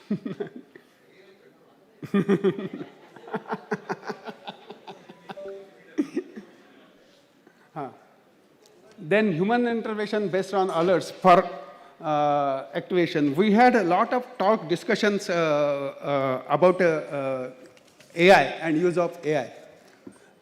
There will be 2 talks at how much and whether it can be used, but there is no doubt in any minds that we cannot live without AI in spacecraft operations. It's like this, we cannot live now without internet as well as without mobile phone in the modern life. Similarly, AI use will be there. So we had what will be thoughts of our spacecraft operations for AI. So it's according to us, it's going to be one challenge as well as an opportunity. What happens? Our spacecraft data complexity is there. Each spacecraft is a unique data complexity. So developing generic anomaly detection model is very much challenging due to high dimensional layer of data and variability in spacecraft telemetry. Similarly, contextual understanding, as we are saying, effective anomaly flagging requires deep design level knowledge of satellite subsystems, their interfaces and interdependencies. So we have to have model which understands this. Then another aspect is we have mission network, which is isolated from your worldwide network. So there are network isolation constraints. There are many Python libraries and large language models which are essential for development, which are accessible via internet, but which is isolated from our mission network. So we have to circumvent that problem and develop powerful models. Then model interpretability. Most of the algorithms function as a black box models, offering limited explainability. Mr. Shankaranji, our director ERC, talked about explainable AI. So probably unless we go to the explainable AI, operational decision making authority giving to AI may become difficult. So at present, AI/ML tools are augmenting human expertise and not fully replacing experienced human operator in mission critical environments. Next. Now we go to what are all other spacecraft control center key drivers. If you take, we'll have flat agile antennas replacing mechanical dishes, instant beam switching and multi-satellite tracking. Then we'll be using metamaterials that reconfigurable intelligent surface so that no moving parts will be there, low power passive tracking. Then ranging techniques will be advanced ranging technique, wideband PRN codes, multi-frequency ranging for higher accuracies, ionospheric correction, and optical laser ranging for centimeter level orbit determination. Another important advantage will be RF energy harvesting. That is antenna and RF chains with circuit, or you use recycled unused RF power to reduce energy losses. Then GaN on diamond SSPS, which are ultra efficient amplifiers, and high power compact thermally robust SSPS. So this will be used in ground stations. Next.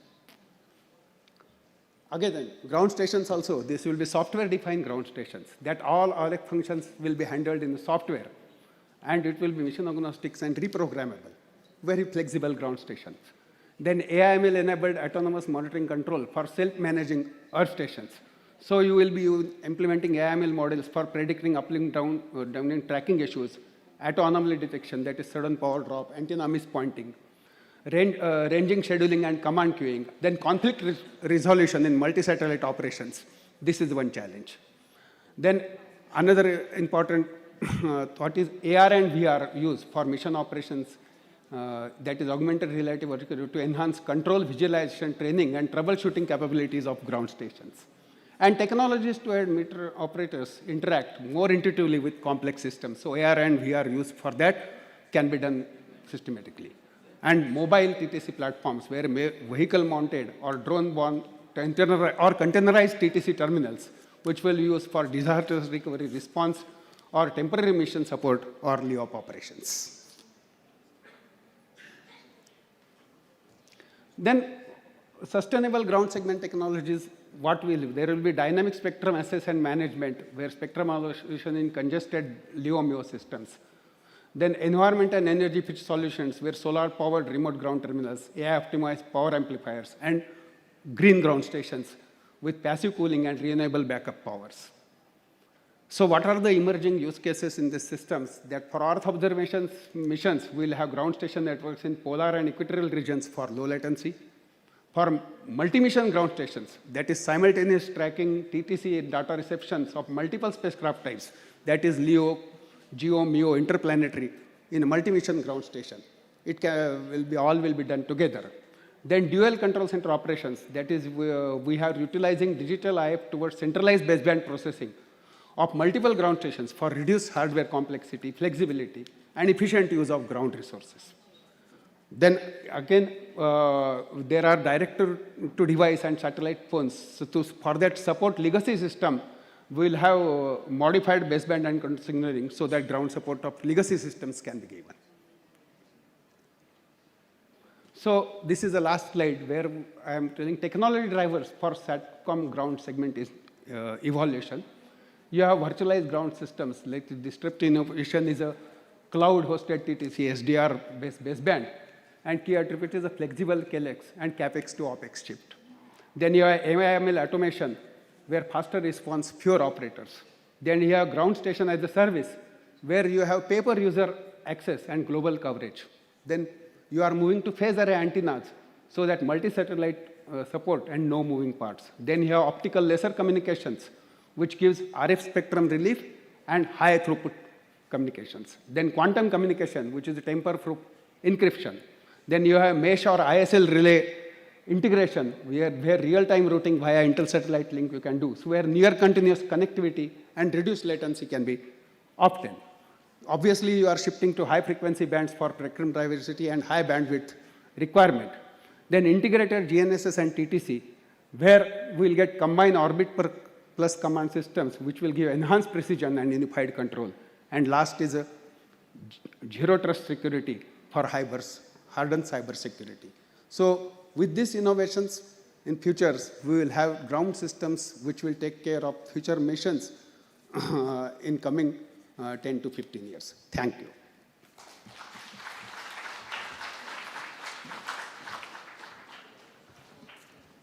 Thank you, sir, for that highly insightful and enriching talk. Your valuable insights into mission design and operations have truly deepened our understanding of the complexities and innovations involved in modern space science. As a token of our appreciation and gratitude, we would like to present a memento. I request Srimati Nandini Harinath, Deputy Director SPOA, to kindly present the memento.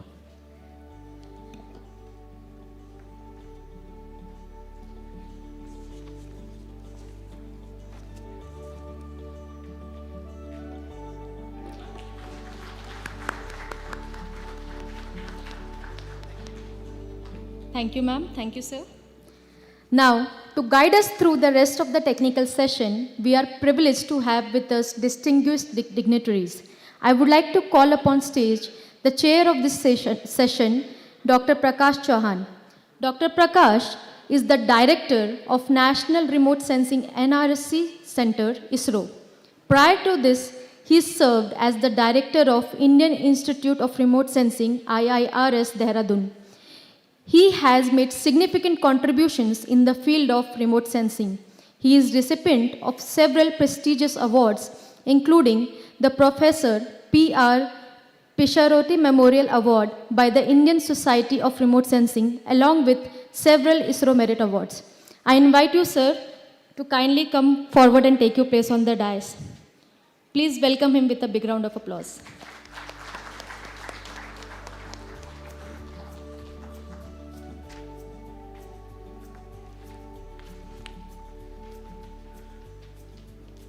Welcome, sir. Next, I request the co-chair of this session, Dr. B.N. Ramakrishna, to please come onto the stage. Dr. B.N. Ramakrishna is the former director of ISRO Telemetry Tracking and Command Network Center, ISTRAC. His major contributions lie in the field of spacecraft operations and health analysis. He has been the recipient of several individual and Team Excellence Awards for his outstanding contributions. With our respected chair and co-chair on the dais, we are ready to proceed with the session. I request the chair and co-chair to kindly take over and guide us through the proceedings. I also request the co-chair to please announce the presentation guidelines. Yeah, good afternoon all. So we have 6 presentations, oral presentations, and totally we have about 65 minutes allocated for this, around that. So we will have presentation for about 9 minutes. At 8th minute, there will be a indication, and you will be left with 1 more minute, and at 9th minute, you will have to wrap it up. And subsequently, 2 minutes are allocated for Q&A. So people who are interested in asking questions, they should be ready with the questions. So this is the overall guidelines. And of course, I will announce each speaker and the topic on which he is going to talk. So the overall, all the papers are towards the mission operations and control of the satellite. So anything chair wants to give? Thank you, Dr. Ramakrishnan. I think you have already set the rules for the session. We have 6 very interesting presentations which are lined up on the mission operations design and the control part, and we look forward for very interesting deliberations by the presenters, which are basically going to talk experiences on Chandrayaan 3, then of course with respect to the NASA ISRO synthetic aperture radar mission, and of course the disposal of some old satellite systems like SCATSat-1, and of course there are talks on geo spacecraft co-location management, design and the size consideration for optimal performance of the satellites, and of course the last one is on empirical formulation of total zero Doppler steering. So very interesting subjects are there, and my only suggestion will be to all the speakers to kindly restrict to the time limit and also leave a couple of minutes so that some interaction with the audience can also happen, and we encourage that audience can ask some few questions depending on the time so that the sessions will become more interesting. With these words, I think we can start and invite the first speaker, Mr. P.D. Mishra, who is going to talk on the precise orbit determination and prediction for Chandrayaan 3 mission. Mr. Mishra, please.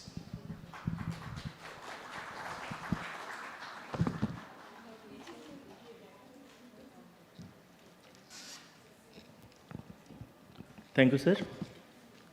So, So the topic of my paper is the precise orbit determination for Chandrayaan 3 mission. Next slide. Okay, so I'm going to cover, my content is going to cover basically what are the basic challenges we face for the orbit determination for lunar orbit, and this is equally hold good for any interplanetary mission also. So, and then I am going to cover the development of satellite precise orbit determination, a generic suit for orbit determination, which we have developed. And then subsequently, the orbit propagation, that satellite precise orbit propagator, that is also we have developed for the OD and also for the prediction. And then I'm going to show some of the results during the Chandrayaan 3 mission. And finally, I will be concluding with my results.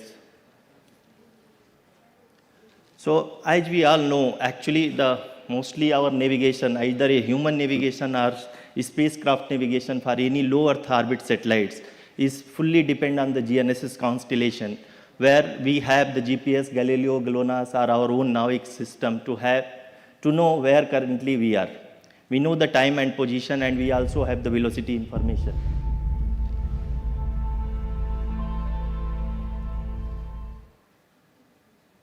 Yeah.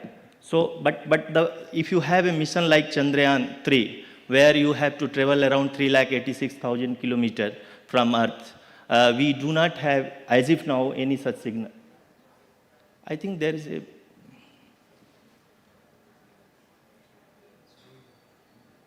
Yeah. So, the major challenge, what I was trying to tell, we do not have any GNSS, so there will be no direct real-time navigation for our own satellite, which is going to up to the altitude of moon. So that is a major challenge, and that imposes a major challenge to have any onboard navigation. So all the navigation for the satellite has to be done based on the ground-based orbit determination, where we will be collecting the data from our deep space stations, and we will be estimating the location and the velocity of the spacecraft precisely and commanding to the satellite. The next major challenge comes for such mission, like for example, if you have a mission like GEO or LEO orbit, where your altitude varies from 500 kilometer to around 36,000 kilometer, you can have one orbit or two orbit or even more to fix the orbit precisely. If I'm talking about the orbit, that means I'm trying to tell all the 6 orbital elements can be fixed using 2 orbits. But what happens when you go to the moon, you are not even covering more than half orbit. So it is a short arc orbit determination has to be carried out, and still we have to fix the orbit.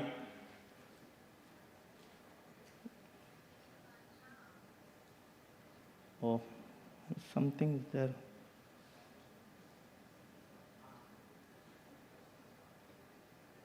Yeah. I think this can be disabled, can be managed from there. See, I am not using, but slide is going. Can we disable this? Anyhow, I can go ahead without this also. So, yeah, please. So the next major challenge what we have, the short arc orbit determination, that facility we do not have for this kind of mission. Then third challenges comes, we need to handle very highly eccentric orbit, because launcher will inject such missions in a very low altitude with a very high apogee altitude, where your altitude can vary from 36,000 kilometer to even 4 lakhs kilometer for different missions. So you can understand the eccentricity will be very, very high, and in that scenario, the forces acted at the low altitude, that means during the perigee arc, will be dominated by the aerodynamic drag, whereas if you go to the apogee arc, it will be dominated by the solar radiation pressure. So these are the major challenges what we have. Apart from that, go back. Back. Yeah. So apart from that, we also have the major challenges of selecting the step size, because mostly this kind of orbit determination or propagation is carried out based on the numerical integration, where you have different kind of scenario, where the velocity of the satellite at the apogee arc will be very, very slow. So you need to choose a different step size, whereas at the perigee arc, the satellite will be moving fast more than 10 kilometers. So you have another challenge. So these are the major challenges which we have compared to any low Earth orbit satellite. Apart from that, if you see, the major source for the orbit determination, which we call the measurement in terms of range and range rate, it will be traveling with the light almost 4 lakhs kilometer, where the light time correction also has to be applied, and that is not a number which directly you can apply by dividing the speed of light. It needs to be estimated. So that is the estimation process which need to be taken care. And apart from that, we also know some of the physical forces which is still unknown up to some extent when you go up to that height. So those forces also we have to estimate in terms of Pauli acceleration and the small forces due to momentum desaturation. So these are the major challenges that you have to handle when you are going to do the precise orbit determination for such kind of orbit. But major requirement what comes, why you need to have the precise orbit, because if you miss little bit also by 1 meter per second in your velocity estimation, either you may hit the lunar surface or you may do the flyby. So you cannot catch the lunar orbit as it is. So these are the very, very intrinsic requirement what you need to have for the orbit determination. Then finally, the mission operation also, the basic seed for the mission operation planning is going from the orbit determination, which is going to tell you the satellite future position and velocity, so that you can do all the calibration and the mission operation planning, B-plane targeting, conjunction analysis, etc. So these are the major intrinsic requirement. You can go to next slide. So now I think we understand why it is important and what limitation we have. But still, I will come to the my results later. Okay, so the software, which is a generic software we have developed in-house at STRAC, We call it satellite precise orbit determination with this feature, where we account all the correction in the measurement, starting from the wild point removal, outlier detection, smoothing, light time correction, and atmospheric media correction. And we apply, since we need to have a long prediction, so we estimate the orbit using weighted least square differential correction method, which is a conventional method. And finally, along with the our orbit information, we also provide the position and velocity uncertainty through the covariance. And since it is going to be used for the operation, we also provide the usability of the final OD, because sometimes the operator may not be knowing the measurements is noisy or good or bad. Sometimes some OD may converge, but still its usability may fail. So that things also we are smartly handling and confirming that the OD can be usable or not. And inside the orbit determination process, we use our in-house developed satellite precise orbit propagator software, which I will talk in the next slide. Next. As I told, the major source for the orbit determination, other than the prediction, we need the range and range rate data, or you can say the Doppler data from the different tracking stations. So these are the stations which are, you can see in the globe, throughout the globe, we have almost considered all the locations to collect the data. And basically, you can see there are a DSN kind of measurement where we have collected the data for estimating the orbit when the satellite altitude is more than 36,000 kilometers. Next.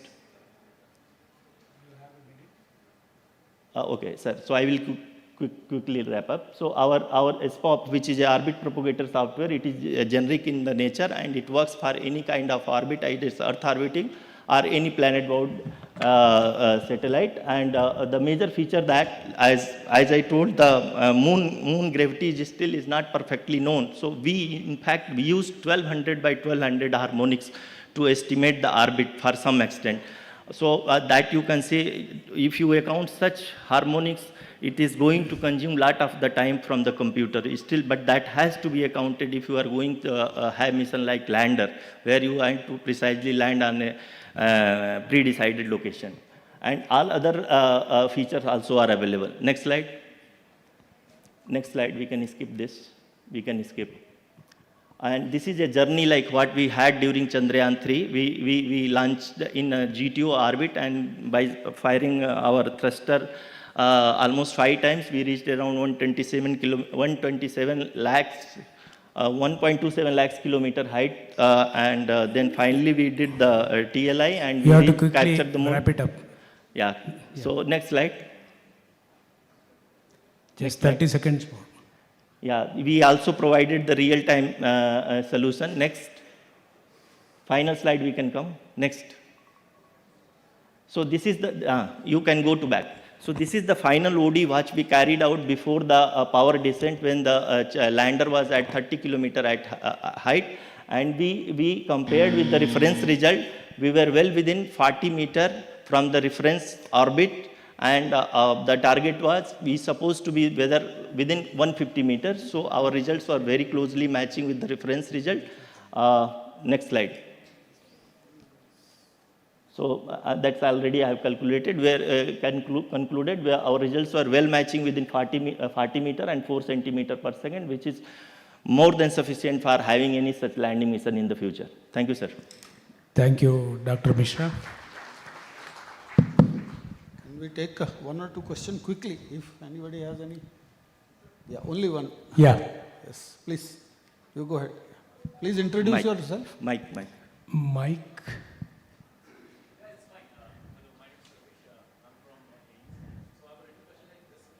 Just wait. We can't hear. You can take the mic. Yeah. Yeah, hello. My name is Sarvesh. I'm from Aries. I'm a PhD student as well. So my question is, you have developed your own propagator, SPOP, Yes. right? Just curious to know, how is it different from SGP4? Like, it takes TLEs and do the propagation. then how is it different I, from that? I understand your problem, the question. The SGP propagator is an analytical propagator. It works basically based on the mean element of the orbit. It does not account the full force model like your other third body perturbation and many other things.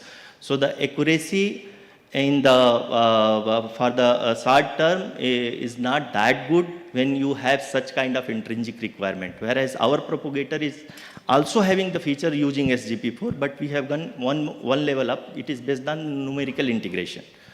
Right. So is it open for like we can use it as well? Is it open for public? We have not. We have made it for ISRO, but it is not readily available in the public domain. Okay, thank you, Mr. Ji, for your nice presentation. The next presenter is Mr. Milo Silverman. He is going to talk on the joint NASA-ISRO lessons from on-orbit deployment of NISR radar antenna. I will request all presenters to be brief as far as background is concerned, so that you can focus more on your results. Okay. Thank you. Well, thank you. Thank you, honorable chairs and guests. I'm actually not Milo Silverman. I'm presenting on his behalf today, but I am on the NISAR team. I am the payload manager for NISAR, Babak Ferdowsi. I would like one favor before we begin. There's many of my colleagues here who worked on NISAR together. If you would mind just putting your hands up, because if there's more questions afterwards, you can find many of my colleagues as well in the audience. So if you worked on NISAR, if you would mind just putting your hand in the air for other people to know that you worked on NISAR. Thank you. So what is NISAR? It's a joint partnership between NASA and ISRO. This is an Earth-observing radar that orbits the Earth every 12 days. We are measuring things like the biomass, ecosystems, information about our natural hazards and sea level rise, things like volcanism, earthquakes, and so on. Many of the products that have come out in the science community already are being used to help us understand the impacts of floods and earthquakes and things like that. We launched last year, July 30th of 2025, so we've been up there for about 9 months and working in both S-band radar and L-band radar, and then intent to operate for a minimum of 3 years. And with the amount of resources that we have, we think we can go much longer than that, but that was the starting point for this mission. The challenge of this mission, in part, the part that I'm talking about today, is about the reflector. So this large structure that you see here is a 12-meter diameter reflector used for the radars. And of course, it's very hard to fit a 12-meter diameter reflector inside of a launch vehicle, so the intent here was to fold that up into a small feature that we can launch along with the spacecraft bus, and then deploy that structure out in space once we had commissioned the spacecraft bus. As you can see, it's a very small, compact thing. It's about 1 meter diameter when it's fully stowed against the spacecraft bus. And when fully deployed, it's 12 meters in diameter reflector and 9-meter long boom. So it's basically the challenge of our mission here for deployment was to go from this configuration up front, fully stowed, to fully deployed. I'll walk you through that, and then I'll talk about what enabled us to do that with the operations. The first thing that you see here is that we are firing pyros to remove launch restraints. So as part of the launch environments, we are overly constrained, and so we deploy these as soon as possible to allow the structure to move. That's day one. And then on day two, we do the wrist movement. So this is the first of the movements of the reflector away from the spacecraft bus. You'll see the small ladder there is the first thing that moves away, and then the actual boom and reflector structure move away from the bus as well. On day four, we allow the shoulder to move. Don't ask me why we named the joints this way, but that's what we chose. The shoulder will move, so it'll rotate a little bit. And then day five, we allow the elbow to move, so the reflector is far away from the spacecraft bus. And that's there. Oh, sorry. Wait, going backwards now. Okay. I see the previous issue. Oh. I think they can handle it from there. All right. Yeah, if you can just advance here. All right, and this is the root, so this is the final of the boom segments that moves away from the bus. And then on day 7, we will turn the spacecraft for thermal conditioning of the reflector itself. This allowed the reflector to be more evenly warmed up. You can go to forward one. Okay. Can we go forward one one image. Please press once more. There we go, okay. And then finally the reflector itself.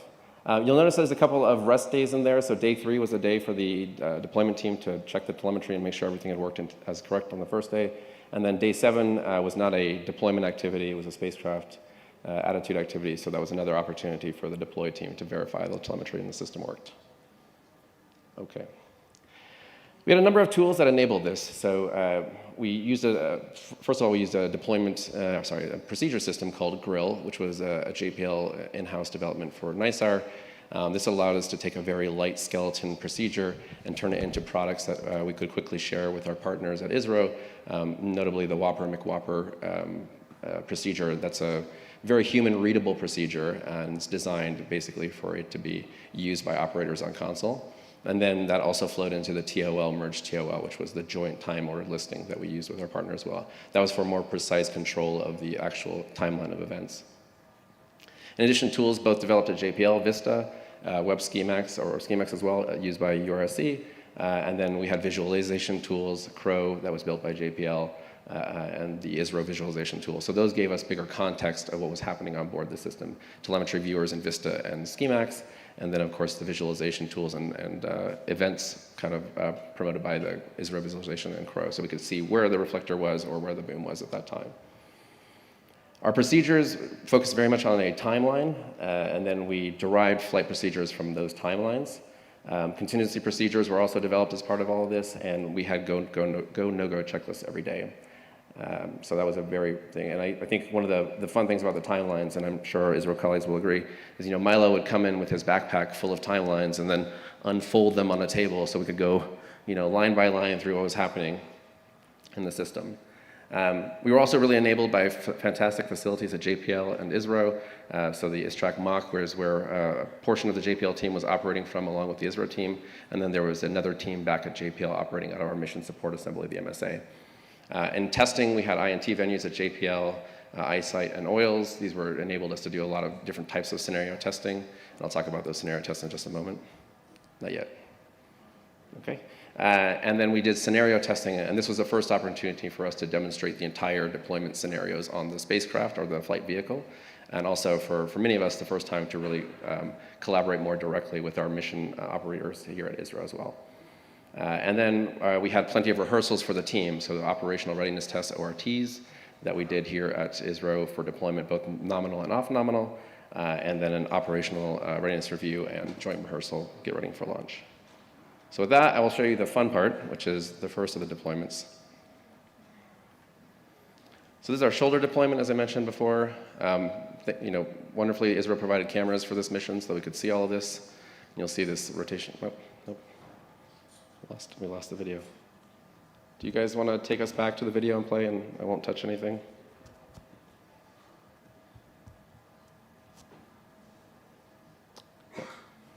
So back. Okay. We'll just play the reflector video because we're running out of time. So there's our reflector. It's stowed, bundled up together. So the first part is completely passive. It's expanding on its own. That happens over a course of a very short number of seconds. What we're doing is we're waiting here for that to fully passively bloom. And that's what you're seeing here. And then in a moment, just there, we're starting to tension a cable. So there's a cable running around the entire structure, and that cable is being reeled in. As it gets reeled in, that structure is expanding and locking into place.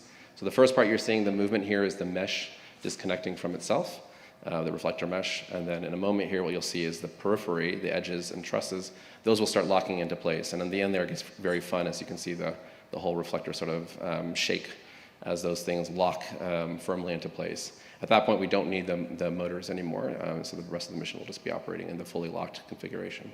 So you can see that starting here. Oh. Could you just maybe skip to near the end? Is that possible? Next slide. Yeah, all right. Let's go to the last chart here. Maybe.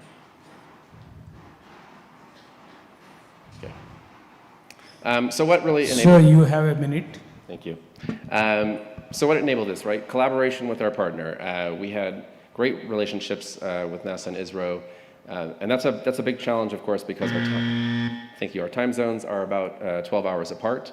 So that means, oftentimes the hard part was finding evenings where we could meet together, and morning meetings as well. But a lot of those, and both partners supported that really admirably. Of course, I always remember all the families who had to also support these telecounts with us many times. We also came out here, and ISRO teams members visited us, so that we had very focused technical meetings together, co-locating, of course, for these big critical events.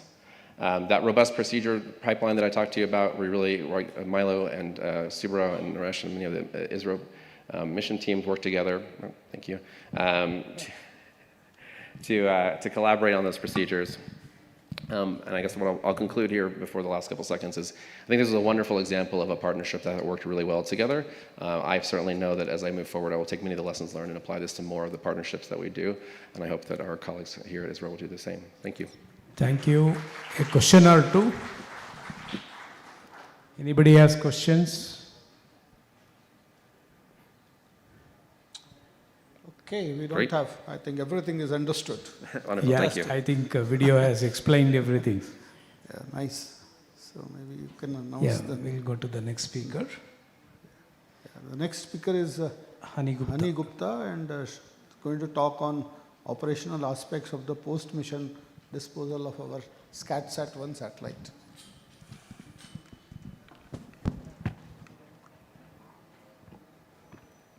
Good afternoon, everyone. So I'll be talking about the SCATSat post-mission disposal. SCATSat was one of the mission which has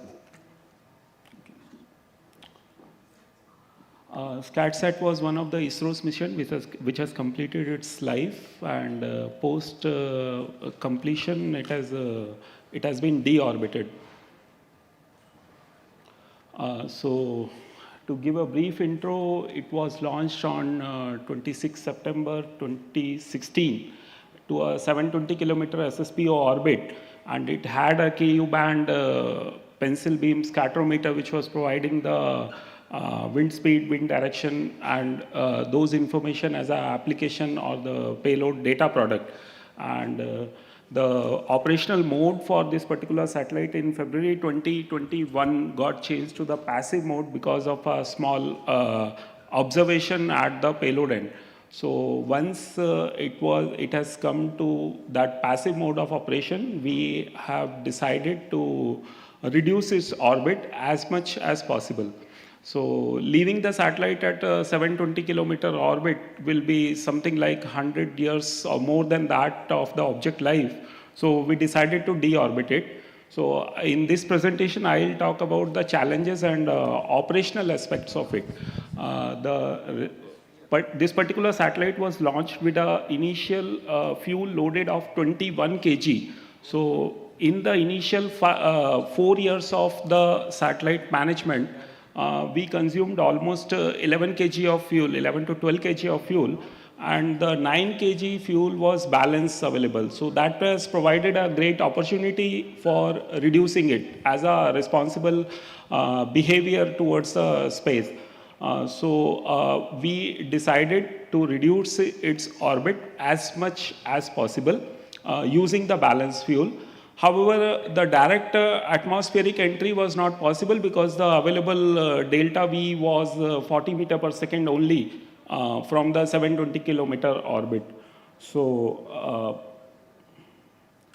now when we do the post-mission disposal of any particular satellite, there are multiple constraints are there, or multiple challenges are available. Like for example, for the propulsion side, fuel available. Limited fuel availability, propulsion system is having the low thrust, so that will introduce the arc losses and all. And as the pressure will be diminishing, so the correct estimation of the exact thrust available, though the system is designed for a particular thrust, say 1 Newton thruster, but really whether it is producing that or not. And space flight safety is another challenge. It has to be ensured that a deorbit should not be creating a catastrophe. And subsystem performance, because finally those subsystems has to perform the actions. So subsystem performance is one of the critical thing. and ground segment and operations, because anything if we have to do from ground. So that becomes another critical thing. As the satellite has completed its operational mission and the ground systems are already occupied with the already online missions available. So the availability of ground segment for this operation itself is a challenge. And as the post-mission disposal will be doing approximately at the end of the life, which can be like 5 years or 10 years. So keeping the knowledge of the hardwares and software for the 10 years with the institution is another big challenge, or having the knowledge about those things. So in our deorbiting strategy, we have carried out one test burn on 5th April 2023, and with that we calibrated the available thrust, which is achievable, and with that we executed 9 orbit maneuvers. Now the possible orbit from 720 kilometer was possible to come up to 500 kind of number, whereas there is a Starlink constellation available at 550 kilometers. So crossing that is not a good idea because we are in the changing regime. If we have already achieved the orbit, that is good. So we decided to go up to 590 kilometers and after that consume the fuel towards the apogee reduction. So and all the orbit maneuvers we executed with the, before execution we verified that that maneuver is safe enough to execute. So we use the space object proximity analysis tool which clears the maneuver, and followed by that only we execute. Like one of the maneuver on 16th May 2023, we executed the maneuver which had to be altered first. So altered maneuver was executed. And timeline point of view, we have to give a sufficient gap for the proper orbit estimation so that the thrust can be well calibrated, the maneuver can be refined, and it is safe enough, the sufficient knowledge is available with the other agencies also, so that they can also ensure the spaceflight safety. The fuel budget constraint, like 9 kg fuel is only available, and when we are reaching to the last phase, when in the orbit reduced orbit case, in that case we have to update some of the filters of onboard, because the satellite has been designed for 720 kilometer, and we are coming in the lower side, so some of the thumb rules will get violated. That has to be altered. And finally, we executed all the maneuvers and we brought the satellite down to approximately 590 kilometer orbit, 609 kilometer orbit. This is the plot showing about the apogee and perigee over the time. So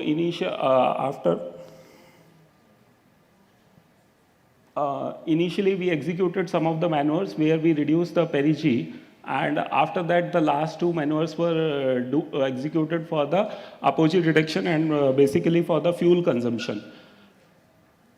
And operational challenge point of view, subsystem health is one of the important thing that has to be there, then only we can execute. The onboard filter limit, some violations may be there. The ground automation which is available for the operational life may not be working here. So that has to be altered, or it has to be operated manually. The limited ground station network is also one of the important challenge. And one biggest challenge is the balance between the mission continuity and the post-mission disposal. So this is one of the tough decisions which has to be taken at one particular point of time.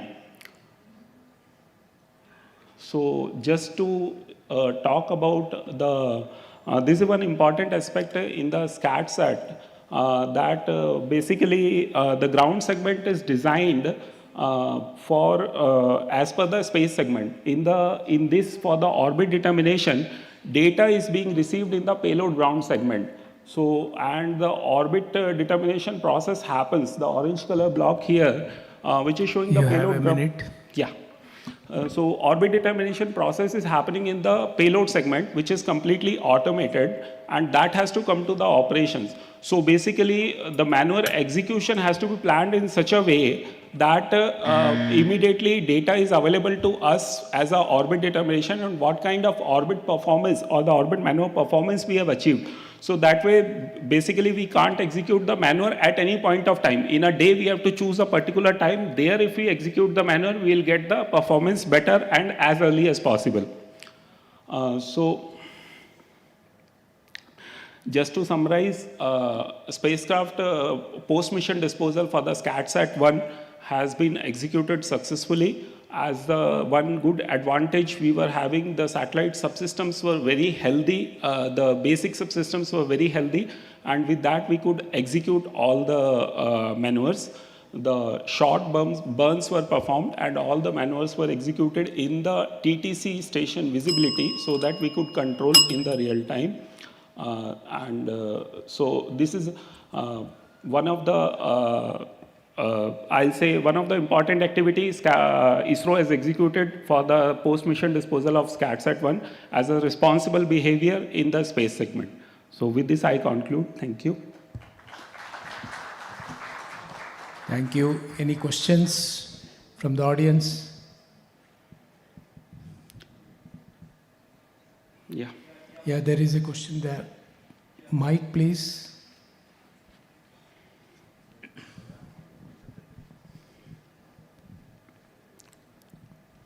Hi.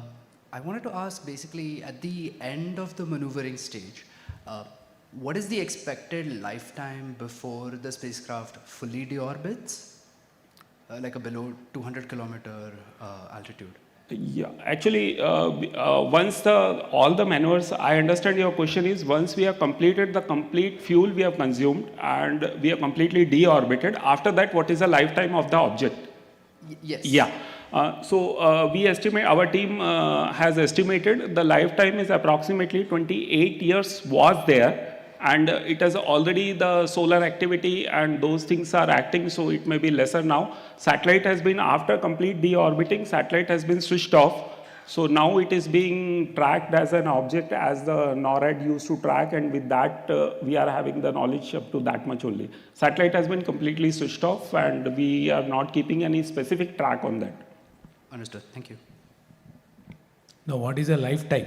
There is a question. After NORAD elements, whatever you are getting, what is the lifetime you have estimated? Around 28 years. When we left no, the satellite... that was at that point of time. Now with the latest elements, sir, as any of now, estimation? Latest information I do not have, sir. Is there any possibility of re-entry? Yes, sir, definitely. After, as the object, it is keep on coming down, and one point of time later, in some time future, we will observe it is acting as an object. He wants to know any assessment on that. Yeah. Okay. Yeah. Thank you, sir. Thank you. I think, thank you. I think let's give good round of applause to Mr. Hani. Then we move on to the next presentation for the session, which is on geo spacecraft co-location management in polygon cluster formation from Vishnu Vardhan Reddy.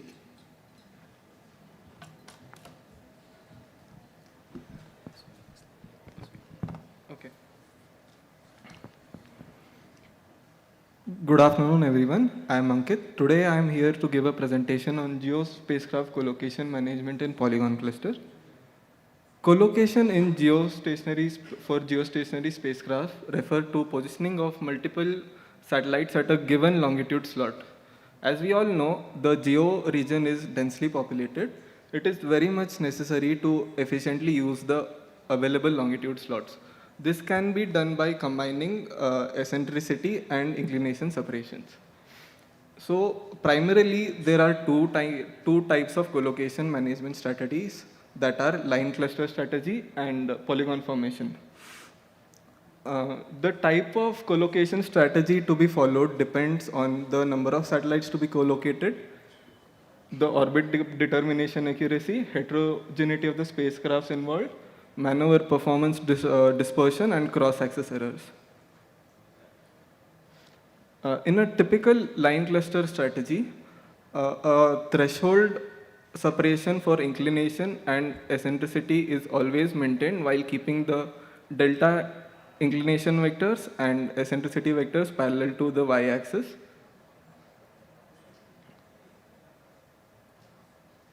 Coming to polygon formation, the shape of the polygon depends on the number of satellites to be co-located. The figures shown in this slide represent the polygon strategy for 6 satellites. As we can see, the shape of the polygon is a hexagon. The left figure shows the polygon strategy for eccentricity circles. The circles are placed on the vertices of the polygon, and the size of the polygon depends on the eccentricity circle radius as well as the minimum eccentricity separation to be kept in the collocation. The right figure shows the inclination polygon, and its size depends on the NSSK frequency and the minimum inclination separation to be maintained. Also, in polygon formation, the inclination of the satellites are supposed to be maintained within these inclination control boxes, and the eccentricity is supposed to follow the circumference of the eccentricity circles depending on the right ascension of the sun. Polygon formation is required when more number of satellites are to be co-located with in comparison with line cluster. Also, polygon cluster is advantageous as the satellites have a minimal liberation with respect to look angles. To have an optimal collocation strategy, it is necessary to appropriately design the control dimension as well as its placement to have a safe collocation. 3 software modules were developed to design an optimal collocation strategy. The first software determines the inclination control box dimension. It was determined based on long-term propagation, and the inputs for this software were NSSK frequency as well as target inclination. Can we come back to the, yeah, thank you. The second software generates a polygon strategy. It generates the strategy based on number of satellites to be co-located, the characteristics of the satellites involved, minimum eccentricity separation to be maintained, and inclination separation to be maintained. And the third software uses the inputs of the second software to simulate the SK maneuvers in polygon formation. Next slide, please. So the case study was done for 2 cases. The orbits were simulated for collocation of 6 satellites as well as 8 satellites. The polygon shape for 6 satellite case was that of a hexagon, and for 8 satellite case was a subdivided heptagon. The inputs used for the simulation have been displayed in these tables. It contains the details of eccentricity circle polygon and the inclination polygon. The simulation was done for a period of 1 year using mean orbit propagation, and the NSSK frequency assumed for the 6 satellite case was 14 days, and for 8 satellite case was 8 days. Also, the cross-axis errors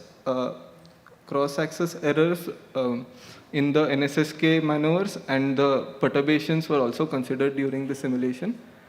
It was in these figures, the eccentricity and inclination vectors of the simulated orbit have been plotted against the proposed polygon strategies. It can be seen that it is in line with the proposed strategy. Also, the inter-satellite distance was found to be greater than 13 kilometers in both the cases. From this simulation, the delta V budget required to maintain the polygon formation and its impact on mission life was also studied. It was found that as the number of satellites to be collocated increases, the delta V budget required for maintaining this formation also increases, thereby reducing the mission life. The results are summarized in this table. So we can see on an average, more than a year of mission life was reduced. To sum it up, polygon formation increases the efficiency of collocation. It is very beneficial from a user point of view as the satellite has very minimal liberation in the orbit, and when compared to line cluster, the number of maneuvers needed to perform to have a seamless operation increases, and an EWSK has to be performed after each NSSK to compensate for the cross-axis errors, which are the result of NSSK maneuvers.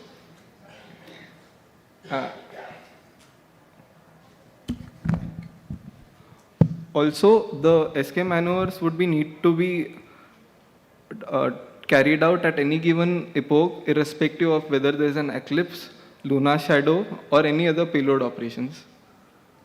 Thank you. Thank you for a very nice presentation, and I'm sure there may be few questions by our audience. I think the gentleman in the cap back, yeah, please.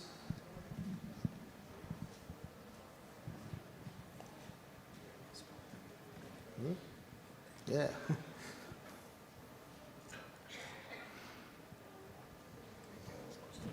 Yeah, you can ask it. What happens in case if the EWSK fail to monitor and manage the details as such?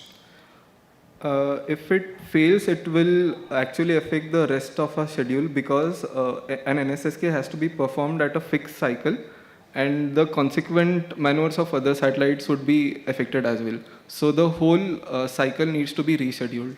So we have to go ahead after only performing the EWSK. So on what basis any metrics and as well as measures you are taking as such, so as to monitor and manage everything in a stable manner regarding to manage the details? So we need to have the measurement of the orbit every other day. So that is the best way we can manage the collocation. Okay, I think you can discuss afterwards if you have. Yeah, one more question to you. Yes, sir. Your study is made for which longitude of the satellite? Sir, this study was done on 74-degree longitude. Yeah, but does it have any implicability on the different longitudes? Did you check that? Sir, we had done a preliminary study.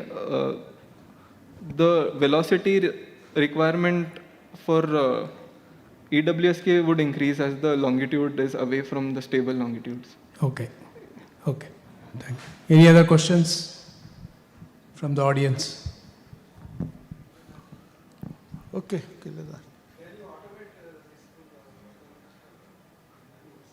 The question is, can you automate this process? Yes, sir. Planning can, of course, be automated. What is the accuracy you are able to get in terms of orbit determination? Presently, it's around 3 kilometers for 2-station ranging. Okay, very good. Thank you very much. I Thank you, think let us give a round of applause. And thank you also for finishing well before the time. Before the time, yeah. So we move on to the next presentation, which is by Mr. Hridesh Kumar. He's going to talk on design and size consideration for optimal performance of satellite carrier monitoring antennas.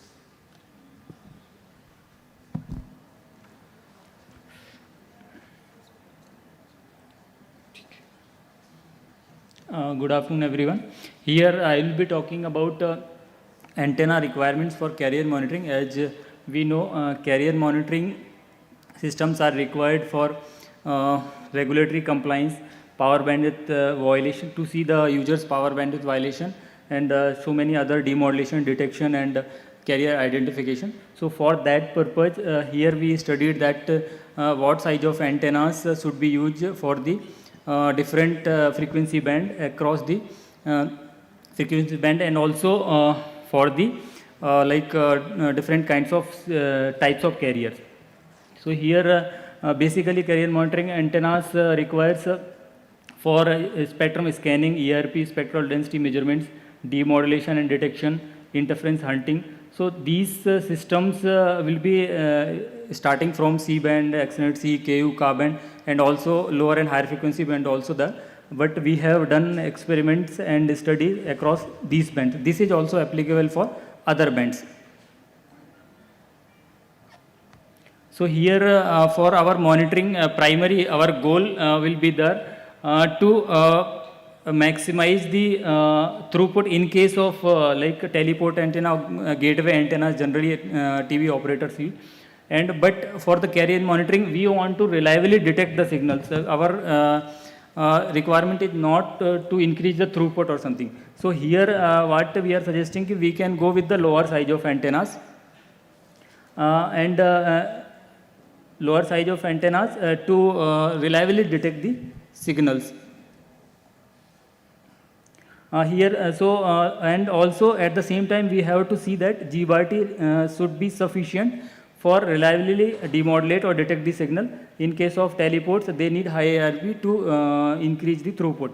And beam width requirement here, we need wider beam width to monitor the all the co-located satellites, because we are suggesting the antennas to put in the standby mode only. We don't need any tracking systems or servo systems to continuously track or do the monitoring. So we want to put all the antennas in standby. We can put across all the longitudes, and continuously we should be able to monitor. So in case of wider beam width, that is possible. In case of narrower beam width, each individual satellites, even at the same longitude, we need to do a tracking. So in case of higher antenna, we need continuous or motorized tracking, but for the lower size of antenna, we can put in fixed. And cost-wise also, if we see, a lower size of antennas will be generally a lower cost, and the cost with antenna increase exponentially.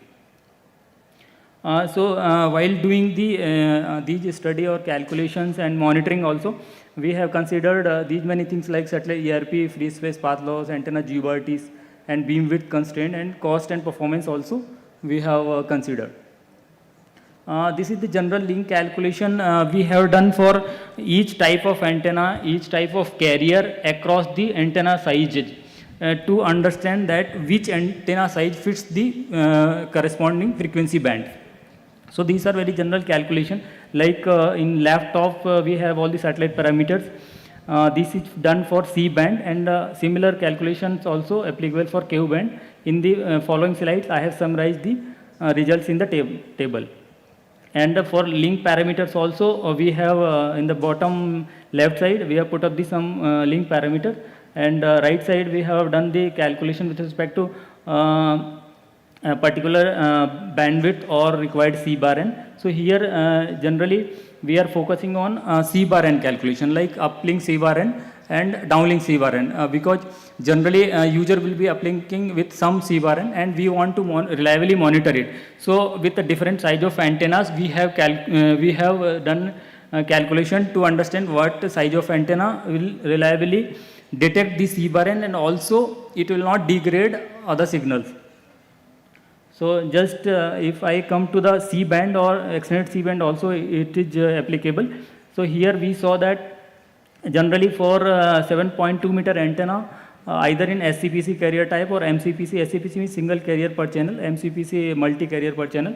Here 7.2 meter if user is using, we have done calculation for 2.4, 3.8 and 4.5, because our sweet spot is coming around 3.8. So one size higher and one size lower I have done the calculation. So if we see downlink C bar n from the 2.4, we get around 15.8, and total C bar n will be around 14. No, I want to come back. 14.8. Then for next antenna 3.8, we get downlink C bar n 19.8. So from 15.8 we increase to 19.8, and if further we go also around less than 2 dB it will increase. And total C bar n, that is the combined C bar n of uplink and downlink, there for the 3.8 meter we will get 17.8, and if we go higher size 18.5. So we will not get for much improvement, but if we are going lower side, we are getting lots of degradation around 3 dB. So we can take 3.8 meter antenna for C band, and this much C bar n also will be sufficient for carrier monitoring, demodulation, and detection purpose. And here, if we use 3.8 meter antenna, their beam width will be around 1.4, so more than 1 degree. That is sufficient enough to monitor all the co-located satellites, because in one slot we will be having 3, 4, 5 satellites, and all the satellites we can monitor from the single antenna in standby mode. Then coming to KU band, here also one antenna we have done for uplink like 7.2 meter we taken, and downlink we have taken from 1.8, 2.4 and 3.8. Like 2.4 we are suggesting to use it for carrier monitoring. So here if we see downlink C bar n comes out to be 25.8, and higher than that if we go 29.8, but lower than that also 23.8. That is also sufficient, but here why we are suggesting 2.4, because here rain also can affect, and also in certain regions KU band ERP will be slightly lower. So we are suggesting 2.4 will be sufficient enough for reliable monitoring. And also beam width wise, if you see, it is 0.75 degree wide enough for monitoring all the co-located satellites. That will be around in the plus minus 0.1 degree box.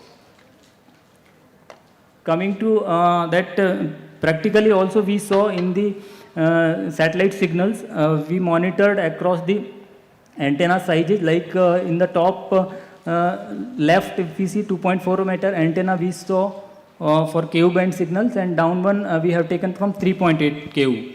So if we see here like center carrier if we see, and there C bar n, there is no much degradation if we monitor signal from 2.4 and compare it with the 3.8. And for XNet C also, if we see, this is the 40 megahertz span plots for the XNet C band signal, one from 3.8 and another from 7.2. So if we see, we are not getting much degradation. So almost similar or within 1 or 1.5 dB signals we are getting from both the antennas. And also, as we want to monitor, generally carriers will be monitored continuously throughout the day, 24 hours. So we want to see the stability across the time, and because we are using antenna in standby mode. So if we see top left there, signals we monitored from we monitored signal from 3.8. There we are getting certain variation. If we use 2.4 for KU band, we are getting almost flat within a 1 degree. Similarly for XNet C band antennas also, we are getting flat signal with 3.8 meter antenna. Then Ka band also, it is a similar study is applicable. Here we are suggesting that 1.8 meter will be sufficient enough. Lower than that also may be sufficient, but here rain conditions will be very severe, so we have to slightly higher size of antenna we have to use. So this is the summary of recommendation. For C band we can use like C and XNet, we can go with 3.8. Here wide beam is sufficient enough to monitor all the co-located satellite, and also low cost because standby mode, there is no tracking system, no mechanical system for movements and all required, and it meets the C bar n. And 2.4 meter for KU band, here slightly rain conditions also can be managed, and with low cost, and high ERP or low ERP signals both can be monitored. And Ka band also 1.8 meter will be sufficient to and also it will be required for rainy condition. That's why we can go with 1.8 meter. Also cost will be low. So here conclusion, recommended size provides sufficient GBRT without unnecessary cost inflation, and operationally gain eliminates the need for continuous tracking and allow simultaneous monitoring of co-located satellites. So these are the recommendations. Bottom line is proper sizing reduce both CapEx and OpEx. Thank you. Yeah. Thank you. Any questions from audience?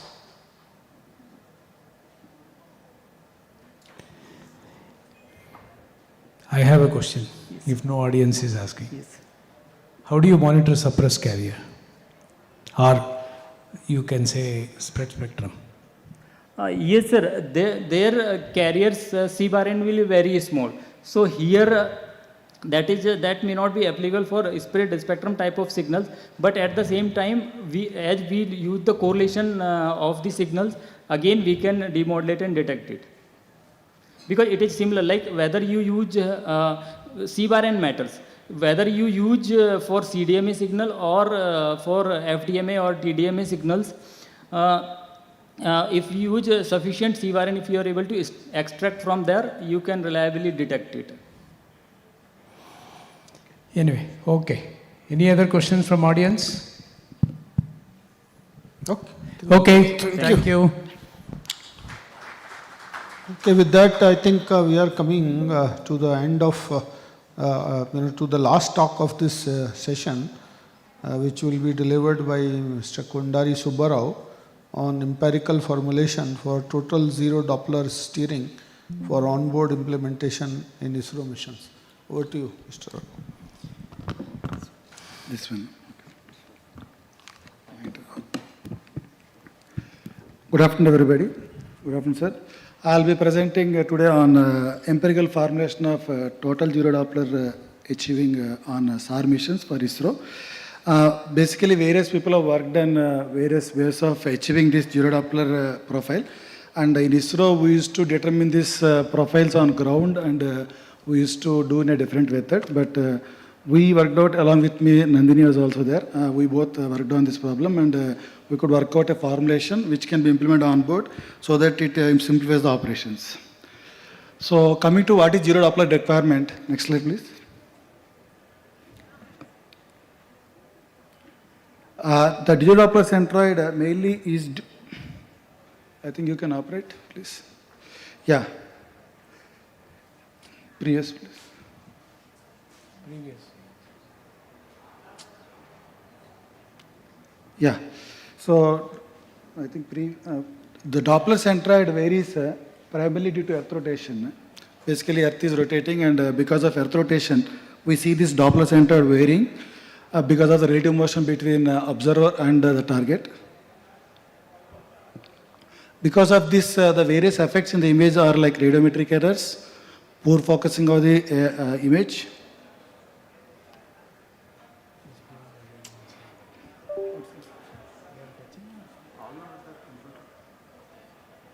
Yeah, and geolocation issues.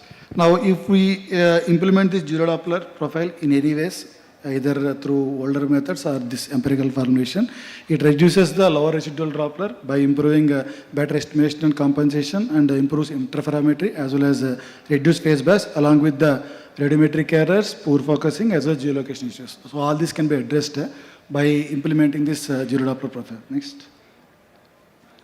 So a theoretical zero Doppler can be achieved by making the observer angle direction, which is range direction, and the spacecraft movement direction orthogonal to each other. So this is the basic challenge. If we are unable to make the basic frequency, the center Doppler centroid frequency is governed by the equation minus 2 by lambda into d r by dt, which is nothing but r dot product with velocity.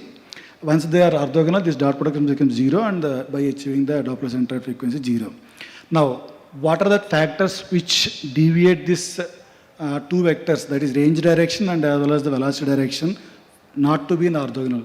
So the two major factors are Earth rotation effect and the orbital eccentricity, which makes local vertical and velocity direction of the spacecraft non-orthogonal. Basically, when the orbit is eccentric, only at poles you will see that, orbital poles you will see that both are orthogonal, and whereas at nodal points they are not orthogonal. Next.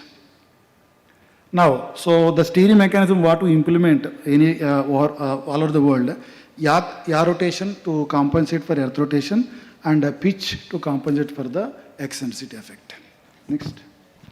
Now coming to the formulation, what we proposed in this paper is as follows. Next. So before we go to what proposal we did, the current method what we has explained, it computes profiles on the ground with a different technique, not exactly what we proposed, and it computes the profiles over an orbit, and a fitting is done on the ground, and the coefficients are uploaded on board, and the derived angles are applied onto the orbital instrument to achieve the zero Doppler profile. So this is what has been followed till we came up with this formulation. Next. Next. So to explain the yaw steering, firstly I use two terms. One is ECI and ECF, that is Earth-centered inertial frame and Earth-centered Earth-fixed frame. When we say Earth-centered inertial frame, the Earth rotation effect is seen by the person, whereas when you are in Earth-centered Earth-fixed frame, the Earth rotation effect is not felt. So if you want to see any spacecraft position in Earth-centered Earth-fixed frame, we use a matrix rotation by the sidal angle rotation, with which Earth rotation happens. It is a Z matrix because sidal angle is about a rotation about z-axis. So we can say that position in ECA frame is nothing but a matrix transformation of the position in ECA frame. Now, if you want to derive the velocity in the ECA frame, it's a derivative of the previous quantity, that is position in the ECA frame. Now, if I expand that dot product using the product rule, we can get that it's a dA by dt into position of ECA plus A into d by dt of position of ECA. Now, if it is the rightmost term, this term is basically the velocity in the ECI frame, which is again transformed using a matrix which is going to ECA frame. And this term is nothing but a position dependent dA by dt is nothing but, if you see, a sidal angle is coming into picture, so a dot of sidal angle. That means a position dependent velocity earth rotation velocity compensation happening here. So what we are getting in the velocity in ECA frame is compensated for the earth rotation. That's why I highlighted this term. So that means we have a velocity in ECA frame which is compensated for the earth rotation. Now, if I use this velocity as a direct vector, not as a velocity, and transform back to ECA frame, then I include this term. So that means we are getting a velocity which is compensated for the earth rotation. Now, if I keep my image movement direction along with this direction in ECA frame, I achieved the earth rotation compensation.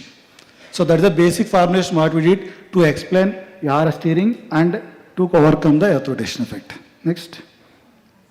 Now coming to pitch steering, basically if the orbit is circular, in every position of the orbit, both the position vector and the velocity vector are orthogonal to each other, and by doing yaw rotation, we are not violating the orthogonality between them. So that way, if the orbit is circular, there no pitch steering requirement comes.